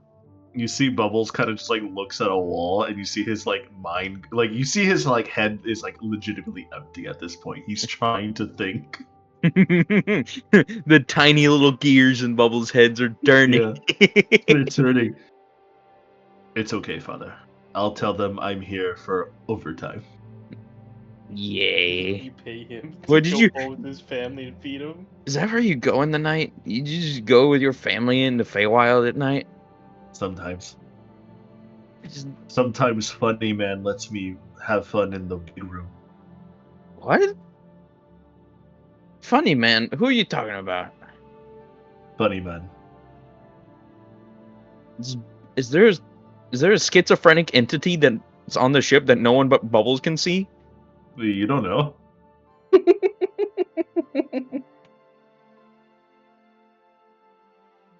Bubbles, what do you mean by funny man? Young, old gentleman with nice hair. Funny voice. Very nice. Lets me Me? play in the big room. He Me? kind of like turns and looks at Felinor. Oh, He just shakes his head. No. oh, then who? Fukler, go ahead and roll me an insight check on. What? Go ahead. A 12. 12. He's talking about Q. Oh my god. Bubbles, you don't mean Q, do you? If that's his name, then yes, Father. Oh. He puts you in the holodeck? That's how you've been turning the waves on? He just nods his head. Oh, you clever little bastard. How did you convince him to do it? I think he just likes me, Father. That Based. tracks. Base Q. Based Q. Base Q. Well, that being the case. Alright, buddy. If you really want to go see your family, I'll just summon you and you can go see them again. It's alright, Father. I will be at your side. That's good. I thought I almost died. He makes a big leap onto the side of the bed that you're at. I thought so too. And then he starts rubbing your arm. But apparently I'm not dead yet. Not yet. I just woke up and I want to go back to sleep. Is that weird? No, father. I do that when I eat sometimes. I did feed you. Does Fukler remember me feeding him? I don't think so. No. Bayhorn's gonna plop the other 9 good berries in his hand and he'd say, "Here, this is 9 days of food." Good lord. Goddamn. Thank you. Alright, I'm gonna go forge now. Let me know if you need something. Okay. Oh, I'm an artificer now, by the way. Alright, bye. And he's gone. Just like that. Is his wife here? Isolde is around, yes. I was about to say. I don't know how you ever kept up with him in the first place. It's, it takes a lot of time and stamina, to be honest. Is he always like this? Even when he was all put together? There was some times where it was a little bit weird, but this is more of his wild side coming out, I guess you could say. He's still one of my best friends. That's for sure. Even if he is no good Steeler Reno. But Yeah, it is stealing off from this time. is he still here? No. This is me talking. Oh, I gotcha. You know, Someone's calling my name. okay. Can we take a break real quick? Mm-hmm.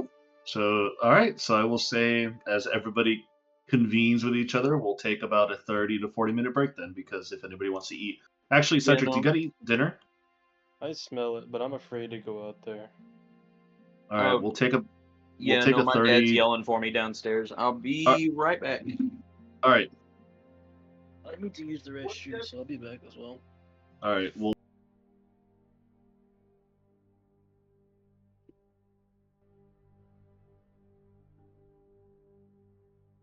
All right. So,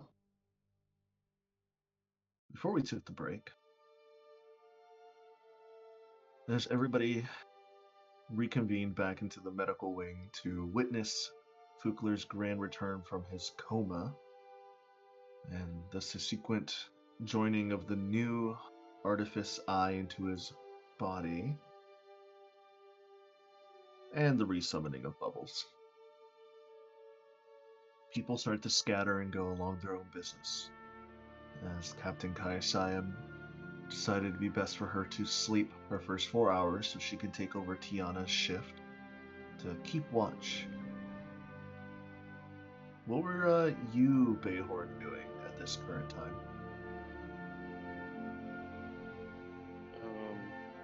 Forging. Foraging? What would you like to do? What would you like to try? I pulled Chakna away, and I'm now asking him how to forge my own personal Warforged. Chakna follows you into the forge area. Building a warforge, a simple one at that, doesn't take too long. Were you looking at making a custom defender, or I want I want something that's like Kentucky. that's a little bit more complicated? Kintsugi was a months to almost years long project for me, and then Captain joined in as well and helped me out. I guess you could say they were a creation between the two of us that took quite a long time to create. Are you sure you wish to follow along that line? It takes a long time. Did you make it? Did you make her out of a crystalline? We had the power source as crystalline, but the majority of it was copper, iron, other various metals for the body. In reality, she is mainly just an exoskeleton with a small bit of crystalline in the middle. And then we ran electricity through her and powered her up that way with several wiring, and we then added a bodily frame for her, I guess you could say, physical appearance for her armor. Alright, here's the deal, and he's gonna start plopping down his unrefined Sable Theorem that he's mined so far. He's gonna plop down the 1100 gold pieces worth of unrefined diamond, and he's gonna plop down some larger shards of crystalline that he's managed to like find along the way. Mm-hmm.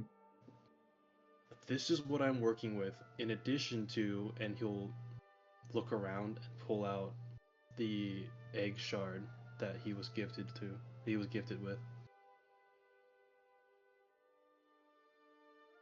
I see, Felinor decided to give you an eggshell. So you wish to make something out of all of this? I think I can make my own version of Felinor's Bartleby and your Kintsugi if I mix together some Sable Theorem for the strengthened exoskeleton, crystalline for maybe a power source or maybe a personality, and this eggshell for also probably a power source or personality. I don't know. Something made by a Genesis dragon surely can be very powerful. I can see where you're going with this, however, it's going to take quite a long time. You're going to have to mold the Genesis eggshell around possibly the crystalline itself and try to siphon power between both of them. Then you have to forge and refine all that Sable Theorem into a body. That's going to take months. Well, remember, I have the already refined Sable Theorem. That is true, you do. But is it enough to make a body? Surely. How big would you like the body to be? Probably as big as me. Just a So, regular 6 sized feet? person. You're a little bit taller than the regular sized person, friend. Well, you know what I mean. Let me check. Let's start small then. Let's say 5 feet. There might be enough Sable Theorem here. I might have have to. Fuck, where is it? I have 149 pounds of Sable Theorem ore already refined that I took.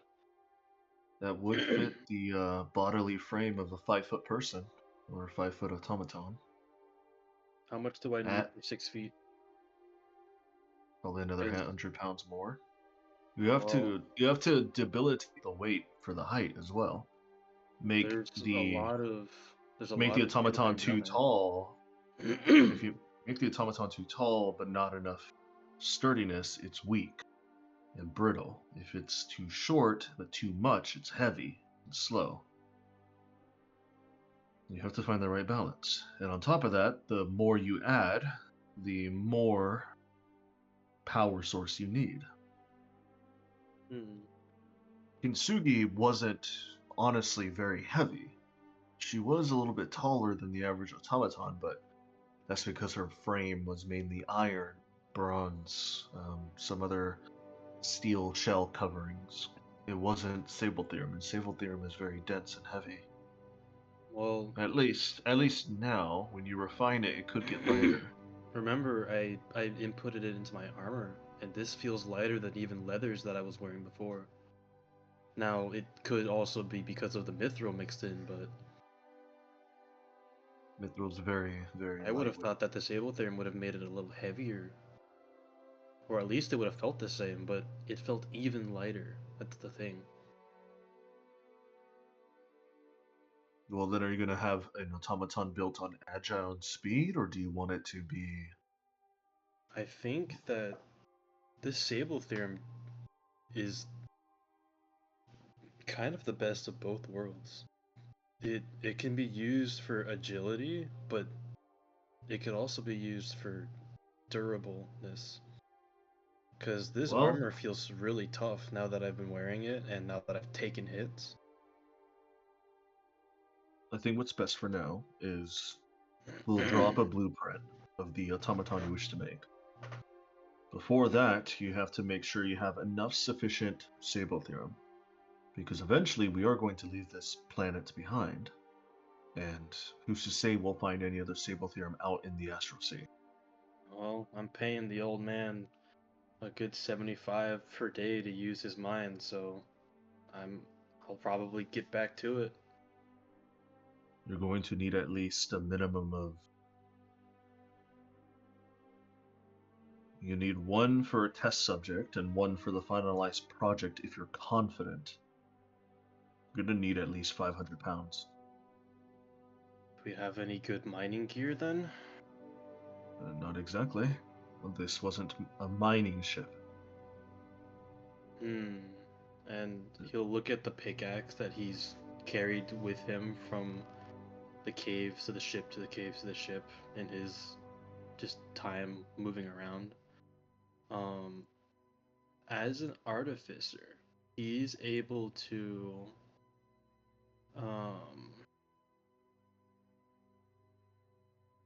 he can infuse an item, turning it into a magic item. Yes. Kind of assuming like that the same applies with like a pickaxe. Magic items are extremely durable, right? Hard to break, hard to dull. Typically, magic items never break unless they were in combat with another magic item that could break that item. Right. So, if I were to infuse this pickaxe and sharpen it back up, it should be much more effective than just a normal pickaxe, right? Mm-hmm. Yes, it would. So, looking at that, like hefting up the pickaxe and looking at it, does it still look like it can be of much more service to me? Yeah.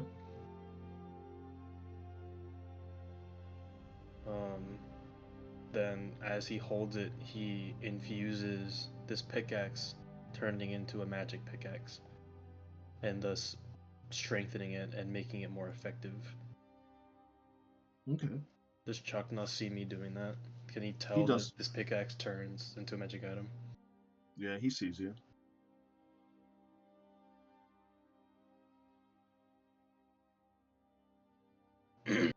Well, I've got good berries to last me down there. I could honestly probably sleep down there too if I needed to. I'm Make sure you get some very rest prepared because to make this happen because I'm very interested to see what I could do with this eggshell. get some rest as much as you can because we are leaving tomorrow. We don't want to leave you behind. That's right. We are leaving tomorrow. But we're not going to come back here, are we? I don't think so.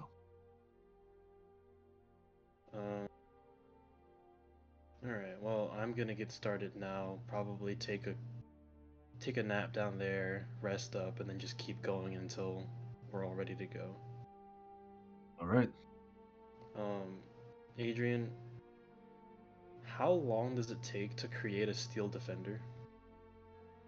Steel Defender, let's see. It's going to take... Boop-a-doop. Because I assume that as I turn into an artificer, it doesn't just spawn next to me.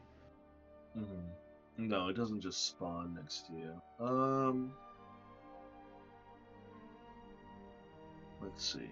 Let me see how long it'll take to make a steel. It doesn't say, that's the thing. It just says that I have a companion now.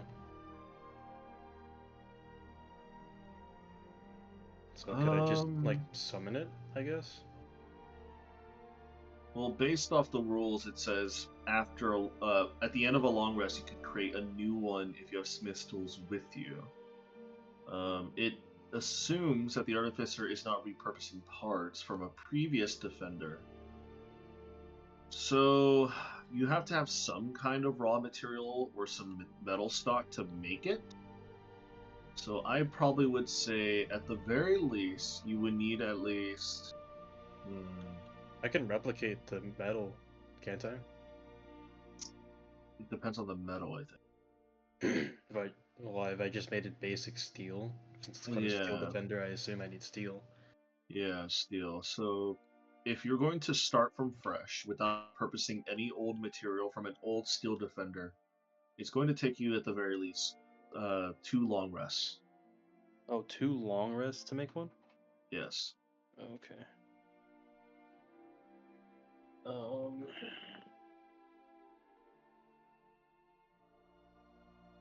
That doesn't exactly work for my plan, but that's fine. That was more of like a if it works, great. If it doesn't, oh well. I was gonna make him and be like, all right, you're gonna help me, and I was gonna have him grab a pickaxe. I would infuse it, and then we would both get to work. Hmm. But if I need 2 long rests to do it, then I will just work on that as I long rest. All right. Um, in that case, I'll put everything back in my bags of holding, all the ore and the gems and everything. Okay. And I will thank Chakna for his advice and head right back out to the mines to start mining. Um, hopefully I can do better as an artificer somehow if he's better at forging, but we'll see.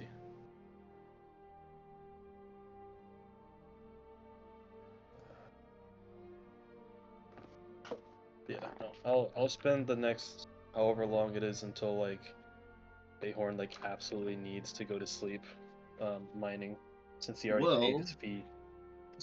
specifically because you had such a long day to begin with already, you probably have at the very least 6 hours before you have to go to sleep, or else you will suffer exhaustion. How long do I have to go for? 6 hours? I can go for 6 hours longer. Yes. I mean, that's fine. Okay. I can definitely work for 6 hours. He'll probably take like short 30-minute breaks after he summons some good berries, and he'll just eat good berries until he needs to go to sleep, and then he'll go to sleep, and then after 4 hours he'll go right back to it. All right. Because he knows he doesn't have much time, so he's gonna try and make the best of it. Got it. So go ahead and roll me the forging check, or not the forging, the mining check. 18 plus 4, so 22. 22. Okay. I would say you took like 2 30-minute breaks, so you took an hour break, and you worked for 5 hours. Mm-hmm. Knowing that fact that you decided, are you just focusing solely on Sable Theorem? I guess at this point it's my like main focus. If I happen to find chunks of crystalline or chunks of precious gems that I'm led to believe would be worth my time, like they'd be larger chunks than just tiny pieces, Well, I this is up might to you, deviate. because you either focus your whole time on getting Sable Theorem, and you, depending on your role, you will most likely get enough for the required amount to have a test and then a succession build. I guess If for this if session like I'll your go for first just test Sable doesn't, Theorem. yeah. So, all right. So if you do make the roll that allows you to gain the required amount within the last 5 hours split, or like blitz, for you just to constantly like chip away and mine, and you even like manage to get some of the help of some of the robot friends down below to help you mine around the spot that you're mining at as well. As I'm mining, like could I just passively kind of observe the robots, see how they are made, see how they function? Sure. Roll insight check on the little robots. My insight's not gonna be. Oh, never mind. 30-20. It seems like these robots were repurposed. It seems like they were here at one point in time, and you do remember that Felinor did say that this was a old dwarven mining facility. So it seems like these tiny warforged have been seemingly repaired or fixed up by him and Bartleby that he has claimed to be his. And they've just been working and working and working. They need a vacation. You know what? They need workers' comp. They need to be unionized. Maybe. That's good then. So, yeah, I'll just keep mining then. Okay. So for and your then 5 hours, after the 5 hours, I'll just drop dead for like 4, take a nap, and then go back at to it. All right. So I will say, like, until the time that it takes to leave, you will have enough for the 500 pounds. Okay. How much did you say I needed then? I need 500. Is that you said? You needed 500 total. And you have to refine it as well to then use it correctly. Mm-hmm. And I was able to mine up 500 or enough to total 500? Enough to total 500. Okay, so if I have 149, I have 25.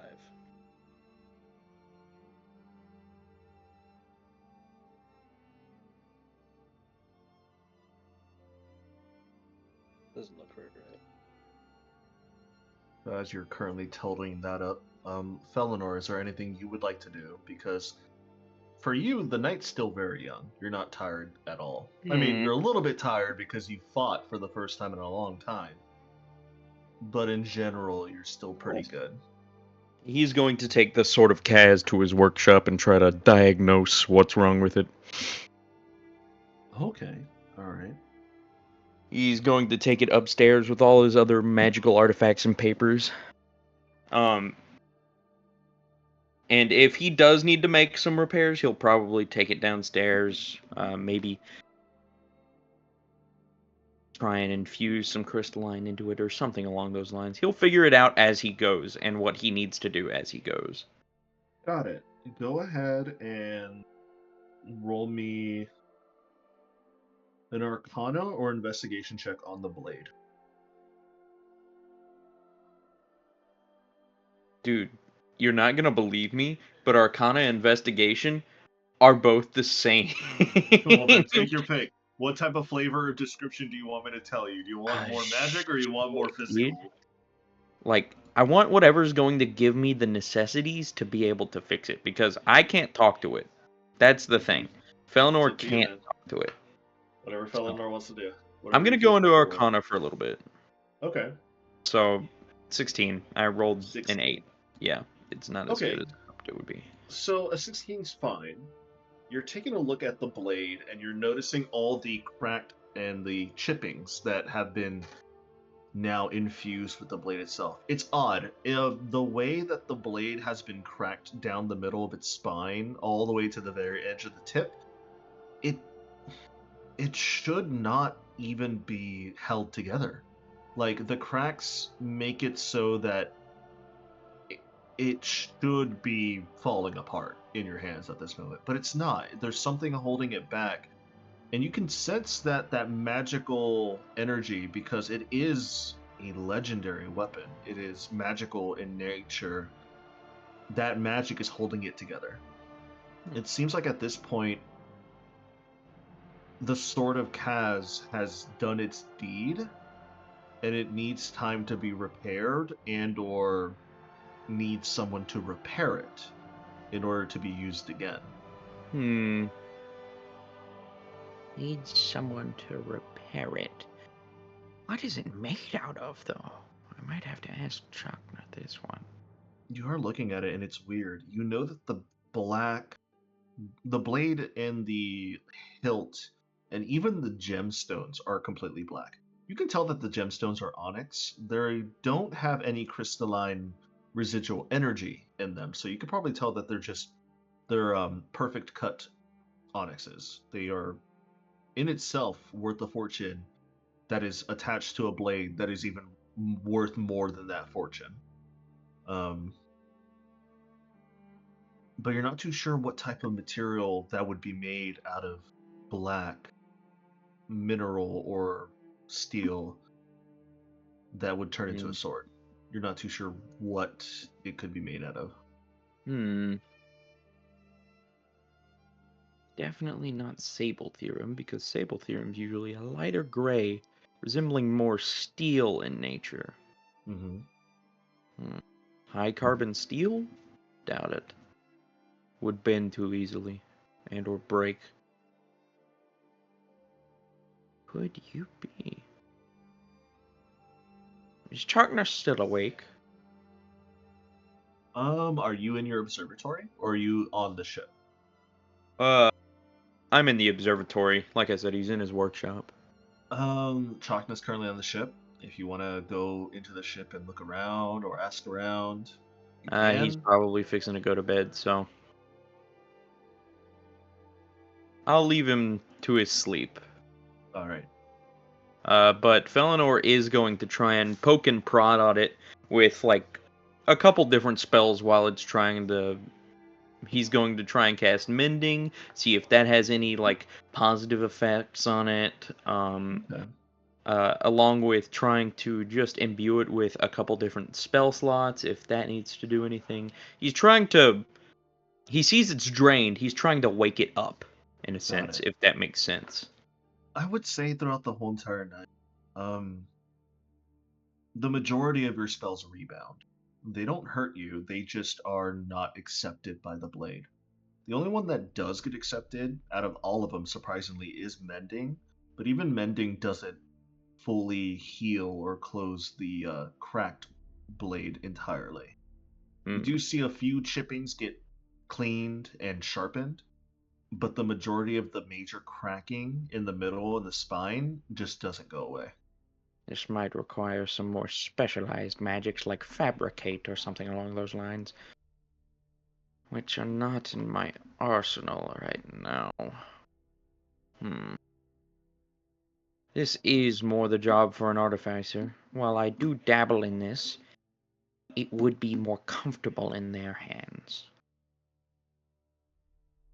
Especially somebody who's trying to figure out how crystalline work. Magical items like this would probably be their forte.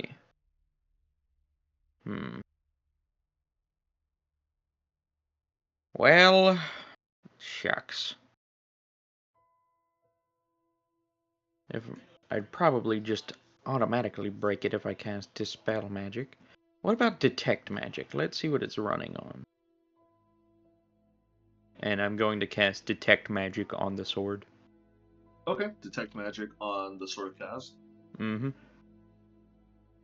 So, the Sword of Kaz, inherently, you can tell that it is a artifact. It is extremely powerful.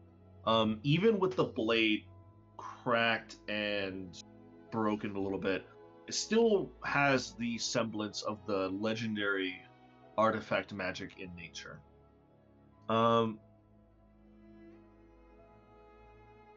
You do sense within the blade itself, it has spells that the wielder can use. You sense Call Lightning, Divine Word, and Finger of Death. You can't sense the sentient magic inside of it due to the fact that your crystalline self blocks that out. But you know that they said that Bayhorn said he can hear it. He can hear something from it. If only I could be charmed or telepathed. Ah, well. With Detect Magic, since you didn't identify it, with Detect Magic at the very tail end, it seems like it burned a lot of its inherent magic, destroying the eye and the hand. But something happened between that battle that it rebounded to the sword. So, between the eye and the hand, something happened to where it burned the sword, basically? Yes. Probably Vecna's doing, if I had to guess.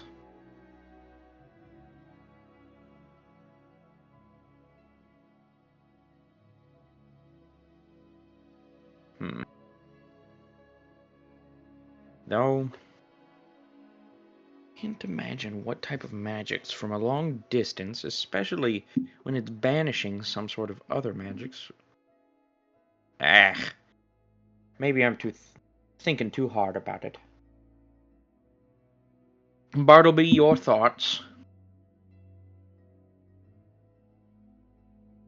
Bartleby is just kind of like finishing up cleaning some of the mess that has been left behind due to everything that's happened today.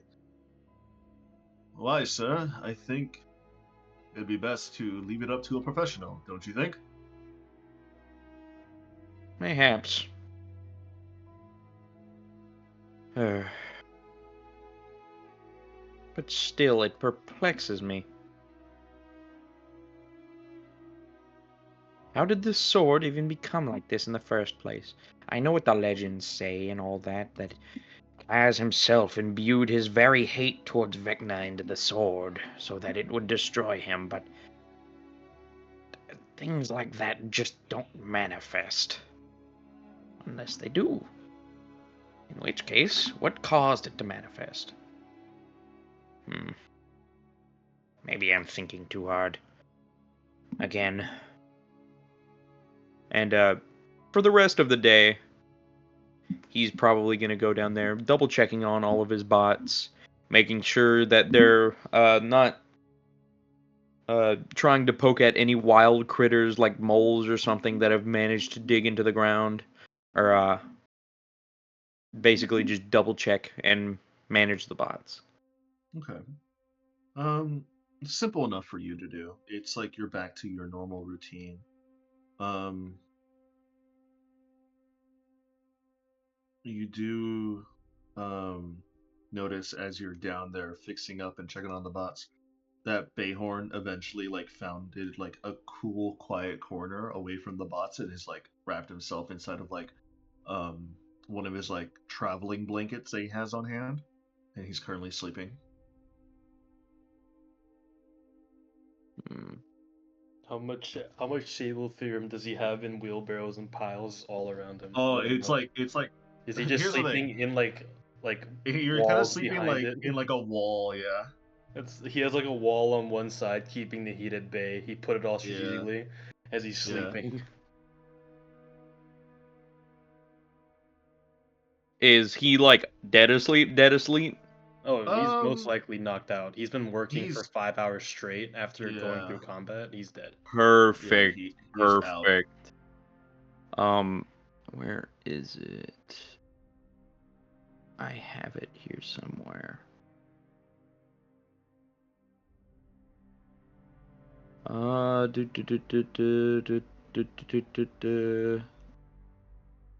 Hmm.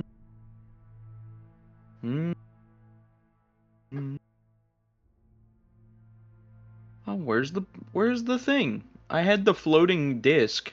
I don't know where it went. Oh well. The what disc? Don't worry about it. There we are. Floating disc. If you try and surprise him, he'll wake up. No, I'm trying to sneak you out of my basement. Alright, we're doing it like this, huh? You gotta pay if you want to be here per day. I did pay. You did pay. You It fell was asleep. for 24 hours. You fell asleep. Hey, no, it was per 24 hours. You fell asleep. Can't sleep in here. Bad for breathing. For breathing. And Felinor is going to put you on a floating disc and then drop you on the elevator with it already going up.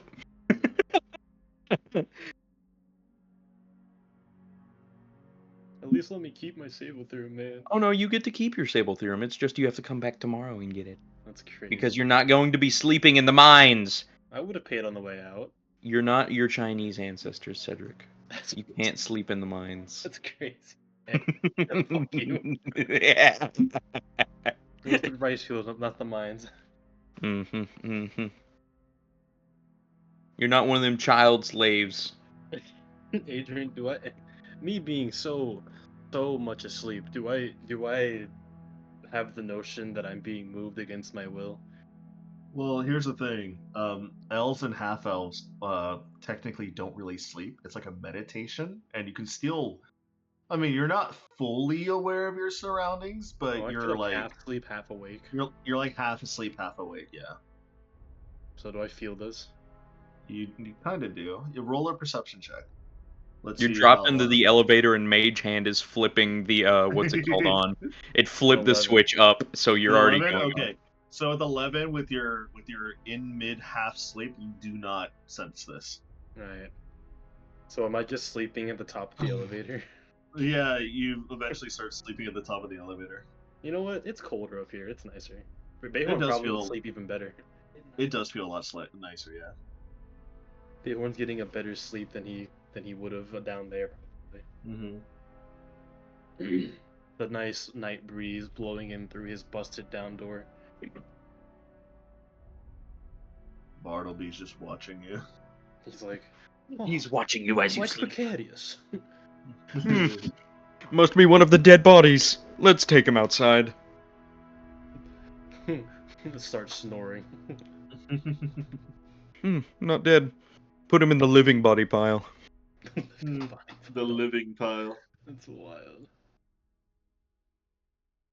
But Bartleby will probably just leave you alone. If not leave you alone, then poke you with really long rulers or something like that. That's what he'll probably do. I thought you were gonna say it's blunderbuss. The blunderbuss. No sudden moves. No sudden moves, sir. You'll die. At this point in time, what else would you like to do, Felinor, for the end of the night? I do not have much else I want to do. Okay. Felinor, it being an active day, will go ahead and take his leave into his bed because he is sleepy. Honk shoe time. And I'm assuming Fukler is also knocked out because he's just feeling super exhausted. Fugler fell back asleep the moment everybody left. Fair enough. All right. It's like waking up from a coma. Wakes up from a coma. 5 more minutes. I want to go back, please. Right. As everybody calls it in for the night, or at the very least, the early night, because it's been such a wild day today. Kaisai, you wake up with your husband already fast asleep in his side of the bed. You are the first one to awaken due to the fact that you're the first one to sleep early, and since you're an elf, you only need 4 hours. Since you fell asleep at such an odd time, you kind of wake up like when the moon is still pretty high up in the air, in the sky. So it's like you're kind of fucked at the moment in terms of like sleeping schedule. Oh yeah, no, I figured I But you wake know by up the when time, I figured at this point I wake up when Felinor goes to bed. yeah, at this point in time though, like you'll be like, time differences. It's probably morning in wherever Queen Aqua and Mom is at. I think you should be fine. You're kind of like putting the time together in your head. No, this was done on purpose. So now Tiana gets to sleep through the night. Oh yeah. Oh, But yeah, you do go cool, out, wow. and as you're currently walking out, at first you notice it's a little bit chilly, and that's mainly because you're in a different environment. Even the life support systems in the ship are like trying to keep everything warm, but it's cold. You're like nearly at the top of like some mountain with an observatory next to it. But the real thing that you catches your eye is you see like a trail of water passing by your room. I will follow. As you follow the water, you kind of well, here's the thing. It's a long line of water from the left and to the right. Which way do you go Probably first? bubbles. I would look at the water and study which way the droplets go down to determine the Uh-huh. direction that they fell So from. it seems like the direction of where they fell from came from the elevator. I will then follow the other way as they came from the elevator. It means that they were walking away from the elevator. As they as you walk past several different rooms, uh you eventually make your way over and you see that it starts to take another turn to the right into another elevator. So it's like the water droplets came from an elevator, you track them, and then they go into another elevator. Hmm.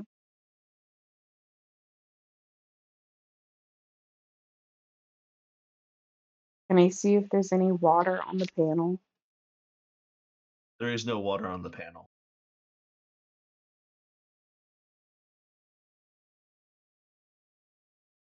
I will then just go up to the bridge and relieve Tiana. You're just like, I'm too tired for this. Well, All right, I don't have any more information to track. fair. As you make your way over to Tiana, you notice Tiana is currently sitting there, just at the controls, ready for flight or fight if there's anything that needs to be arise. You notice the smell of replicated coffee in the air as you see Tiana hasn't really noticed you yet because you came in quietly, but she's currently just watching. She's like looking outside the window and she's looking at the observatory. I'll walk up to her and tell her she can go to bed. Oh, finally, is my shift over? Yes, I'm sorry. No, you're fine. We've had quite an interesting day today. Didn't expect to have the queen on board, and didn't expect all of this to happen in the same day. How are you doing today, Cap? Well, brand new day. A brand new day. It's nighttime. I've already slept. Elves in their 4 hours. I I slept swear, early so you can sleep through the night. elves would rule the world if they didn't have so much hubris, I guess. You hear Felnor from a long way laughing in his sleep.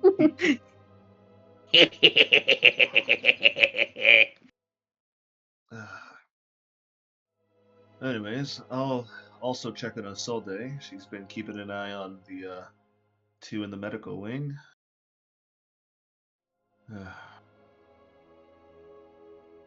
you think Finnegan's gonna be alright? Well, luckily, we'll, within the span of 12 to 15 hours, be going to Bafford, so he'll end up being okay. That's good. Alright, Cap. Well, keep an eye on the girl for me. I need some sleep. I'm taking this coffee too. It's nice to drink. Have a good night. Have a good night, Cap. She eventually does leave, and she makes her way down to her crew quarters. So you're just alone. I do maintenance.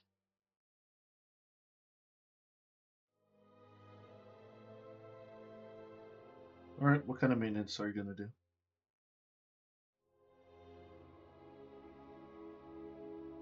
Everyday maintenance. Fair enough.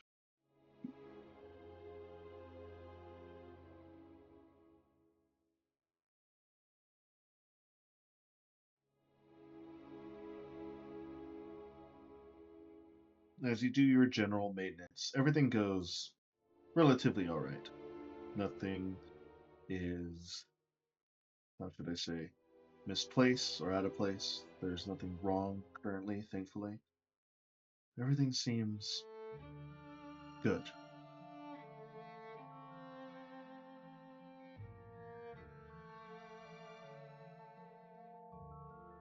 Go ahead and roll me a perception check, please.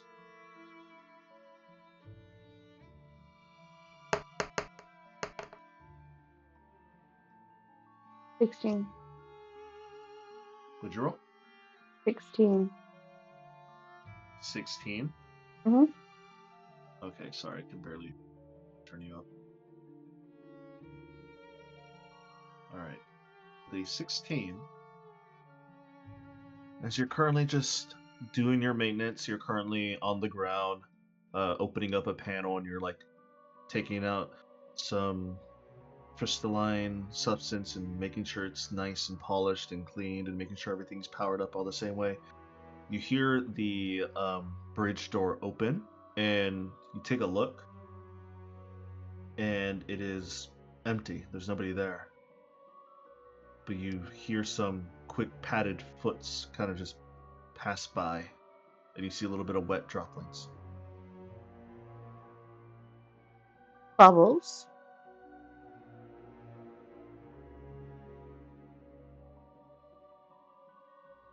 No response. As you say Bubbles, you don't get much of a response.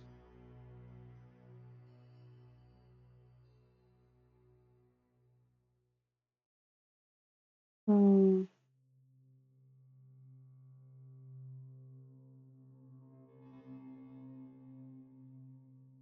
I will reach out with my mind to Okay. sense any other thoughts around me other than mine. Okay. You do sense one. I will hone And in. the only other thoughts that you hear is shit, shit, shit, shit, shit, shit, shit, shit. And you definitely hear Bubbles. Goofy ass motherfucker. Bubbles, what are you Oh my doing? god, what did he do?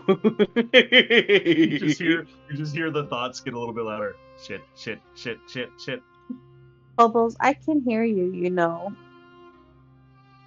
In his thoughts, he says, "No, you don't." Yes, I do. Shit, shit, shit, shit, shit, shit. She can't hear me. I'm staying perfectly still. I'm not even moving. Being still means I can't physically see you, but I can sense your thoughts, you know. No. As you said, I can sense your thoughts. You know, you just hear, "Nuh-uh," and then you don't hear any more thoughts. My favorite little man. It's like suddenly he just like turned off his brain. It's weird. You never had that happen to you ever. You've never had anything like you're honed in. You can hear his thoughts. You're talking to him through his thoughts, and then suddenly it's blank. It's TV just gone. static. It's just TV static. I can see his eyes just go in two opposite directions when it happened.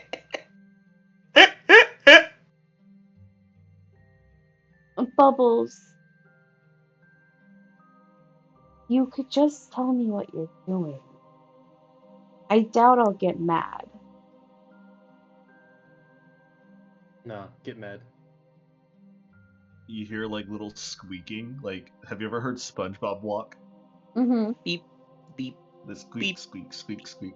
You hear it come out like on the opposite side of like the control panel where Bayhorn usually stands and fires weaponry at. You notice that he is constantly dripping with water, and you have no idea why. Bubbles, my biggest question right now is why are you dropping water all over the place? Meh. I'll reconnect my thoughts to him and try and see if he'll answer me that way.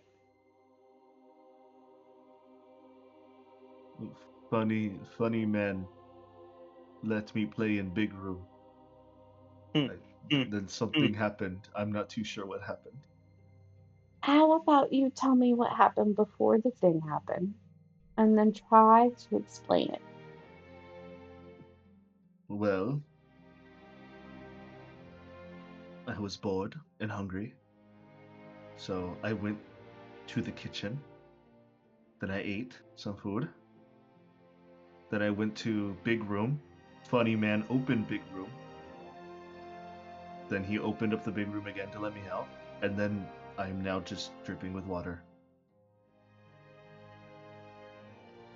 I'll prestidigitation him dry. Wait a minute. You prestidigitation him dry, and for about a minute, he's dry. Then about 30 seconds after that minute, he starts dripping water again. Why is he wet from the holodeck? That's not how. What? Wait. What? What? Unless Q let him into somewhere else. What did he do? Isaiah, as you're currently like watching this phenomena happen, you're like, huh, he should be dry. Why isn't he dry?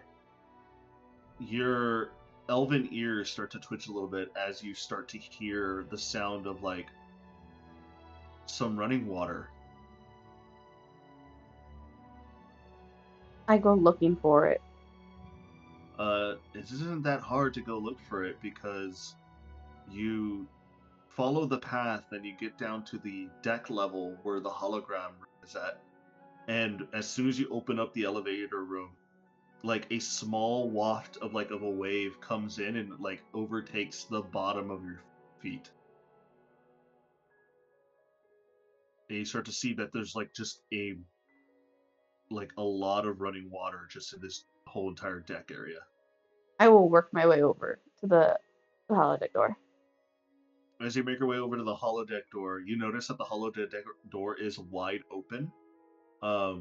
And you see inside the holodeck room, it is just a huge wall of water.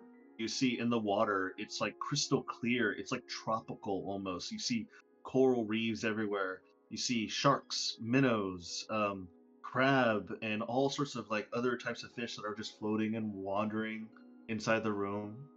But then like there's like a bottom layer of like the hologram where it's like actually leaking real water into the deck itself. I will shut it down. You go and press a few buttons and shut it down. And eventually the holo deck room actually does shut down, revealing that blank white room that you're normally used to. But the water still stays. But now the water has stopped running fully because there's no more water coming in. Q shenanigans. Go ahead and roll me an Arcana check.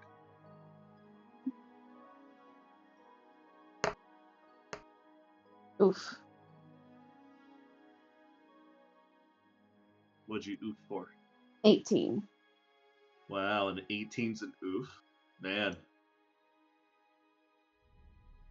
That doesn't sound so bad at all. I mean, can't compare to Bayhorn's oofs.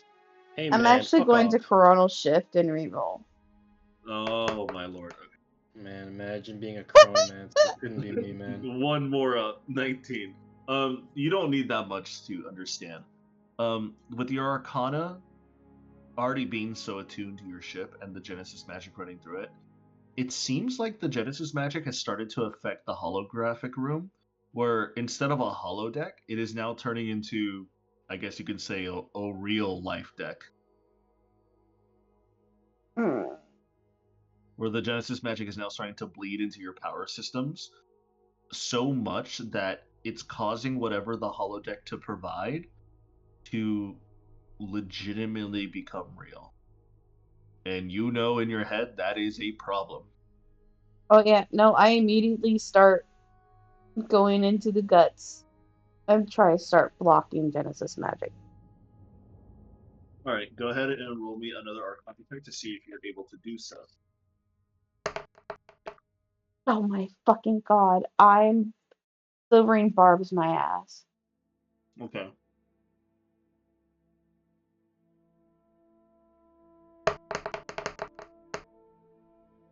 That's better. 31. Okay.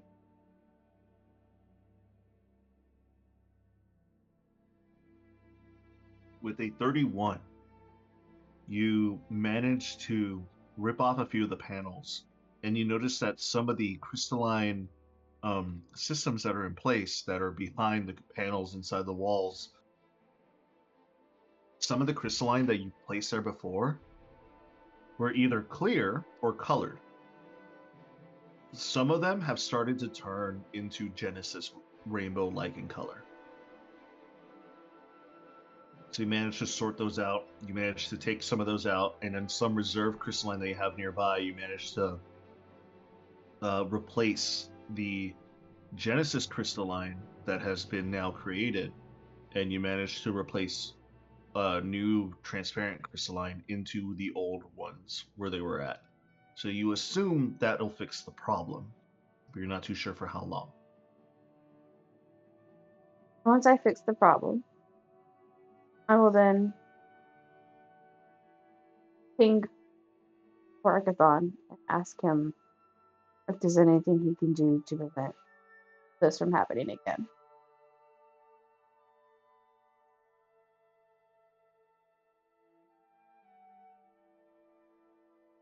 As you ping him, you hear through your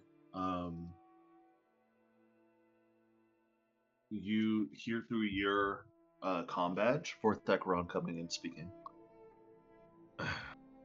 I apologize, Captain. It seems like with my power growing within your power systems in the engineering room, my Genesis magic seems to have leaked to some parts of the ship. I apologize for any disruptions this may have caused. I'd assume some of that magic can be used for good things, but I'm assuming because you're giving me a call now, something bad happened. Well, one of the lower decks is now flooded. I apologize for that. Do we have a lower decks team to take care of it, or do you have it? No, I don't. I'll fix it. I just want to prevent this in the future. All the I other will try my best systems, to. all the other systems are fine for you to flood with Genesis. It's just this one area. I'll try my best to not expand my energies over there to that area. Perfect. Forgive me. Nothing to forgive.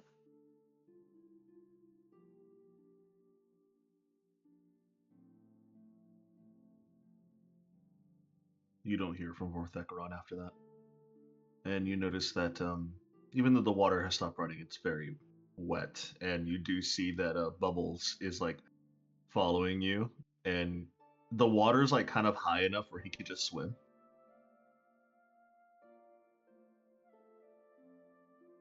I then Kind will of gives a spend. look at you with like big beady eyes.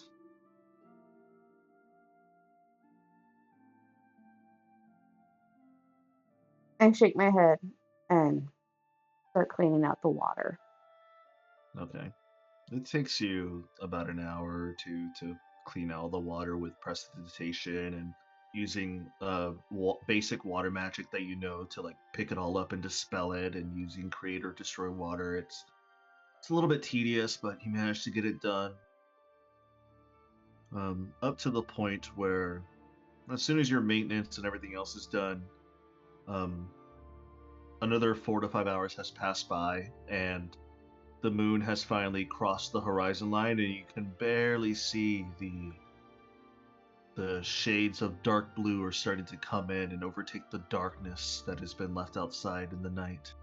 And you see little hints of orange that are starting to peek through. So the morning has finally come. So Bayhorn, you finally awaken as well. Why am I here? You wake up and you notice that Bartleby is like in front of you, like he put a blanket over you. Thank you, Bartleby. Why am I here? What do you mean why you're here? You walked yourself onto the elevator and you pushed the buttons up. Oh,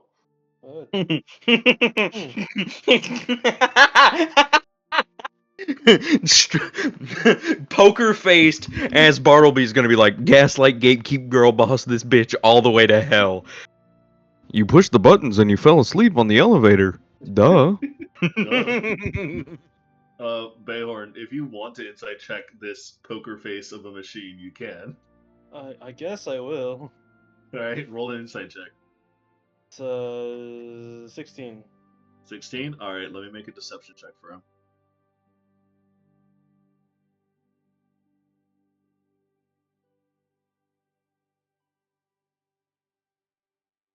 Wrong page. Where's my D20? Okay. You believe him. What did you roll? He rolled an 18. Oh, I was like, oh, I guess I sleepwalked. Thank you, Bartleby. Of course, sir. You should get that looked at by a medical professional. And then he I just guess turns I around should. and walks away. Bartleby. One thing. He turns around once again with his arms and his hands behind his back. Yes, sir. I don't know where your master Felnor is, but I gotta go back downstairs. So here, and he'll hold out 75 gold. He takes the 75 gold. I apologize, sir, but the caves have collapsed. And then he just turns around and walks away. I don't think I believe him very much. Roll What an did he insight say? check. Wait, no, what did he say? Did he just say the caves will collapse? He said the caves did collapse. I rolled a 4. I believe him. You believe him? I'm gonna try and go down anyway though, because he doesn't give a shit. Okay. Oh, cool. I want to see collapsed caves. As you press the buttons to go downstairs, the ride usually takes about like a couple minutes, and in those grueling couple minutes, in the back of your mind, you're like, shit, lose all my shit? like do you ever have like those car rides or like those walks where you're like you're about to like meet something bad and you're like you don't want to get there, so the ride or the walk feels longer? Yes. It's like this. You're like, man, this is the longest elevator ride I've taken in my life. God, dude. You're like, oh no, my shit, my hard work. Before suddenly you hear a ding, it opens. Felinor, did you block the entrance or no? No, I did not block the entrance, and you see Felinor poring over the Sword of Kaz right now. Like, Bartleby lied to you. That bastard. Huh? Yeah, whatever. Your servant's got a real sense of humor. And you fell asleep on your Sabo theorem. Yeah, I'm starting to think that now that, yeah. I had to put you on the elevator. There's too much radon for you to be sleeping down here. You'll suffocate. I mean, I probably would have survived. No. No, you wouldn't. You see Felinor looking at you with a fucking straight face, like, no, you wouldn't have. I would have been fine. No. Regardless. Yeah. Well, I paid your servant the fee, so don't come after me. I had managed to fall asleep studying the Sword of Kaz, and you woke me up. Well, I need to go not upstairs. healthy to be down here. No, it's not. You're Too much right. radon. Yeah, there is so much radon I could suffocate. You're Yeah, right. So I heard that from somebody, it's crazy. Yeah, no. No wonder who told you that. They must be Yeah. really smart and Some handsome. old man. Oh. Well, I'm going upstairs to take a bit of a nap. Or continue my bit of a nap. I'm assuming Bartleby already charged you? Yeah, actually I paid him already. 75 as we Alright. agreed. Then you can stay here until the sun sets again. But try not to be here too long. The cave fumes can, well, that and the radon can start making people hallucinate and, well, we don't want to have to deal with you if you're in that state. No offense. They've already dealt with me once, they can do it again. Yeah, but... Ah, well, you'll figure it out. Yeah, I'm going upstairs, and he flips the lever up. Bye! And he's gone. Alright. All right. Good man.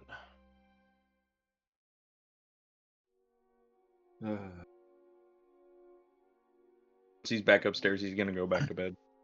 All right.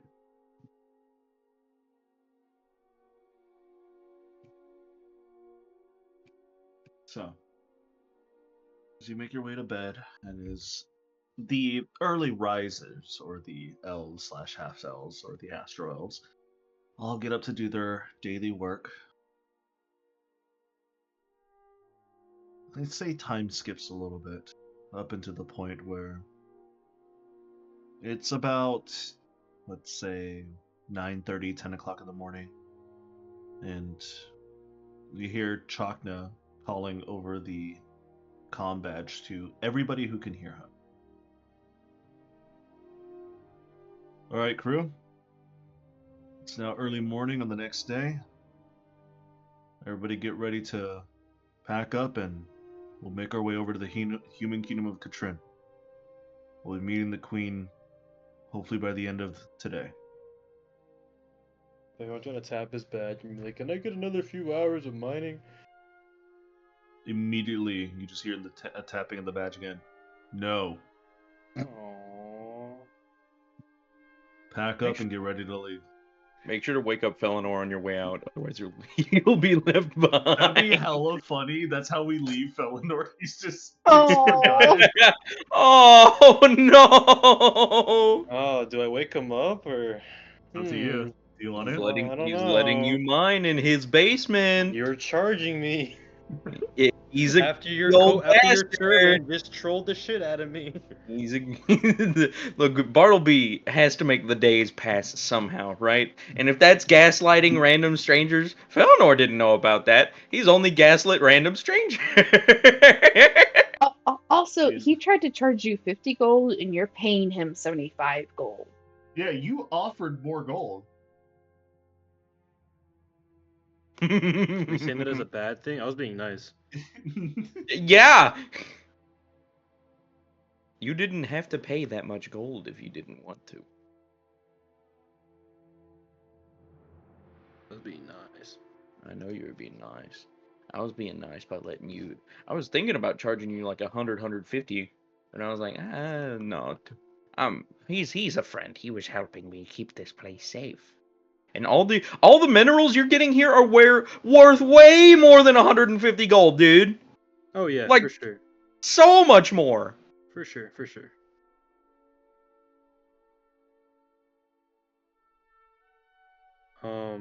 Well, Bayhorn is going to gather all of his things into whatever he can carry it in, his bag of holding, backpack, whatever. Yeah. And It's like you're like a band kid who like packed way too much shit for the trip. hey Preston, how does that feel like? He's way too accurate. I don't like how accurate he is. Yeah, it's like you're the band kid who packed a little bit too much, and now you're trying to carry like too many bags at once, and it's a little bit heavy. That's hilarious.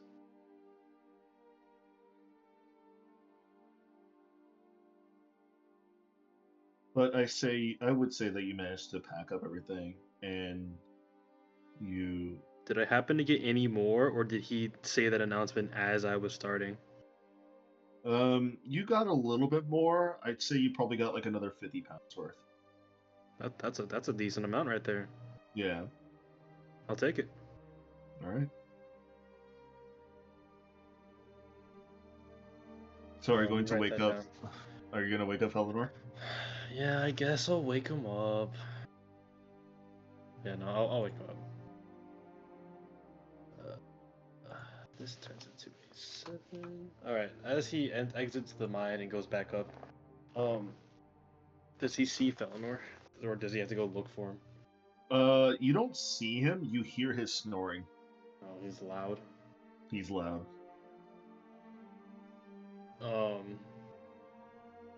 Bayhorn will follow the snoring, and does he see him?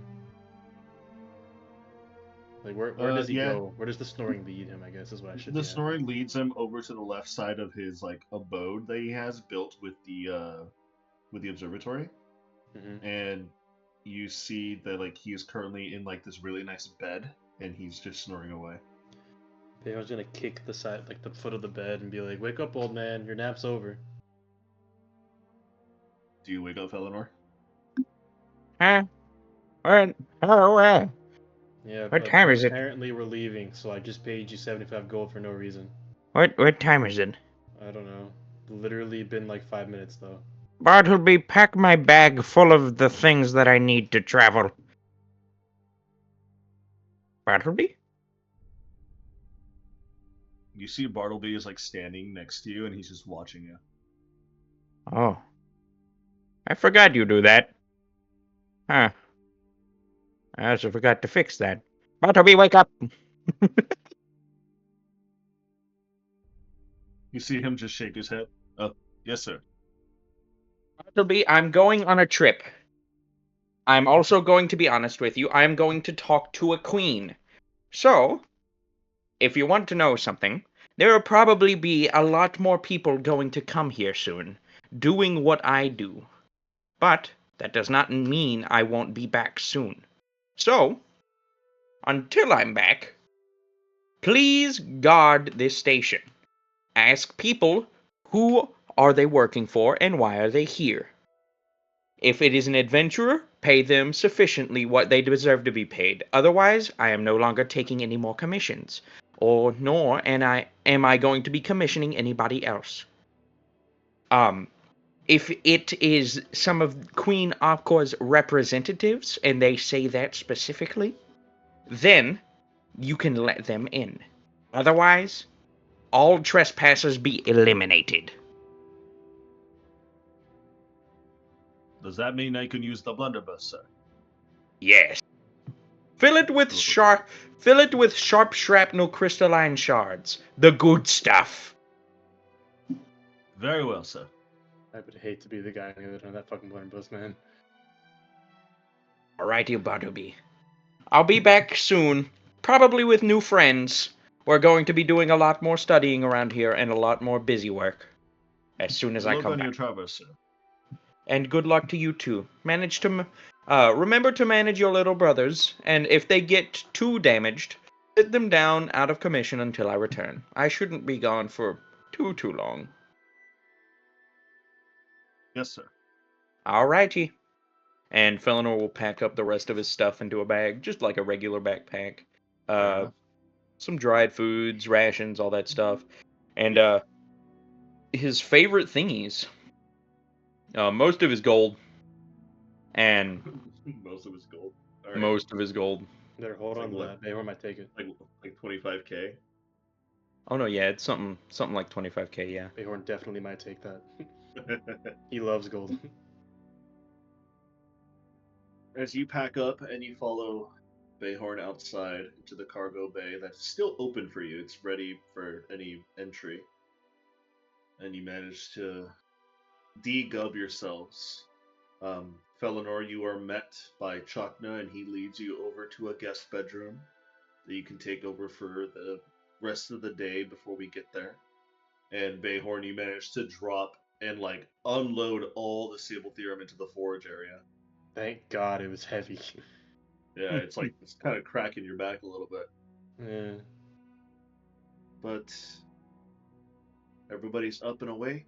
Everybody has presumably gotten breakfast.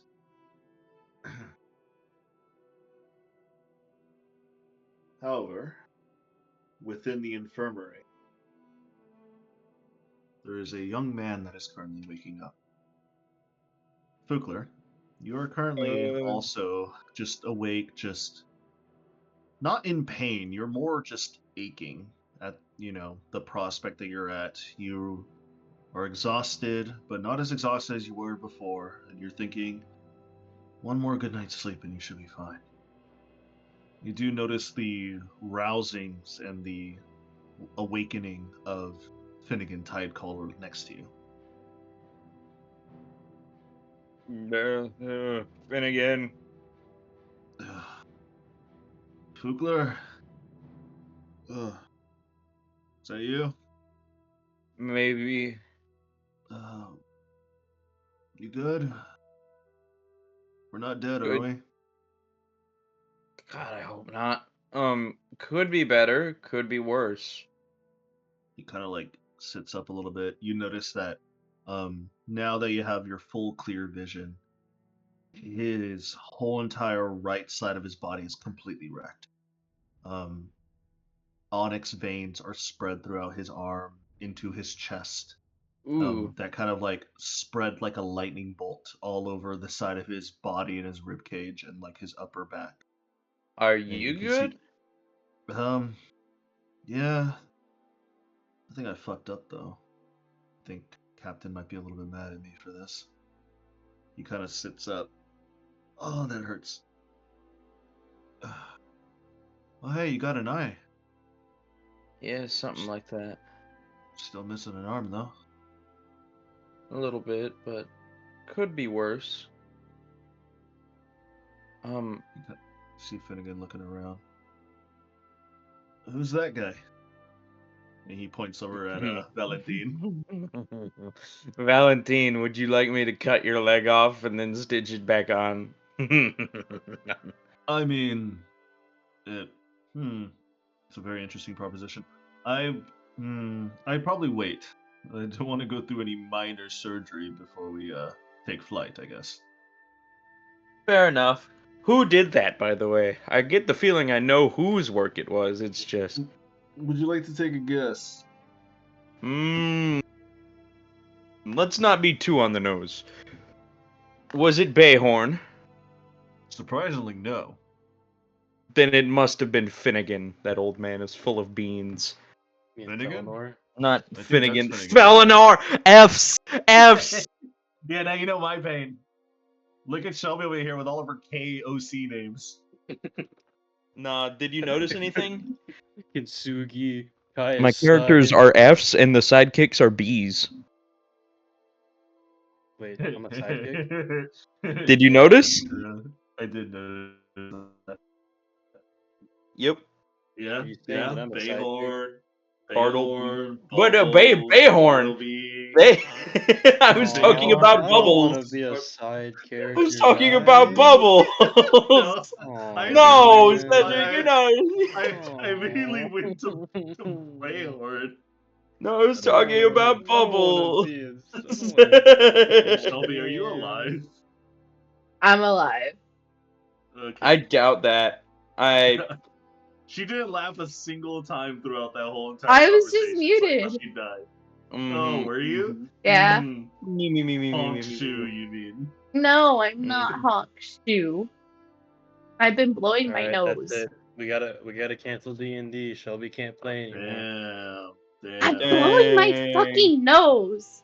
No, we gotta cancel D&D. We can't You know- play it anymore. I'm not gonna lie, I'm pretty hungry. Thankfully, we got pasta down. But anyways, let's continue. I want pasta. Anyway. Well, pasta's easy, Cedric. You just get a container of Alfredo sauce and some pasta, and you're good. That's But true. We paid anyways. in our dorm room several times. Yeah. So, that is true. Bubbles, Bartleby. I wonder what the next sidekick's gonna be. Besides the point, Bernard. Bernard. Finnegan kind of looks over at Valentine and says, "So that's Valentine? Is that the one I've been hearing about?"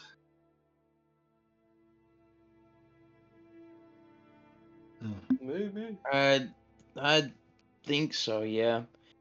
Yeah, no, it's that vampire that's full of ass. Well, I'm assuming since you're alive, I'm alive, and he's alive. Is anybody else hurt? Everyone else good? You look like you have cancer. I'm going to be completely honest. You don't look okay. I don't feel that either. When I saw the Orkey standing outside, I blacked out, to be honest. Something within me just snapped, and the next thing I knew, I had an aerial view. I was shooting down lightning like I've never casted before. And then the next moment, I was hit. So, I don't really know what caused me to go into that fit of rage, but did we get him? Do you know? At least the homunculus that was him, yeah, I'm pretty sure. When you said homunculus, you see Finnegan's face just harden. I'm pretty sure either the person who was controlling him or the main dude is still out there somewhere, I'm gonna be honest. But don't take that to heart. A homunculus is no small feat. It's still a percentage of that person's power, at least. And from what I hear, they handled it pretty handily, including you. I just hope I have another shot at it then. You probably will. But enough about me. At least I got all my limbs attached. What are we gonna do about your arm? Apply for disability. I mean, you can't just stop adventuring, right? Are you? Is that it? Are you done? No, probably a prosthetic. I have my old arm, remember? It's just Why can't do haven't they attached anything. it? Can't do anything with it because if I was to attach it, it would probably corrupt. That's Wait, you what have they told corruption? me. Something along those lines, yeah. That's why I You have a see, mechanical eyeball. you see him hop off his bed, and he kind of stumbles a little bit, but he manages to pick himself up. He walks over to you. Let me see. And then he like rolls up the sleeve on the side of your shirt that they gave you, and he is just looking at this mass of skin that is like rusted and corrupted over with Vecna's magic before it was sundered from your body. Yeah, that'll definitely stop a reattachment surgery for sure.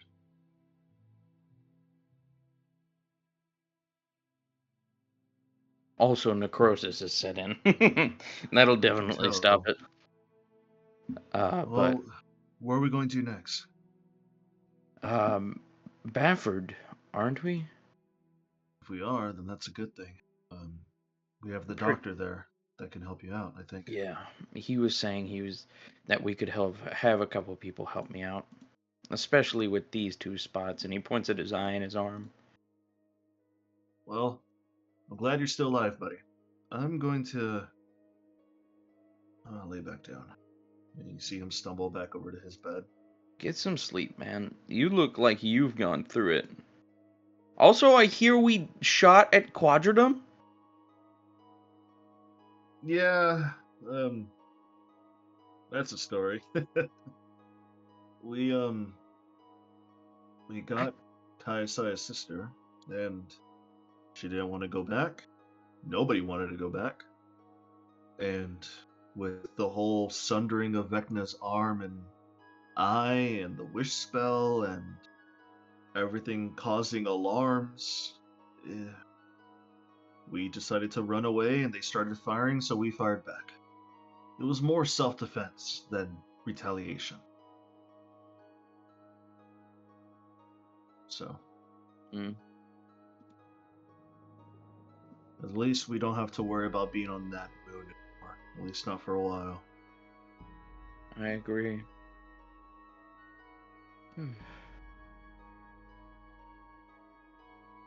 Does worry me though. What Whatever. worries you? It's a militarized state. They're not just gonna let us go.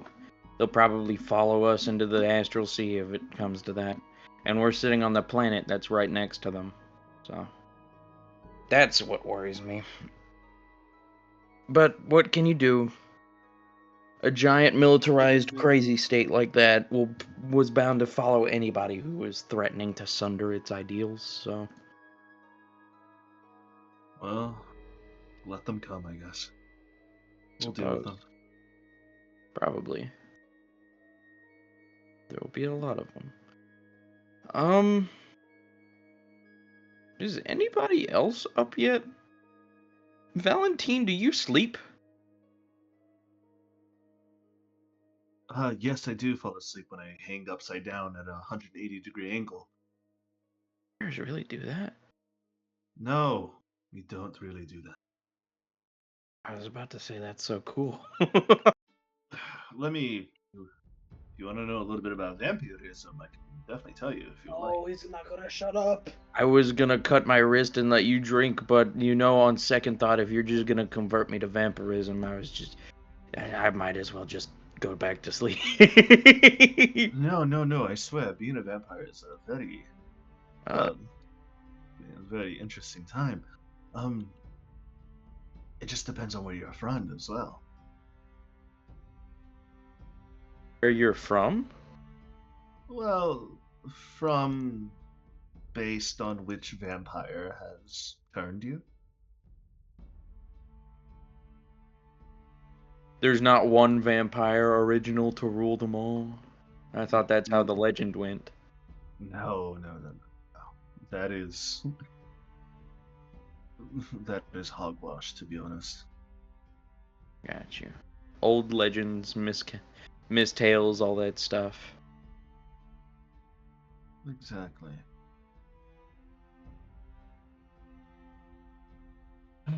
Well, at the very least, I can tell you, to become a vampire, essentially, get bit by a vampire, then die. Rad. Next step. What is it? Next step. We have to be buried and marinated like food for 24 hours. In? Then afterwards, What do you have to we- marinate them in? just in a coffin or some sort of You said soil. marinated. In soil, that's it. At least 1 foot. Oh, I thought it was about to be something crazy like baby's blood or something like that. No. Then afterwards, you wake up about a day later and you're a vampire.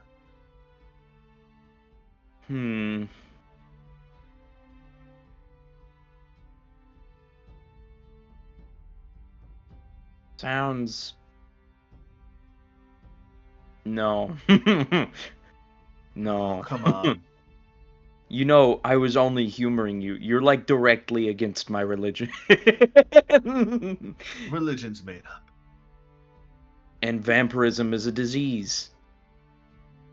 Touche. Religion's made up, said to one of the most religious people on this fucking ship.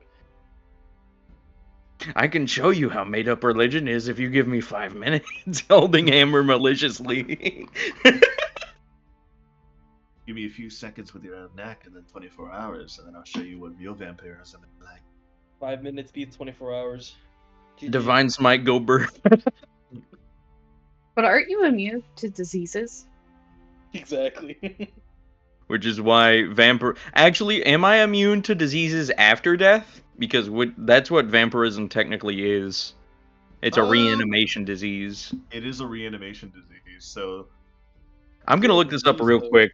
Are paladins Paladins immune after death. vampirism? Are paladins susceptible to vampirism?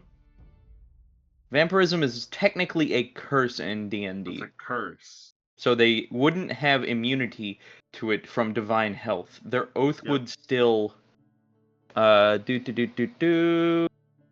their oath would still work, but they just become a vampire. Or a vampire. Yeah. Do it. Let him make out with your neck. See what happens. I'm not going to let Valentine make out with my neck. He is literally an undead. I am a paladin of death. We do not mix. The oil and water right You ever there. heard of Romeo and Juliet? They mixed.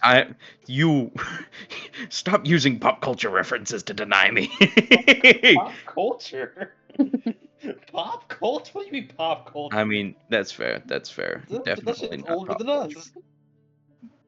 Fair. That shit's older than Kylan. That shit is older than Kylan. Isn't Kylan the oldest one? No, Sarah's the oldest one. Isn't Sarah a cougar? Sarah is the cougar. Isn't she like 50? Sarah's like in her 40s, I think. I don't think dang. she's 50. I have no idea. I know she's a bit older than everybody else, though. Yeah, I know she is. Yeah. If you want, you can go ask her. No, I'm I good. think she's in. I think she's No, in I'm her good. No, I'm server. good. No, I'm good.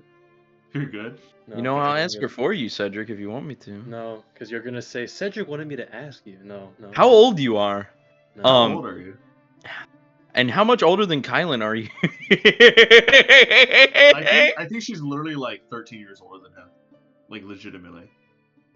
When you get to a certain age, you know exactly what you're doing, so it's probably Yeah, all right. exactly. Yeah, it's fine. But anyways, back to the matter at hand.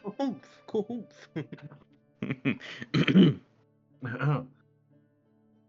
Well, I guess we can settle our differences a different day.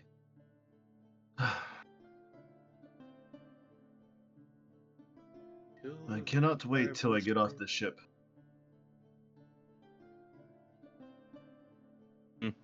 And why is that? Because I don't have to be drinking this replicated blood. I told you I was gonna let you drink my blood, but I guess Well, then get over here.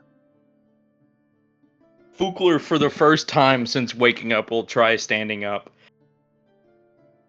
It's you're a little bit wobbly, but you're able to hold your own. Fukler's gonna find one of the scalpels, pin it up against the wall, and press his finger down on it because he doesn't have another hand to hold it. Okay. How much You blood do manage. you need, old man? I say a few seconds of drinking should suffice. Fukler will press a little hard so it's rapidly dripping. Here. And he'll hold it over his face. Are you sure? Yes. It's dripping on the floor. Hurry up. Unless you'd like to lick it off of the floor, I'm not gonna let it bleed forever. Oh, don't mind if I do. He then manages to wrap his mouth, and you can feel his tongue start to lap up and suckle on the open wound that you gave him. Dude, you have a vampire dog. and you feel like his fangs do actually manage to pierce through your scales. Don't And like the you biting. You still feel like a little bit weakened, a little bit, but it's odd. You at first thought it would be painful, but there's something about it being bitten by a vampire that actually feels a little bit pleasurable, and you're not too sure why. Pop culture is that. You want to And talk as pop culture?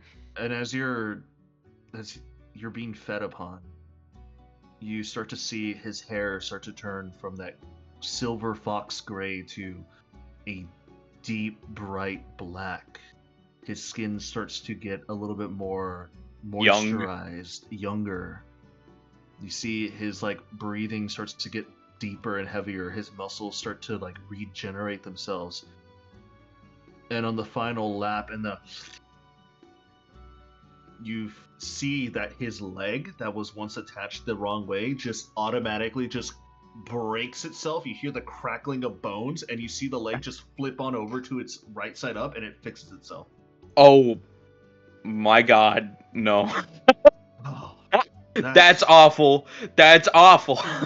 You see him sit up from the bed. You hear him crack his neck naturally. He gets up and he stands in front of you, and now that he's drinking fresh blood, he's 7 feet tall. You're almost as tall as me, little man. Almost. Fukler is going to cast, what is it? I have the anti-curse spell. It's remove curse. There we go. We need to go ahead and do that before I go to sleep. I really don't want to be a vampire. That seems like all sorts of bag juju. Do not worry. I did not bite and drink you down to death. You are fine. Trust me. I thought that's how it works. If you don't drink them all the way, they become a. If you drink them all the way, they become a ghoul, and if you don't drink them all the way, they become a vampire. Oh, that's just superstition and pop culture. In reality, to turn somebody into a vampire, you have to find. You don't have to find a lord. You can just find any old vampire that is willing to do so. However, willing to make a vampire. Having to find a vampire who's willing to make someone else a vampire definitely breaks down the structural balance of power. You can't be having too many vampires running around. That's where the concept of blood levels comes from. Blood concentration from the original. what I would have to do is, since I am a very powerful vampire, I am not a vampire lord. I would have to drink you dry until you are at death's door. Then I allow you to get buried under 1 foot of soil, let you die peacefully while you rest. Then the next daylight to spawn of night, you will wake up from your grave a vampire. That's all there is to it. One supple kiss or feeding for me isn't going to turn you into a vampire. Like to better safe than sorry, and he casts remove curse on himself. You cast remove curse, and your remove curse fails because there's no curse to remove. Oh shit! No. So he Well, was yeah. telling the truth. Oh well, what do you do? He was telling the You truth. know, Who'd have thought? your blood has a very interesting flavor. I don't like hearing that. What does it taste like? Um, it tastes quite delicious, to be honest. It almost has like a hint of coffee.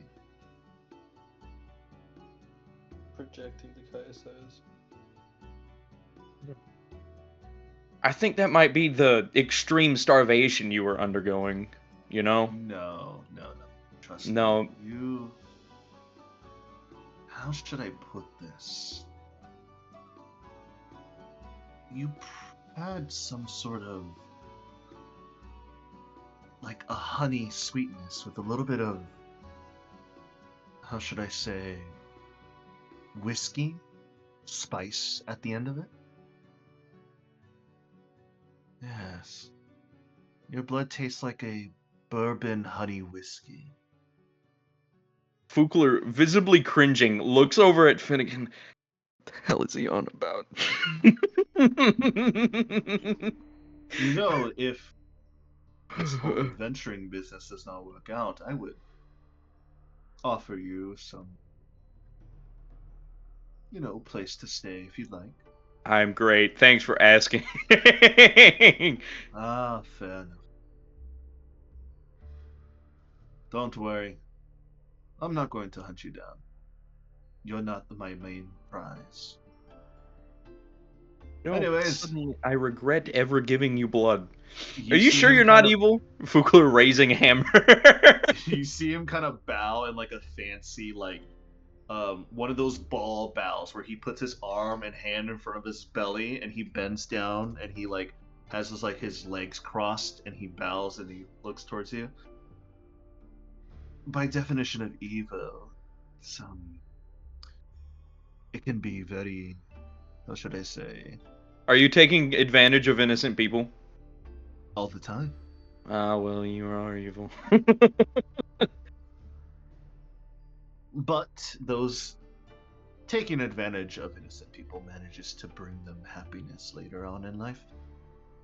Now I must go say hello to your captain, since you've given me some great rejuvenation. She'd be happy to see me. Regret. Have a Regret. good day, gentlemen. Have a Enjoy good your one. flight. And you see him walk out. No. No. As he Oh, walks no. out, Finnegan kind of looks at the door and looks at you, and he's like, "Did you just really? You really did that for him? Really?" Yep. That- I felt that- really bad for him. I felt really, really bad for him. I'm gonna be honest. I regret it. I'll go vaporize his ass right now if I need to. I mean, I don't think you can barely stand. I mean, look at you. You're paler than you normally are, and you actually do have like a little bit of like blood loss on you. That's fine. It's fine. Fukler pinches his fingers and like does like 2 points of healing from his what is it, lay on hands pool. Got it. So the wound tiniest of instantly lay on closes. hands. Yeah, no, it from what was dripping, he instantly closed the wound, so it's nothing anymore. Fair enough. And he can do 5 if he needs to neutralize No, you're good. the effect of dizziness he has from losing blood. No, you're alright. But I don't know. He felt bad for him. He wants to help him out. Well, you're far nicer to me, I guess. Probably. Also, what's going on with all that jazz? Do you have any idea what kind of is happening? What, with this? And he, like, points at his hands and his chest. Yeah. Well, I assume, in my fit of rage, I tapped into the crystalline's power and turned into something that I wasn't. Like I said, I don't remember. I remember seeing the Orky, recognizing the one that burned down my home. The rest of it was just a flash of red. I was standing on top of the ship, and then I remember hurling lightning bolts, and I woke up here. I'll probably study myself later when I'm feeling a little bit more rested. Might want to go talk to big ol' Thecaron over there. He might actually have a good idea what's happening, don't you think? I'll talk to him later. But for now, I need some rest. That's fair. That's fair. See him get into his bed. I'll see you later, Fugler. Maybe for dinner. Then you see him turn inside of his bed and puts the covers over him. Sleep well, homie. Hope you feel better soon. And as he falls to sleep, Felinor, Bayhorn, and Kaisai, you meet up on the bridge. As you guys are all reconvening to the bridge, people start to sit in their respective seats. Tiana is looking very nice and rested, so is Isolde. However, you are missing a few crew members because they're currently out of commission at the moment. Tiana kind of looks over at you, Kayasaya. Alright, Cap, where to next? Bafford. Bafford it is. Do you know if we're docking at the ship dock, or are we going straight to the castle? That's a good question. And I'll get up and go to the sendings lab and ask Queen Aqua, where shall we dock today? You hear Queen Aqua up here in your head. Good morning to you, Captain. Although you're a few hours ahead of my schedule, the sun has barely crossed the horizon. Go ahead and take your ship out to the outskirts of... That's a very good question. I don't want to spook the populace. How about this? Is your ship seaworthy? It's a spaceship. Yes, but can it float on the sea and travel, just in case?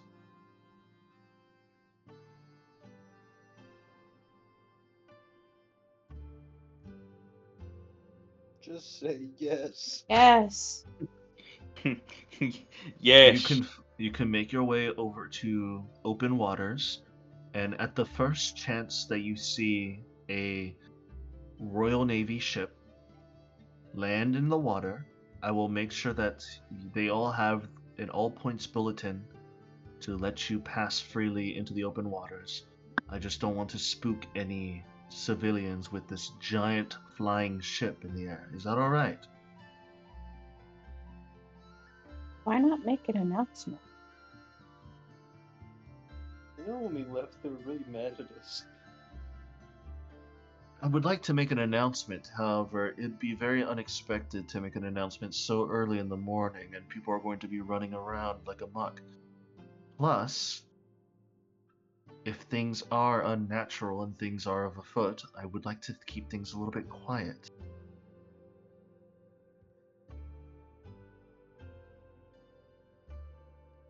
We can easily come in under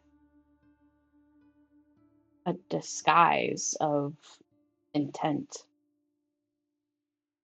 You have the necessary means to camouflage your ship? No, I meant you can announce that you'll get visitors from the astral sea. That sounds even more chaotic for the citizens of my city. Yeah. No. Delegations from a friendly world. That sounds even worse. You mean to tell me that Put the you ship mean to in tell water, me that I'm Kaizo. that I'm going Put to it in have the to bottle announce we have, dude. What? Like, come on. We can ride on their ship. Put the ship in the bottle. You It's guys can't fine. hear the other end of this conversation. I hacked the comm badge. I can hear it. It's not the comm badge, Nah, it's the they're sending just slab. meta pigeons, Shelby. They're I'm pigeoning you reading. right now. We're on I'm your shoulder reading right your now. mind. Reading your mind. The We're in the devil and the rafters right angel. now, listening to you like pigeons. The We queen are your continues. subconscious. The queen continues and says, Captain, I know that there's things out in the astral sea now, and it has been mind-blowing and exciting. Some of my gem knights know. However, the genuine populace of Erisire does not have any idea that there's any life beyond our actual sky. Oh shit. Yes, really. I'm just Earth. coming to get after. Please, do. I do not wish to disrupt peace when I've already worked so hard to keep it. Do you understand? Yes. Maybe one day we will announce under your tutelage that you shall reveal that there is more than just starlight and the moon and the sun in the sky, alright? Please. Alright. So please, come in through sea. Or at the very least, if you have some way to camouflage your ship and turn it all invisible, come in through air by all means. That is fine. But either ship, sea, or camouflaged in the air. Now I must make up some lost time. I have to do some paperwork. Have a good morning. I'll see you in a few hours. And then the sending stone stops. I'll tap my badge and ask for Hackathon. Hey, do you have the ability to cloak the ship?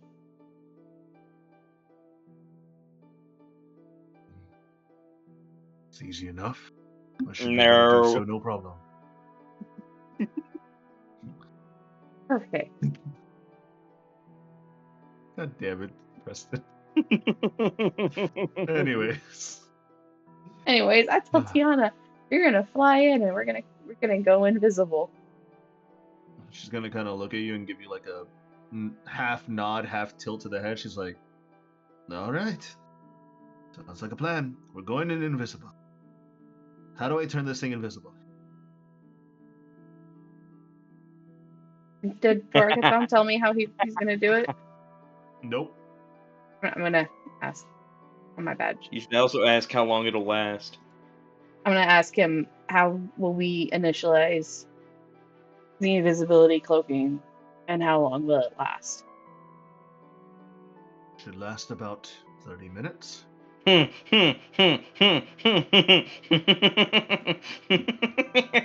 is a big ship, and you're requiring a lot of Genesis magic to turn it invisible with everyone else on board. 30 minutes, maybe an hour I can get you. I'm adding something to your command slab in front of your chair. And as he says that, you see a new rune sigil. A sigil of greater invisibility has appeared on your command slab. Cool. Awesome. Alright. But however Tiana kind of looks at you and she says, everything good? Yeah. Let me know. What do you mean? Yeah. Wait.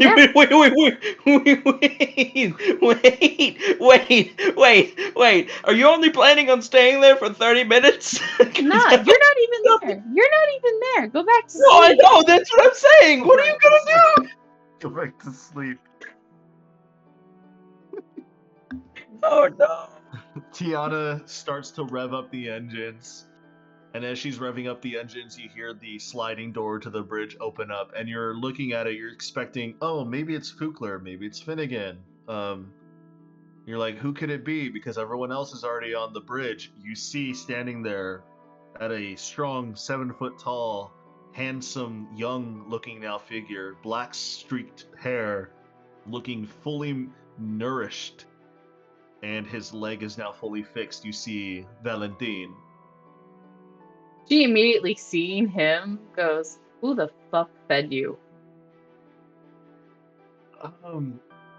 That's a secret of mine and them.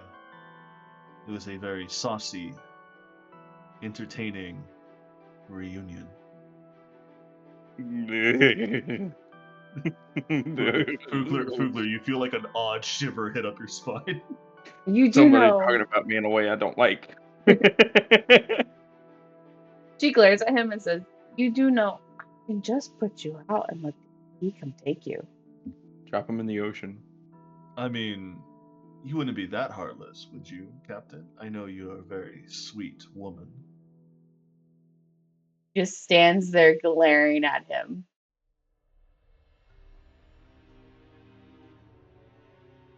You see Chakna kind of get up. He just sighs and he's like, kind of looks him up and down a little bit. Would you like to repeat that one more time, or would you like to go sit your ass down somewhere nice? You see Valentine kind of like open his mouth and you see his fangs. You see his tongue kind of like ribs along his like sharp canines, and he just looks up and down Chakna and he says, well, I wouldn't mind having 2 treats tonight. Oh, But I God. guess I'll take a listen and I'll find my place to sit. Thank you. Good. You can take a seat in the crew quarters of the brig. Take your choice. Fine. Don't need to be so angsty about it. I'll make my way to a crew quarter. I'll take up anyone that I can find. I'll see you later, Captain and Commander. And then he just walks away. You know, we can make a Chakna. detour a little higher in orbit and just push him out. You want to space him? A little bit, yeah. Yeah. I mean, I don't think he even requires oxygen, so I think he'd be fine, right? He'd probably freeze, right? Unless if we drop him off in a specific part of the atmosphere, and then he'll be pulled in by the gravity, and you know. Aren't vampires melt? Don't they melt in water? Can't we just drop them over the ocean? Don't they I have melt no in idea. sunlight? I have no idea, but he'd die at either the speed of re-entry, the flames of re-entry, or from the impact. If he tries to pull another stunt, I'll probably take that offer. But anyways, he goes and sits next to you on his commander chair. Say the Yana, word, Captain. Yes, Cap? let's fly. You got it. And you see she manually inputs all the necessary operational systems to. You feel the powerful whir of the engines going, and you manage to see, as you guys are starting to hover and float away, you see Bartleby is currently sitting in front of the stairwell outside with his blunderbuss to his side, and he's just waving towards you guys. Oh.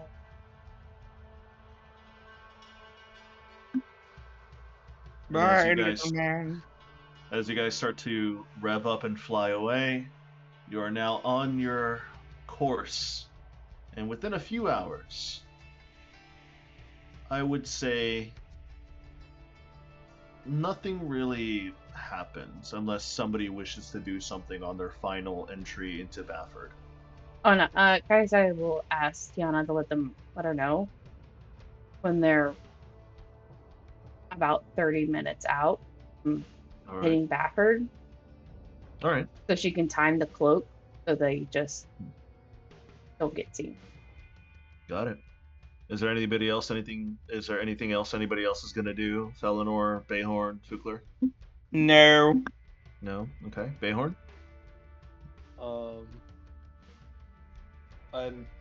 We long rested. Well, I guess I can't do it anymore.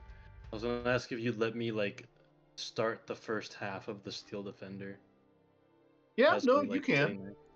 You can, because it's gonna take you at least 4 to 5 hours to get to Bafford, anyways. Even Did at I max just- speed? Do I just make the Steel Defender then? Shelby, you don't go max speed through the atmosphere because Yeah, it would you're gonna rip a actually spaceship murder it. apart. That's Shelby, how stop trying to go spaceships. fast. We can go fast later. Remember, Look, Shelby, you're a spaceship, not a aerodynamic airship. A spaceship can go as fast as it wants in space because there's no actual atmosphere. And no air resistance. However, No air a resistance. plane needs to abide by the rules of the air. So, if we went max speed in the atmosphere, we would literally burn to a crisp. Yeah, remember when you FTL jump on the ocean floor? You left like a giant crater, like of boiling water and a bunch of dead fish behind. I forgot we did that. Let's not Yeah. do that again. Yeah, you We remember probably you did that killed, a like, long half of the time ago? population of Yeah, that no, I area. remember when we did that, when you we picked up... destroyed- No, Yeah. legit, you guys destroyed like half a coral reef. I have it written down. No! You've actually destroyed an ecosystem. I feel so bad. Like I'm over thankfully here Tide Home thinking is we go gone up. because now all their fish supply is like dwindled. Mm. Mm. Hmm. Mm. But anyways, Well, as good you're about to thing say, Finnegan Kaisai- can't hear me, but thank goodness nobody lives on that island anymore. Otherwise, the fish supply dwindling would actually have a really big effect on people. Yeah, no, it really would have, like, legitimately. I was Uh, gonna say, like legit, Tide Home would have turned from a fishing village to like a farmstead village, like overnight, because it had to. Anyways, as you were saying, Kaisa, I was gonna say we go up out of the atmosphere, then boof over, and then go down. Tiana kind of looks over at you and she says, "Are you sure you want to do that? Don't you want cloud cover for, your people?" That is a good point. Never mind. We'll take it slow. Just take the scenic route. Look outside. Breathe in the fresh air. Enjoy Yeah. it. As you guys are currently making your way, who would like to roll a special event? So who would like to roll a D100 for me? Fugler would at disadvantage! Fugler would at disadvantage! I'll Oh. roll a normal advantage.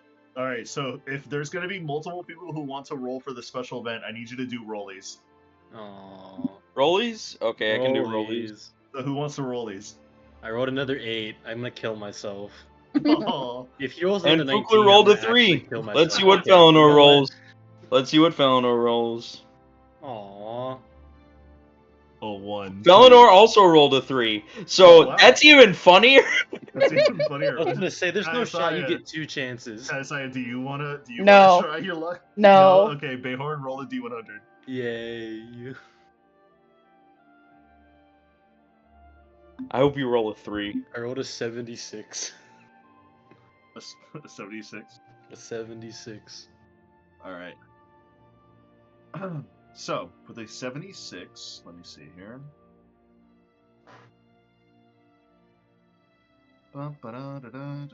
Do we adopt another nebula? No, you do not. Aw. With a 76 for the special event.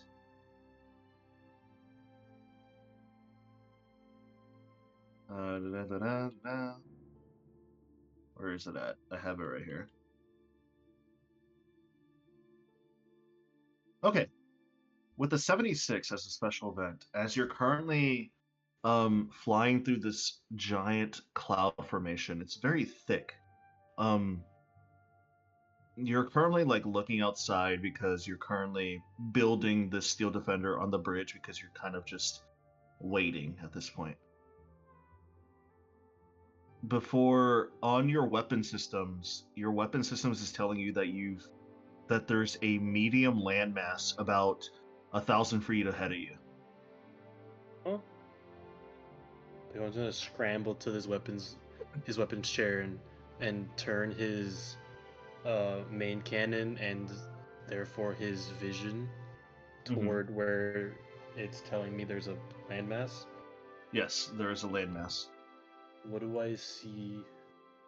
You see what seems to be like this, in the legitimately floating in the middle of the air. You see what seems to be like this, almost like, how should I say?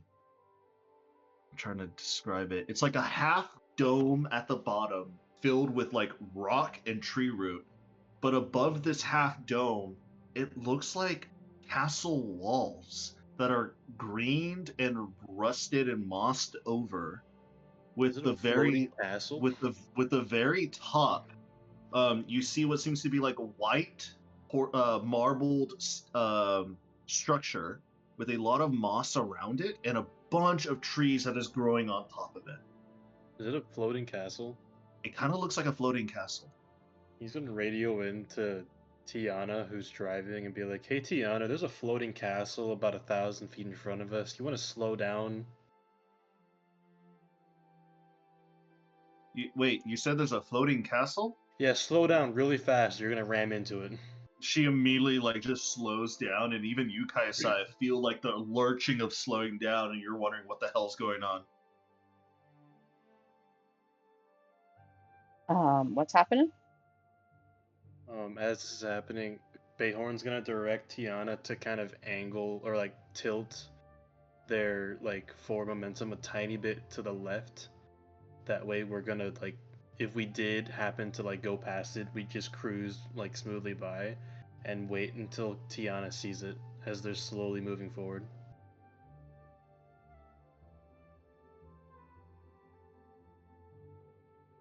You start to like slow down, and you see out in the very distance, you see this like odd floating, almost mega structure. Give me one moment to load it up onto the thing for you. This mega structure is in the middle of the sky, heavily clouded. You see like this mound of like dirt on the circular side, on the bottom side, and you see that it's like covered with like gray and brown mossed over walls, from like a 3-layered system, 1, 2, and 3, to the very top where there's like this white marble with more moss growing on the buildings, and this giant tree that is growing in the middle.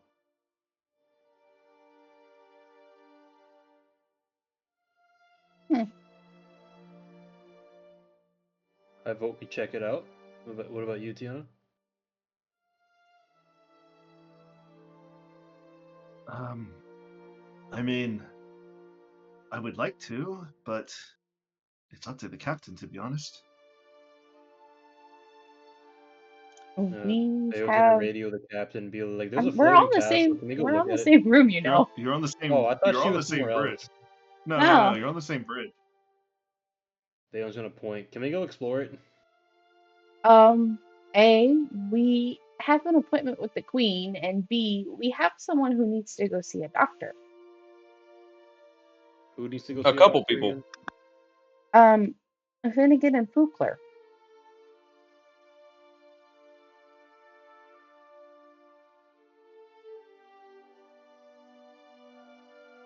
Does it look like this castle has been here for like a long time and there's nobody living in it? Does this cannon thing that I have, like the scope on it, does it have a zoom in feature? It it does have a zoom in feature if you want to like look into it specifically more. I'm gonna go look at the castle through the scope. All right, as you look into the castle through the scope, I will show you what you see here on Roll20 real quick. Give me 1 second to change the board and backdrop color. Makes it easier on Shelby's eyes a little bit. We're using Roll20.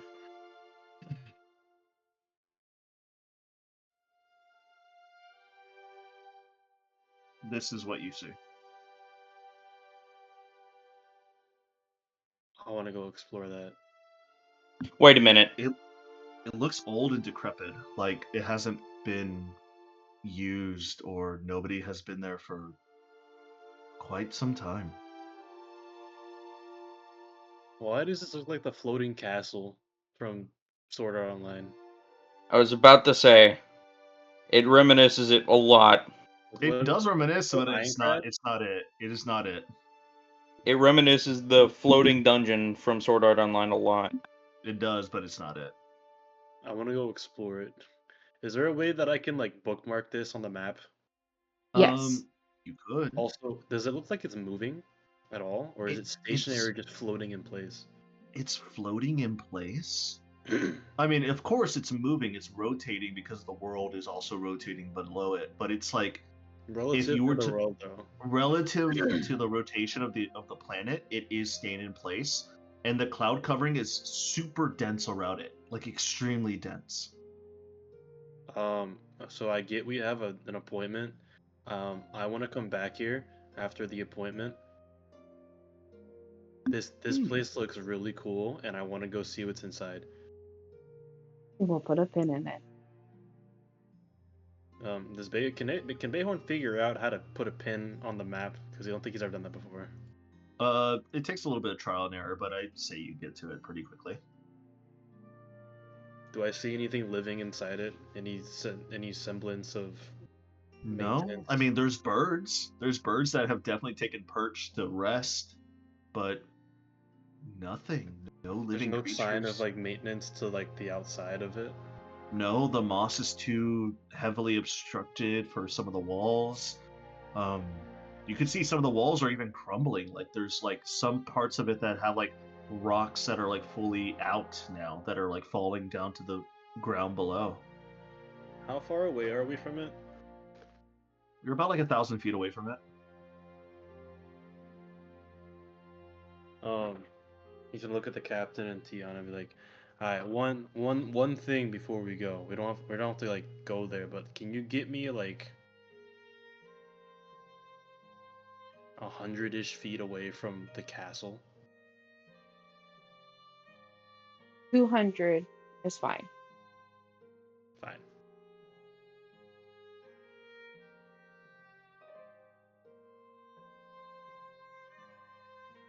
$200 will be okay. As I look for a document that I have lost yet again. God. Legendary Cedric losing his notes moment. Yep. Classic. It's in my Classic data moment. arc. That's where it is.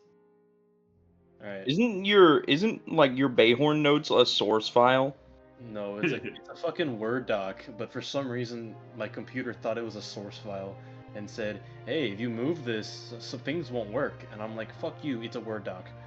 You should totally make it a source file and start building programs based off of it. So everybody in the world that uses Cedric Shoe's code can have Bayhorn's notes. As an Easter egg. Yep. And so that's a really good way of implanting something into someone's computer that they didn't know was there, is to make a document, specifically a Word document, hide it as a system file, and then just don't ever touch it and do anything. Use it as a reference all the time for temporary stuff, but don't ever touch it. That's what people do all the time for like invasive programs like Nord and stuff like that. That's what they do. Is that why you can never find it? Yeah, that's why you can't ever permanently undelete it. It's because they hide stuff like that in your source code. You'd have to probably have You some get a program Windows to update scan is how something. you do it, because then they delete unnecessary stuff like that, and whenever you update those programs, they come back. So whenever you Windows update after deleting Nord, they delete that file, and there you go. Is that how you got rid of yours? Yep. So you'd have to wait for a Windows update and then delete it before doing the update? Yep. That's ass. It is ass. But that's how a lot of people do it. That's fair. So as you make your way about like 200 feet away, you can now definitely see that there's definitely nobody there. At the very least, nobody that is currently outside of whatever these buildings are. But you can't even see like a semblance of any population even living here, at the very least for a very long time. All right. I am now going to conjure up my arcane eye, and for as long as they'll let me, I'm going to just send it 30 feet toward the castle, because it says there's no limit to how far I can move it, It just can't go to another plane of existence. That is also true. So this is my way of scouting it without scouting it. Yeah. Okay. So you managed to move Because I'm the really eye. curious. This looks sick. Yeah. So if you'd like to, you can like actually manage to use your eye to like scour the top sides of it, and you manage to like see that there is legitimately no population. It seems like there hasn't been life here for a long time. At the very least, up on the outside, you're not too sure if there's anything inside. I think if they aren't maintaining the upper portions where the walls are, they might be inside the little dome. Can I make the eye go down toward near the bottom? Are there any pores or like weird looking artificial holes that might serve as like There is a sewage or few. waste? As you're currently like looking at the bottom, it's weird. It's like the bottom of this like structural system. It's like if somebody ripped this city from the ground up, because as you're looking from the below section up into the guts of the walling, it's like there's cobble, sewer systems, there's pipelines everywhere. And I go in through one of the sewage systems with the intent of just going into like the center. As you go through one of the sewage systems, you kind of look around and it is dark. It's like pretty dank in here. You're not too sure exactly where to go. And you start to make your eye like try to find some weird sewer path. These sewers look like man-made, human or dwarven or elven in nature, just universal sewer systems. Eventually you find like this big opening where it leads, you think, into the dome, as you sense like a drop off with your arcane eye, but it's kind of hard to see within the dome. What would you like to do? I should have normal vision here, right? Like I can see normal and dark vision, so I should be able to just see. But it's weird because as you're looking past this open doorway, it's like your vision's blurred. It's like It's there's something magical stopping darkness. I will probe the edge of this weird field. As the you start to arcane eye like go any further. As you start to probe your arcane eye into this dome-like entryway, your vision starts to get fuzzy, and then you push back your arcane eye to see clearly again. Okay, so there's an anti-magic field there.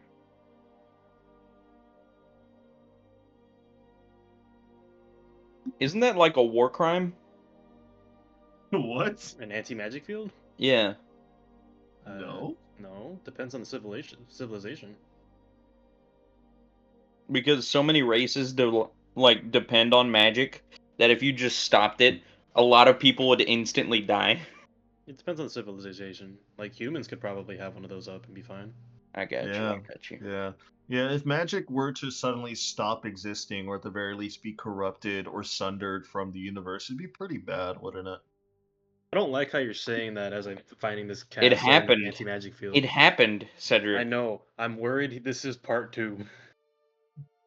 Yeah, it's a little worrying that if you were to fail your journey and your quest, something would happen to my universe that'll completely sunder magic forever. Alright, you fucking metagamer. Stop freaking me out, because I'm freaked out already.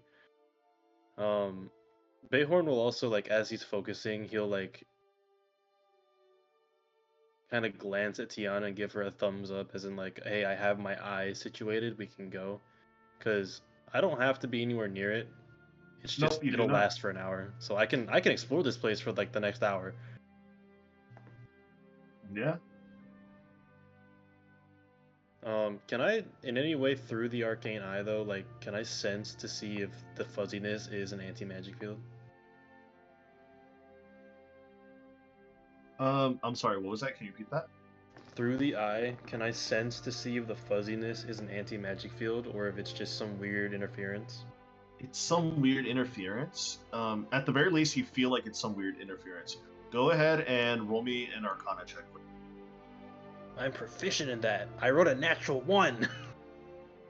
Damn, I don't have you- silver Wow. barbs either, so I'm just gonna tank the hit, I guess.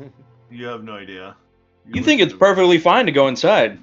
I'll silver barbs you. You don't know what's going on. You can't see his That's eye. right. Never mind. You're on your own. Goodbye. Okay. Bayhorn will look around more. Like anywhere else in the sewer system, still wanting to go up. Does the like that weird field still persist no matter what like entrance he finds? Yeah, the pathways that you're finding, because you are a rogue and you're skilled at keeping track of where you're going. You manage to find all the available paths to get into this giant dome-like structure, and every time you find an entryway, your eye starts to get fuzzy just before you pass the entry. Okay, I'm going to just assume that it is some weird interference that messes with magic, or at the very least, divination magic. Or fog. Fog? I Yeah. can see through fog, I'm pretty sure. Can you? I have normal and dark vision out to 30 feet. No, it's a boss I room. can Their fog of war is blocking create your path. invisible magic. It's a boss room. Yeah, the fog of war is blocking your path, Cedric. Damn. Whenever we go in there, we're gonna hear Dark Souls music. Why are there so many ammo drops here? Why do I hear music? I guess he'll retrace his steps going back out of the bottom, going through the top this time, and just looking around, looking for a way down this time, trying to see if it's the same on the top. It's the same. It's weird. It's like the closer you get to the center mass of this whole entire structure, the fuzzier and fuzzier it gets. What does the top look like then? Can I even explore the top, or does it extend up there? As you start to explore the top, as soon as you break the threshold of the secondary wall structures in the middle of this area, it starts to get fuzzy. Okay, so then what is the top, like the walls, what does the inside of there look like? Does it look like just housing, or a civilization lives in this place altogether? It seems like the open holes that you see as you like explore the towers are Here. watchtowers. These ones up here? No. So, okay. So you're able to get to here before it starts getting fuzzy. Mm-hmm. You're unable to get up here. Oh, I can't go into like one of these windows and just phase through? No. But you're able to go through some of these windows, and these are watchtowers. Can I go through and up? Of these? Yeah, to go into Yeah. the white? Oh, no. As soon as you go through this and then upwards, it just leads you up to the second floor, but then you start hitting another fuzzy wall. What the fuck? Okay, that's weird. There's two fields, one in the middle, one in the bottom, one in the top. Yes. That's okay. And the second and third rings don't have anything special? It doesn't seem like it. At least not magical. You're not too sure if there's anything physical there. So it's just corridors? Corridors, swamp, not swamp. There's corridors, sewer systems, some watchtower rooms. Alright, here's a question that I didn't think I'd be asking because I just thought of it. What does the architecture look like? Does it Roll look me a like history check. human, dwarven, elven? Roll me a history check. Where is my history check? Here it is. I had 19. Do I need anything more? No. The Do I need anything more architecture to get more stuff? internally, the architecture reminds you of when you had that vision quest. What the vision quest? Remind me what the vision quest was again. The Calamity Vision quest. Right. Oh, what the heck? Wait a second. Quadrada? Is it the Does Quadrada? this remind me of the vaults? It doesn't remind you of the vaults particularly. It just reminds you of the general, how do I say this? The general like city structure, the make of the city that you once explored in that vision quest of yours. Bayhorn's gonna just have a very confused and like fascinated like look on his face as he like He probably looks like he's staring off into nothing when he concentrates because he's looking through a different pair of eyes. Bayhorn will just kind of like remark out loud, "This reminds me of Quadridum." Interesting. The architecture reminds me of the city from the vision that Vort showed us. And it's also floating like Quadridum was supposed to be, as if it got ripped apart from the ground. And on top of that, there's what seems to be two anti-magic fields, one in the bottom in the core, and one on the top where the white buildings are. Hmm. So I can't look around. Oh, good. We'll come back. Make sure we get food for medical help first. Speaking of getting Fukler medical help, by the time you guys are all discussing and analyzing what Bayhorn has been saying, Tiana speaks up and says, "All right, Cap. We should be about 30 minutes out from the city. I can see the mainland from here." Okay. How long will it be to land at the castle At the port? at the castle? Um, as long as I don't get any hiccups, probably about 40 minutes. I'll wait till we're 10 minutes out from the 30-minute mark for that, and then I'll hit the invisibility. All right. The rest of the time is smooth sailing, besides the interesting structure that you guys have encountered in the middle of the sky. Kayasaya, the time is set to be right. You manage to hit the button just in time as you pass the threshold where you are now flying over the mainland. And now your ship has now turned fully invisible. You're managed to see farmland as far as the eye can see, forests, horses galloping through wheat fields. You see dirt roads that lead all sorts of places, and you see massive caravans following each other or breaking off into smaller caravans. Eventually, Tiana manages to fly safely as you guys are now flying over the city of Bafford. The one city that you are now almost acquainted to because you've spent a decent amount of time here, especially with the confrontation of Zorzar. You managed to land safely. Although being invisible and putting the ship into water, you do see that, like, you made some ripple effects and some guards are kind of like looking over like the dock area. They're like, what the fuck? It's a whale. It's a whale. They're trying to look for like any like fish or like any big fish that is like, what the hell's making that? Eventually, though, you do see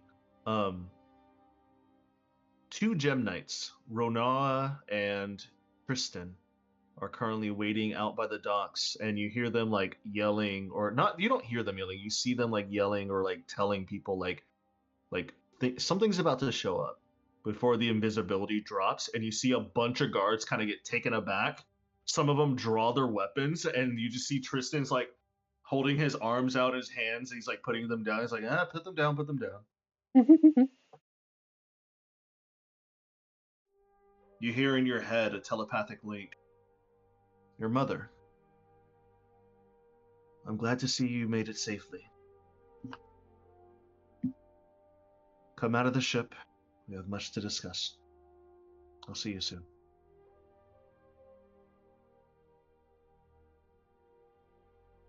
Perfect. Now with the safe landing and jump scaring a lot of guards and possibly some civilians, but some of those civilians would have to be told to look the other way for a price for a little bit. You made it back to Bafford in the safe sanctuary that you know that is being controlled by Queen Aqua. And now you're here to stop, resupply, get some medicine help, and to drop off Felinor for the next step of his journey before you make your way on yours. And that's where we'll stop for tonight. Dang. So, thank you guys That for was playing. such a long one. Hey, well, do you want to know Hell why it was a yeah. long one? We Hell haven't had a yeah. long one in a while, and it wasn't even long. Exactly. Think It about it. We wasn't played that long. We so played from 7, 1 to 9. 1 to We 9. So a classic 8-hour session. exactly. I will state the recording's only like 6 hours. 6 hours. I feel Yeah. I feel like I've let down everybody. What do you Why? What'd you mean? Oh do? no, I should be able What'd to you go do? for 12 hours at I can go least. for another 3 hours. Yeah, I'm a man up. I Here's the could thing. go for another 4. Here's the thing. It's 3 o'clock. It's 3 o'clock. I'm tired. Shelby's tired. I'm actually more hungry than tired at this point. Damn, dude, Um, I'm gonna have to wake up way or stay up like an entire day for us. You know what? Next D&D session, guess what I'm gonna do? are you gonna stay up? I'm gonna stay up until we play D&D, so I've got that super uber tired mindset going on, and Oh so I'm gonna make no. horrible decisions. Let's go. Please no. Okay. Please But here's no. the thing. If we can try to play tomorrow, but I don't know if Cedric can or can't. We could play Monday. I don't know how, but we could. But at the Play a very short least, sesh. We'd start really late. I have yeah, we Oh, work would. until 3. Yeah, we'd start really late. never mind. Well, maybe tomorrow, but most likely not because I know Cedric's got stuff to do tomorrow. Well, I don't know if I have things to do is the thing. All Like, Oh, right. Well, my dad, he might want to go work on the car. He might not want to work on the car. I don't know. okay. Well, if your dad doesn't want to work on the car, just message the Stone Block chat and we'll jump on because Shelby's off Monday. yeah. Okay. But yeah, so decent session. I'm actually happy you found the castle in the sky because that's one of the secrets that I've been holding on since campaign 1. Dude, I want to go look at it so Wow. bad. I want to go look I've been so bad. I've been holding on to it forever. And I was like, Bro, yeah, dude, they are flying in the sky. Let them roll to see what they see. what was the range for the Magic Castle? How lucky did I get? What did you get? It was like A 76. 76. That's what I Yeah, rolled. so the magical castle table was 78 to 72. I almost missed it. I You almost missed almost it. missed Yeah. it. It was 78 to 72. The majority of the other events were like weather events, like, oh, you slow down, you're gonna take a little bit longer. Oh, it's a clear day, you'll be there faster. Or oh my god, you just rammed through a flock of fucking geese type of shit. You know what I mean? Everyone What? suffers intimidation checks from the geese. Or there was like some other like small little fun secret ones. The Sky Castle was like one of those ones where I'm just like, this is a big one. You know what I mean?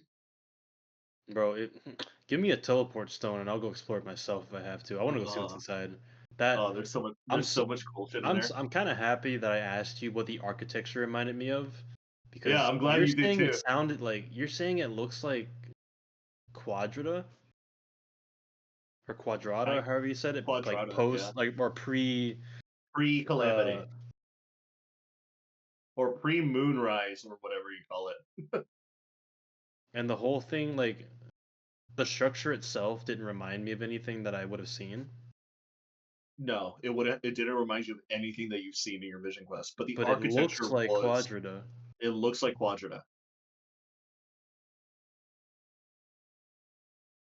Dude, I want to summon the Wanderer and ask him about it. Dude, I love Because I that. can legend lore, can't I? Yeah, you can. I love that Fukler is like, hey, here's some blood. I did not Right? think Why you'd do did that. you You do turned into that? me. You turned Womp so womp. chaotic neutral. Womp womp womp womp womp womp womp womp womp. I'm so Oh, proud of you, dude, Fookler. we had to say goodbye to Bartleby. Well, he'll be back. Who knows? Little man might gain sentience while we're gone. I'm gonna He be already real. has sentience, though. No, he might He gain does- super intelligence while we're gone. He'll Yeah, build onto his brain, shove things in there that shouldn't be in there, get I super love duper Bartleby. smart. Bartleby's so good. Bartleby is iconic. He is the little man that guards the Bartleby and castle. Bubbles. Both Bartleby Now and I, iconic. now I Bubbles. really want to play tomorrow because I want to legend lore and then see what's up with that cat. Well, then, if soon as you know, let us know and we'll hop on. Dude, I'm Why finna is just, I'm finna just wake up and be like, all right, I'm awake. Let's why is stream. the island Sword Art Online? Tell me. Dude, Dude, it looks like It looks like the dungeon from Sword Art Online, no, it looks like Kirito's the dungeon. second season. Yep.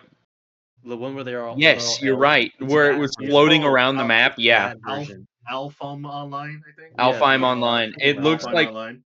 It's AOL or something like that. I don't know. yeah. It Yeah, looks ALL. Yeah. Alfheim Online. It looks like the dungeon from Sword Art Online floating around the map. Yeah, Yeah. Yeah. so cool, dude. Now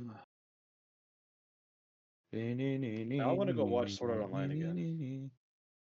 You know what I've been watching I again? actually liked it. I've been People watching didn't like Log that. Horizon. We've been watching what? Log Horizon.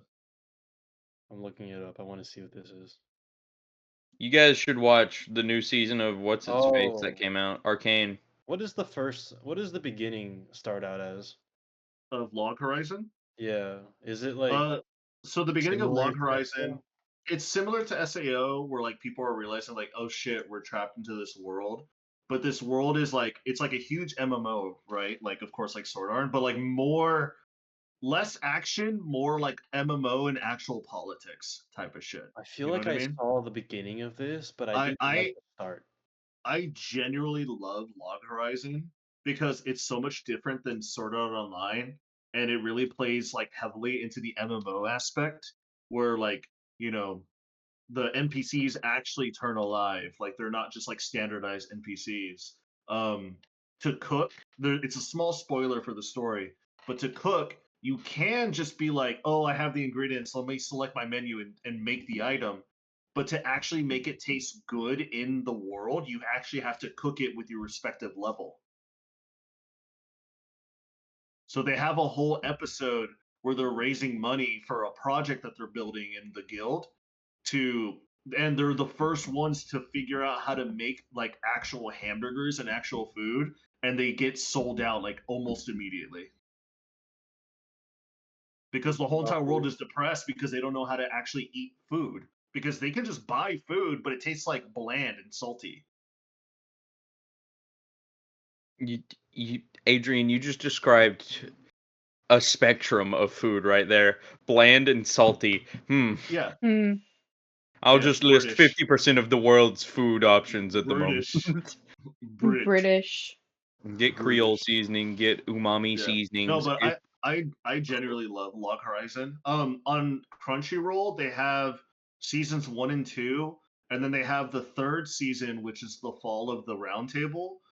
But in terms of like storyline, the Fall of the Round Table season is like several books ahead of where they left off in terms of the anime back in like 2012. So it's like if you really want to get into it, I'd say watch the anime, read the manga till the Fall of the Round Table, then watch Fall of the Round Table because they make a really big jump in storyline where you really get lost. But yeah, I love Log Horizon. It's fun. It's a good time. MMO, I like MMOs, so it's all good. Talk about it, talk about it. But yeah, anyways, the good game, everybody. I hopefully will be able to play it tomorrow so we can get more bureaucracy and politics done so we can continue on with our storyline. And I know that super healed and I've sneak off to go explore it. I'm I've gonna do I've it. I feel like I got Cedric sunk into like what the fuck is this castle type of shit. I'm gonna find out, Adrian. If I have to roll my barbarian character sheet, so be it. But I'm finding out. Yeah, I have something planned for it, and Damn, I've been that's how hard you hiding this hooked him. forever. Alright, tell me this. Am I gonna have to fight something inside it? Oh, of course, Okay, I'm ready. of course. I mean, Am I gonna have to? Is it gonna be something where if I like by some miracle roll really good on a charisma check that I'll just become friends with it like I always do? I mean, it's not really much of an it. It's a what? Hmm. What is it? A fucking mimic? Is the whole thing a mimic? No, Sky Mimic. A No, no, no, no, floating, no. gigantic, gargantuan mimic bigger than a ship. Sky Mimic. No, no, no, no. It's not it. I have some plans for it. I can't exactly say what it is, but it's interesting. That's okay. I'll find out. Oh God. Give me like an hour or two dedicated to me looking around, and I'll find out. Fair enough. Oh God. There's a King of the Hill remake in the works. Oh no. Oh no, dude. This is gonna be Oh so no. ass. This is gonna be hot ass. It's going to be turbo shit, dude. Oh Turbo no. shit. It's going. Oh God, no! Oh no! Oh, Bobby looks okay. He looks like he grew up into like a sous chef or something like that, like a head chef of some sort. Wait, is it a Wait, remake is or it is a it a grow up? continuation? It's a continuation. So it's a Oh, grow up series? Yeah, That sounds cool, I yeah, guess. it does sound cool, but like I don't know. I love King of the Hill, dude. There's something dude, about it. same. I love King of the Hill. Something about it is. You should watch it, Cedric, in case you haven't. No, It's I've seen a good bit of it. I haven't seen a ton, but I've seen a good bit. Oh my god, Adrian. oh my God, no. Adrian, What? whenever you finish a long rest, you can store one first or second level artificer spell that requires one action to cast in a simple or martial weapon or spellcasting focus. While holding the object, the creature can take an action to produce the spell's effect from it, using your spellcasting ability modifier at +3. If the spell requires concentration, the creature must concentrate. The spell stays in the object until it's been used 6 times or until you use this feature again. To store a spell in an object. Yeah, Yeah, it's how Chakma yeah, punches fire now. yeah, You say, yeah. can I can I store second level cure wounds in my katana 6 times? I mean, I don't know why, but yeah, you could. Because Shit, I am dude. squishy. Ah, Mhm. dang. All right, So, Adrian, tell so me here's this: the thing. if Here's the I thing. reclass All back right, into think a about it. rogue, Think does about it it. stay? Your magic is focused into your spell focus, which is your katana. So does that mean you have to commit cure wounds seppuku to cure wounds yourself? What? like, No. Yes. Yes, It's yes, Yes. like it's like like how I your yes. use no no no it's no like no. how I use my Your cure wounds is in your katana. So well that dictates you have to hit something to cure You wounds have to them. use your katana to use the spell.